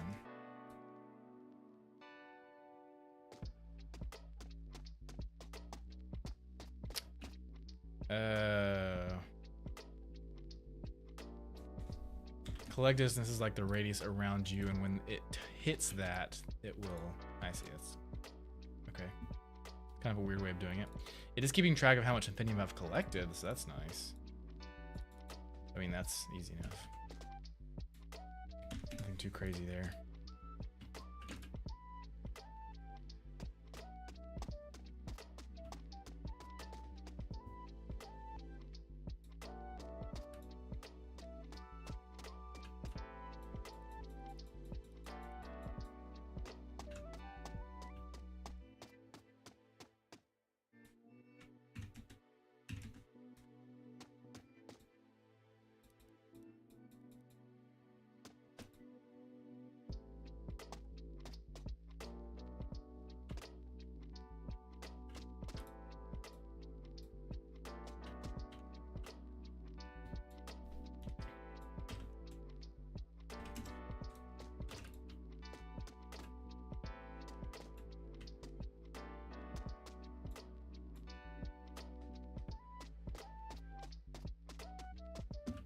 That works for now. I'm ish happy with it.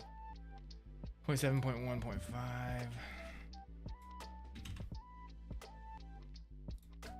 Okay.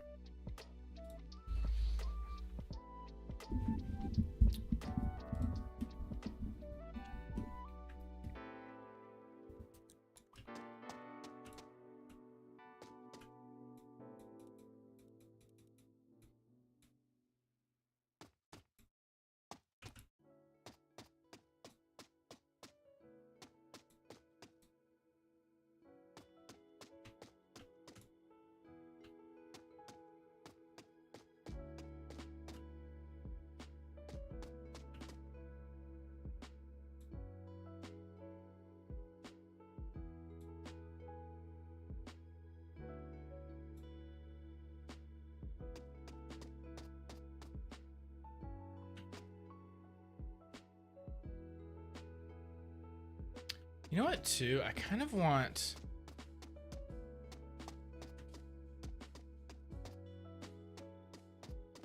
Also, the speed is too fast. I want it to come to me at a slower speed. Checkers here. So, collective close.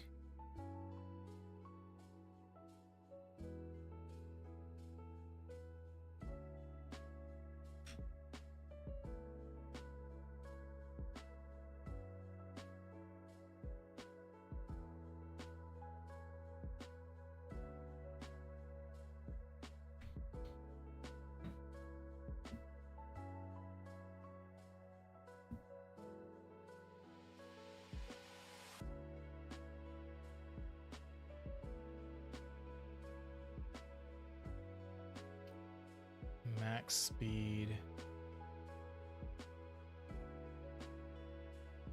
That's in the Infinium.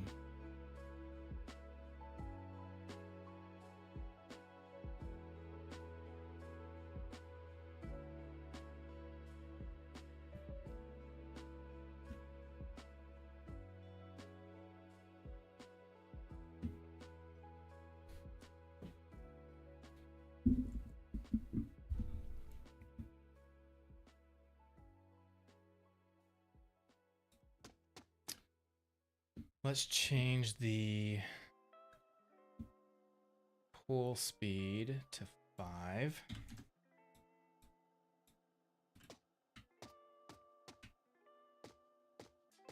That feels better.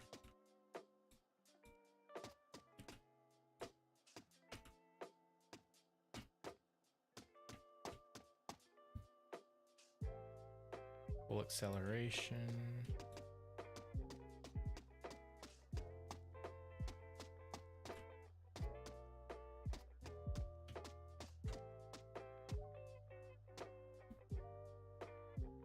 Actually, let's do this. Let's make it a larger detection radius, like 2. But then let's make the Infinium slower.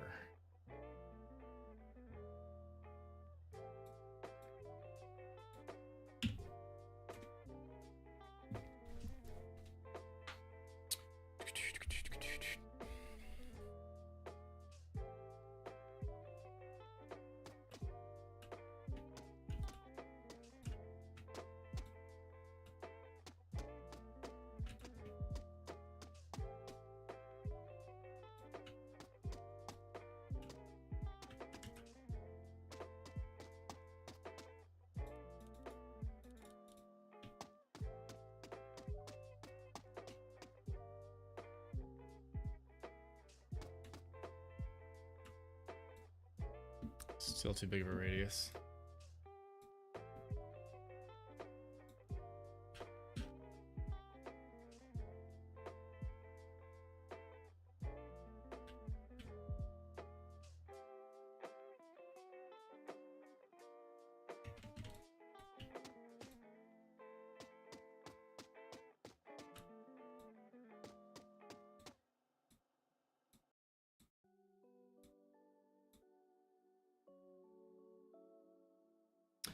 The biggest projects I've worked on, I can't say because the biggest stuff I've worked on is in the visual effects. So here's the thing. So I have been doing, so my main job over the past 11 years has been freelance visual effects and 3D for movies and TV shows. This stuff that I'm doing with game dev and the Pixelfire VTuber stuff has mainly just been a hobby over the past few years. I have been able to start making money off the game dev stuff. Like this game that I'm working on right now is for a client and it is a paid project, and I'm getting my hourly rate that I also get in visual effects stuff. But the biggest projects I've worked on have been movies and TV shows, and I can't really say what those are because my visual effects business has been private. I don't have like a public face really like I do with this. I have more of a public face with my game dev and Pixelfire stuff, but we want to keep, my wife and I have decided to keep our family stuff private, personal stuff private with all this Pixelfire stuff that I do. And so I've only showed you guys, I've done a face reveal, obviously. You guys know my first name is Zach, but I haven't revealed like location or last name or anything like that. So all that to say, super long story short, but if I told you guys the projects I've worked on, then people would be able to figure out too much personal information on me, if that makes sense. So I can't really say what projects I've worked on. But I mean, I'll say this, if you check my bio, you can see the clients, or at least the platforms that my stuff has been on. So I've worked on movies and TV shows that you can find on Amazon Prime, Netflix, Disney Plus, HBO, all sorts of stuff. So really talented me to see. I'm trying to learn more visual effects. Oh, awesome. Thank you. That's very kind of you. Yeah, so what are you trying to learn with visual effects? Do you have any experience in After Effects or Nuke or Blender or anything like that?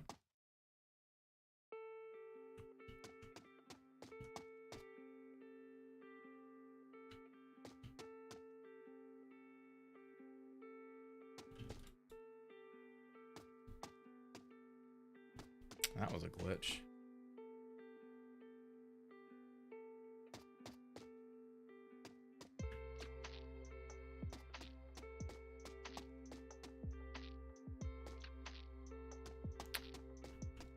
I think the reason I'm not liking this is because it starts moving towards the player right away, and it shouldn't do that. There should be a delay.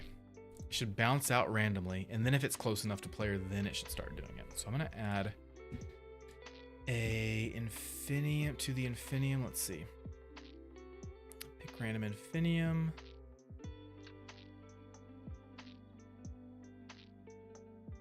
And then let's set a Boolean value to private bool settled equals false. Okay. So after we bounce, or after we pick random Infinium,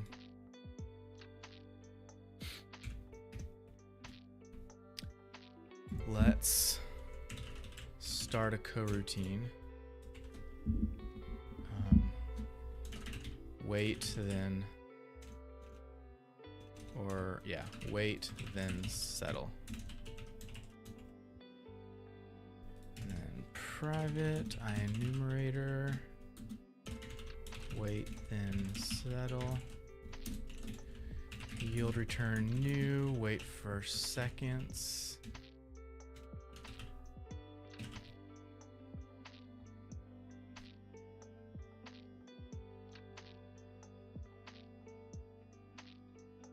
Oh, yield return.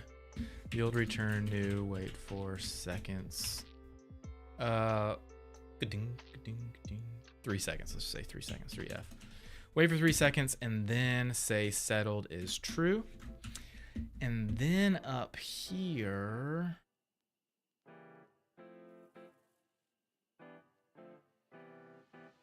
pull to player.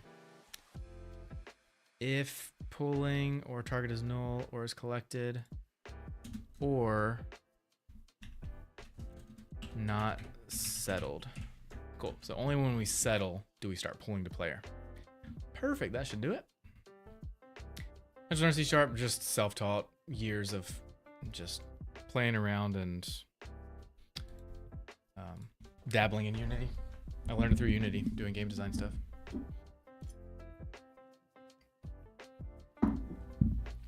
3D effects with visuals because they focus on concept. Oh, cool. That's awesome. Yeah, you should try out Blender. Blender is free and it's incredible software. Booms. Nice. I like that a lot better. It's a little bit too long of a delay time. Dude, something is happening there. And what is happening there? Oh, that's the audio for the footstep. Why is Trip getting stuck in run mode? I like that it jumps out, and then if you're close enough, then it will pull to you. Look at that. Yeah, it's just a little bit too long. You return to, let's wait for 1.5 seconds.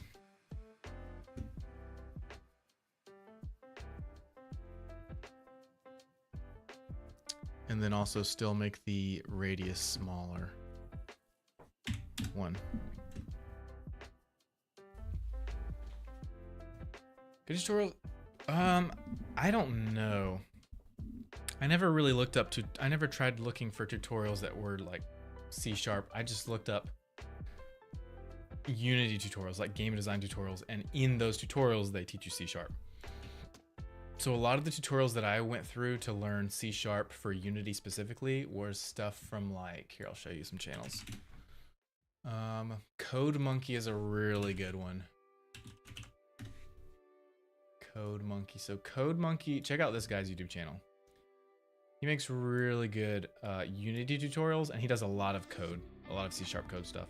Another really good Unity tutorial channel is Brackeys. Brackeys doesn't make tutorials anymore, but a lot of his content is still very, not relatable, what's the word? Relevant. So yeah, he stopped making tutorials 5 years ago, but his channel is still very relevant. If you do want more current stuff, then I recommend Code Monkey. He's a really great Unity tutorial guy. One of the best, actually. Probably the best, honestly. Check out him.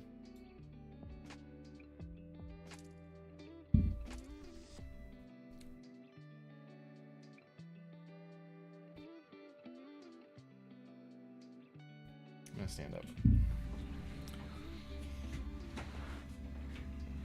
I need to have some channel points set up to remind me to stand up and sit down. Yeah, no problem. Oh my gosh, it is so much hotter up here than it is down here. Man, heat like obviously heat rises, but it is definitely true in this room. This always gets so hot because my PC is right next to me. I also got all these lights around me.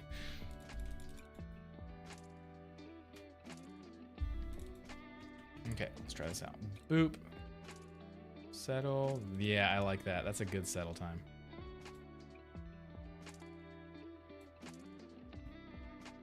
That feels good. What do you guys think? I do want it to rise a little higher, like go towards the player's center. And let's see, player, the center is the ground. So we want to, I think we're already using an offset, but I just need to increase that vertical offset. Accelerate up to max. Target position equals target position plus vector 3 up times hover offset. And that's in the Infinium setting. Infinium. Hover offset. Let's do 2.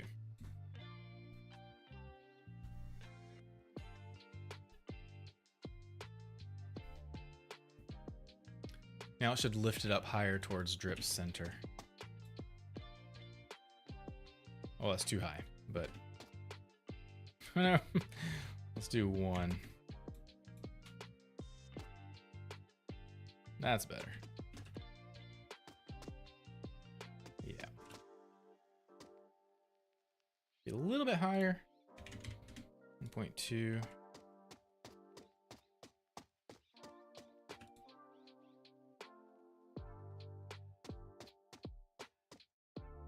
Nice, that feels good.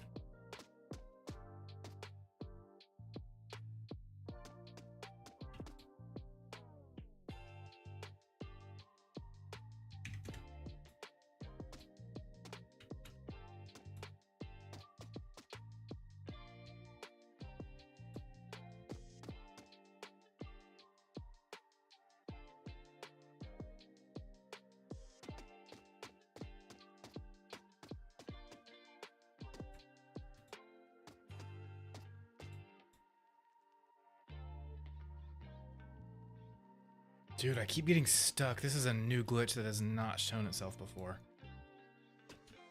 It's really frustrating.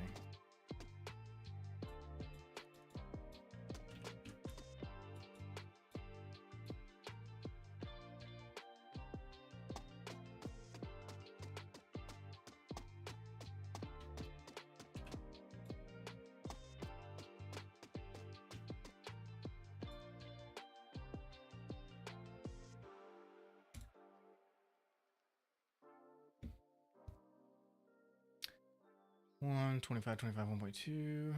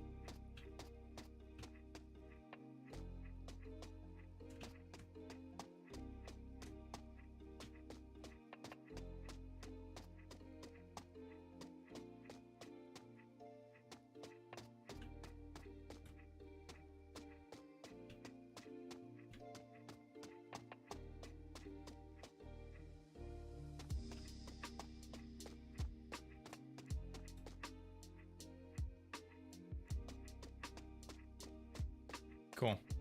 It's feeling better. I want to change the script to start collecting medium ones though instead of small, just so see what that looks like. Instead of small, let's use medium.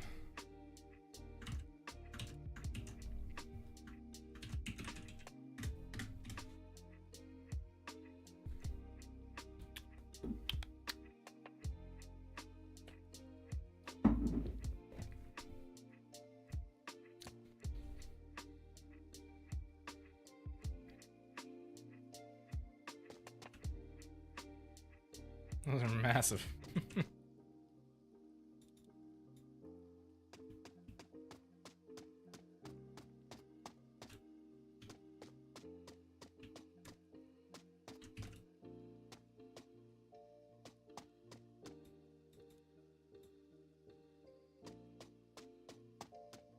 Man, we really got to dial this in to make it look good. I feel like we're like so far. Like we've made some progress today. We got the Infinium crystals into the game. We make them move to player. We make them, yeah, see, like that shouldn't happen. It's so weird.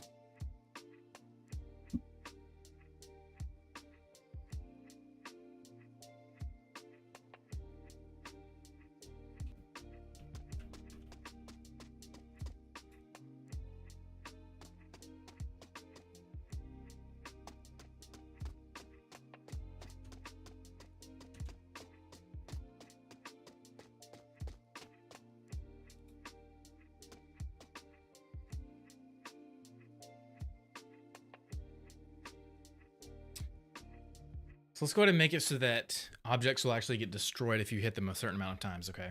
And that is when we should spawn the more medium Infinium. And I think we might even just do that to where we don't have... I don't know that Infinium should constantly be popping off of stuff as you're breaking it, right? It feels too Lego game-esque, you know, in the Lego games where you constantly break something and coins pop out and then you destroy it and a bunch of coins pop out. I think coins pop out as you hit something. Pretty sure. See, it feels too much like that. I think we just need to make Infinium appear once you destroy something. So this object damage script, let's go ahead and give it some more values here. Thanks for the follow, TYSXNN. So every time we wobble the object, where is that?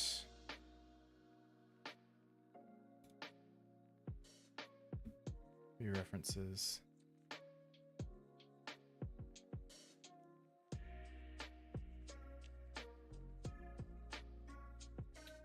Object damage, wobble object. Yeah, so every time we wobble object,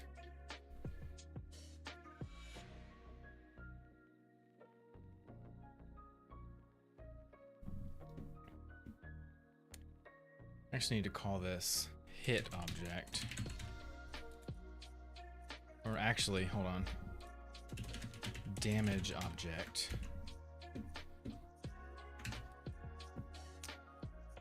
Then we need to go into those scripts that were calling it before. Replace wobble object with damage object.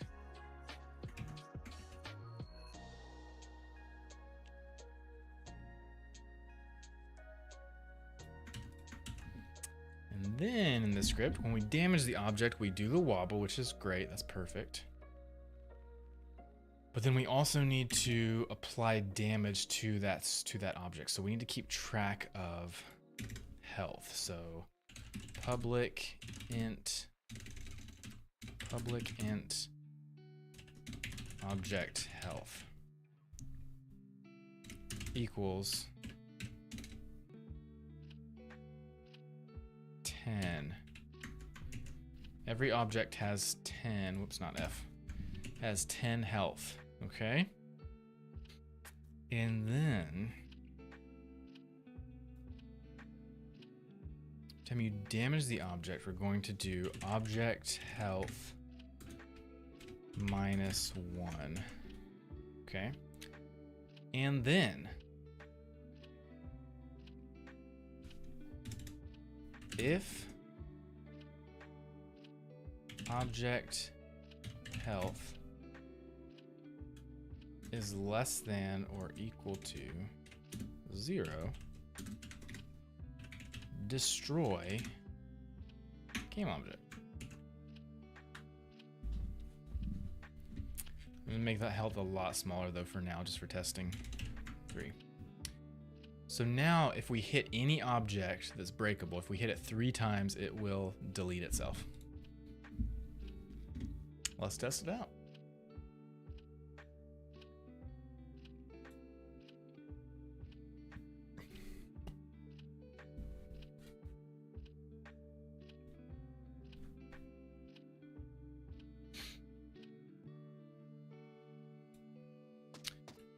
One, 2, 3.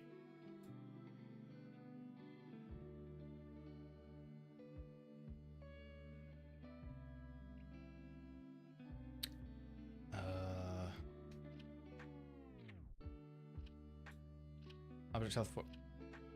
Oh, it still has 10. Whoopsie. Okay. 3, 2, 1. And now it's destroyed. Okay.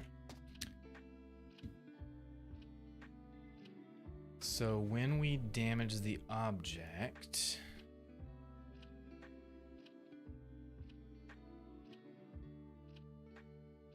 the spawn Infinium should not happen in this wobble.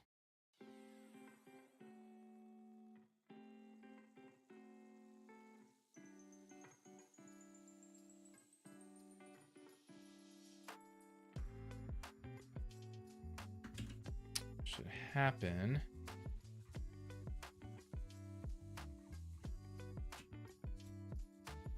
let's do this.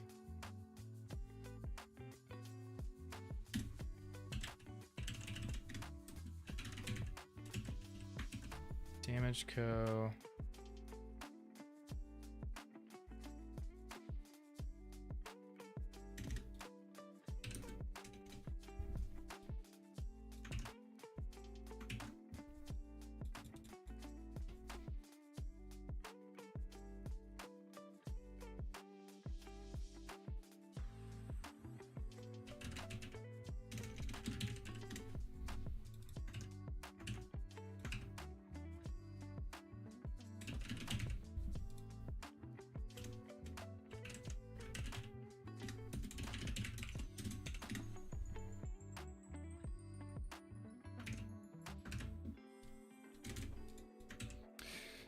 Here we go. Why is that happening there? Oh, I see. We don't have a yield.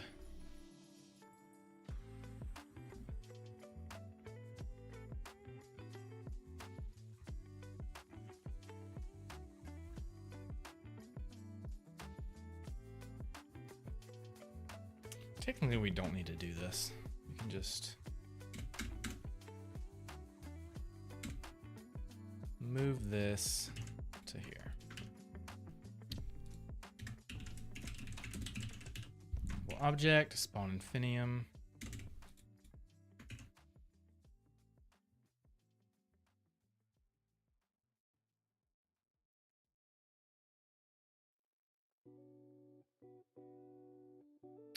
Where did our damage stuff go? I delete it.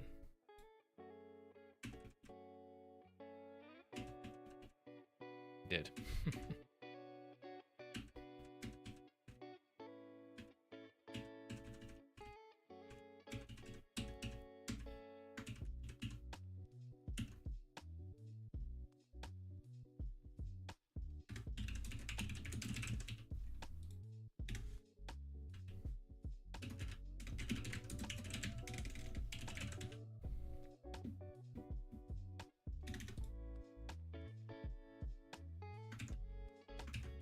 Okay, so every time we damage object, we wobble it, and we spawn Infinium, and we bring the health down. Adjust health. Destroy object if health is 0. Okay.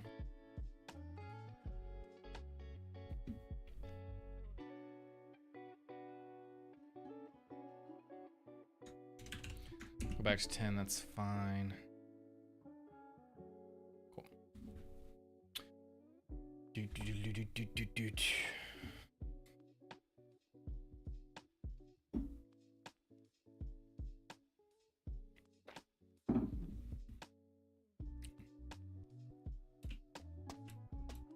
Two, 3, 4, 5, 6, 7. Dude, why do I keep getting stuck? And destroy. So let's see. Spawn. Every time we hit an object,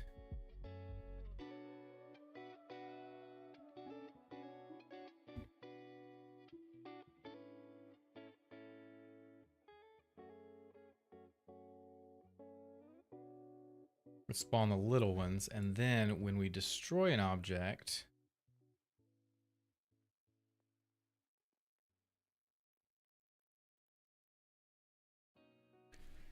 let's spawn the Infinium and then destroy it. We're just going to spawn it without adding any force. Copy.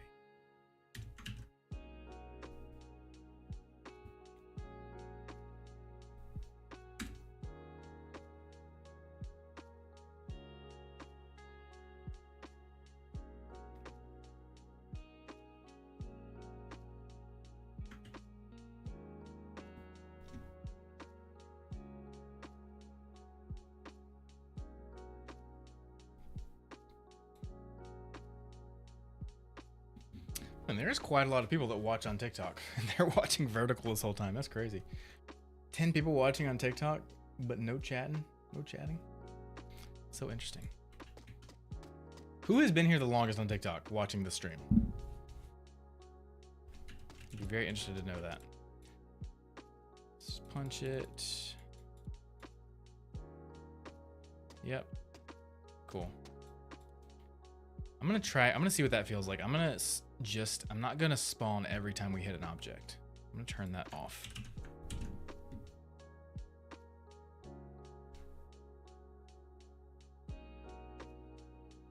I'm only gonna spawn the Infinium once it gets destroyed. I guess Madam Bun Bun here probably too.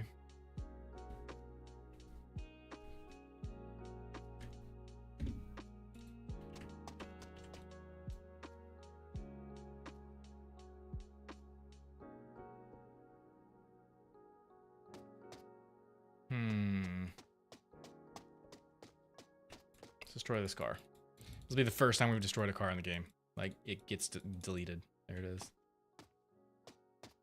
Yeah, we definitely need damage effects. I don't understand why it's taking so long to collect inside drip. Collect distance needs to be higher or lower? Guessing higher? Dude, I need to figure out what that glitch is. Well, not collected right away.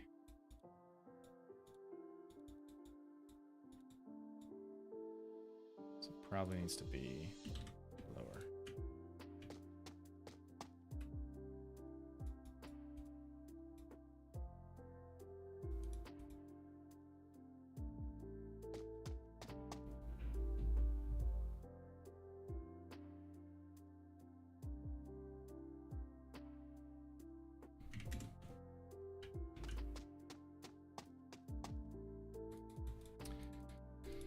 I only use shield. Hey, you're back, Gato. How's it going?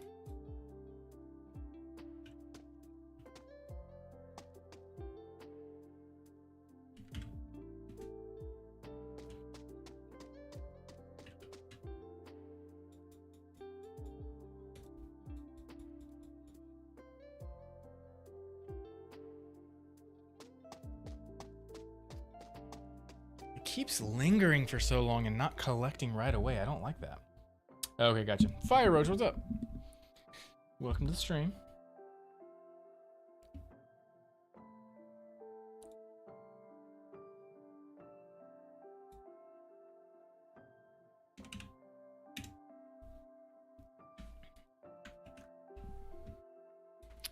I'm gonna check this code. Infinium.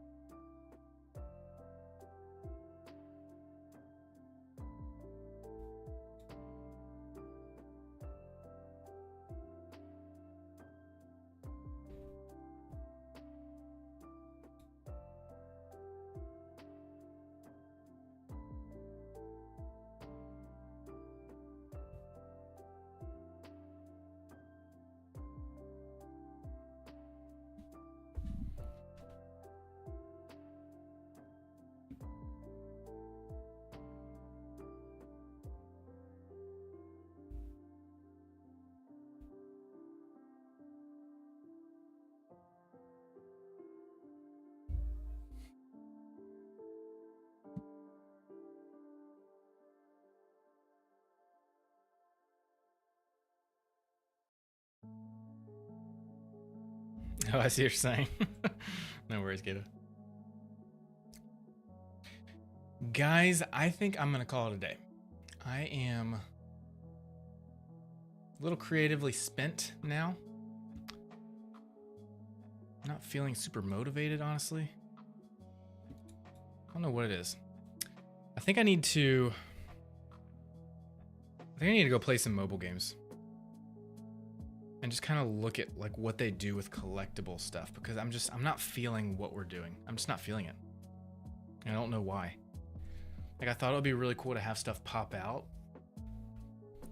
as you break stuff, but I don't know. I don't think that I mean, I think it will feel a ton better once we have like spark effects and damage effects and stuff. But as far as the collection, it's just not feeling it. It's like, it's okay, but I don't love it. There's a few glitches that we could obviously fix, but even with glitches fixed, I don't know how I feel about the overall system. I need to go look at some references. Okay, I need to end stream. I need to take a break, look at some references, and then get back into it with some new resources, motivation, all that stuff. Okay. So I'm gonna end it there. Thanks for joining me today, guys. Hope you guys have a great rest of your team. Great rest of your team. Yeah, you can tell I'm tired. Great rest of your team. Have a great rest of your team, guys. I'll see you guys maybe tomorrow. If I don't stream tomorrow, tomorrow's Wednesday. If I don't stream tomorrow, then I'll stream Thursday. So either tomorrow or the next day. We'll see. Thanks for joining, guys. I will see you guys all next time. I'm not gonna do a Twitch raid today because we've only got 2 viewers right now. Yeah, I'll see you guys soon. Thanks, Gato, Madam Bun Bun, Fire Roach, anyone else who might be here right now that I don't see in chat. Guys, thanks for being here. Hope you guys have a great rest of your day. Bye, guys. Marble Race stream. We'll see, Gato. We'll see.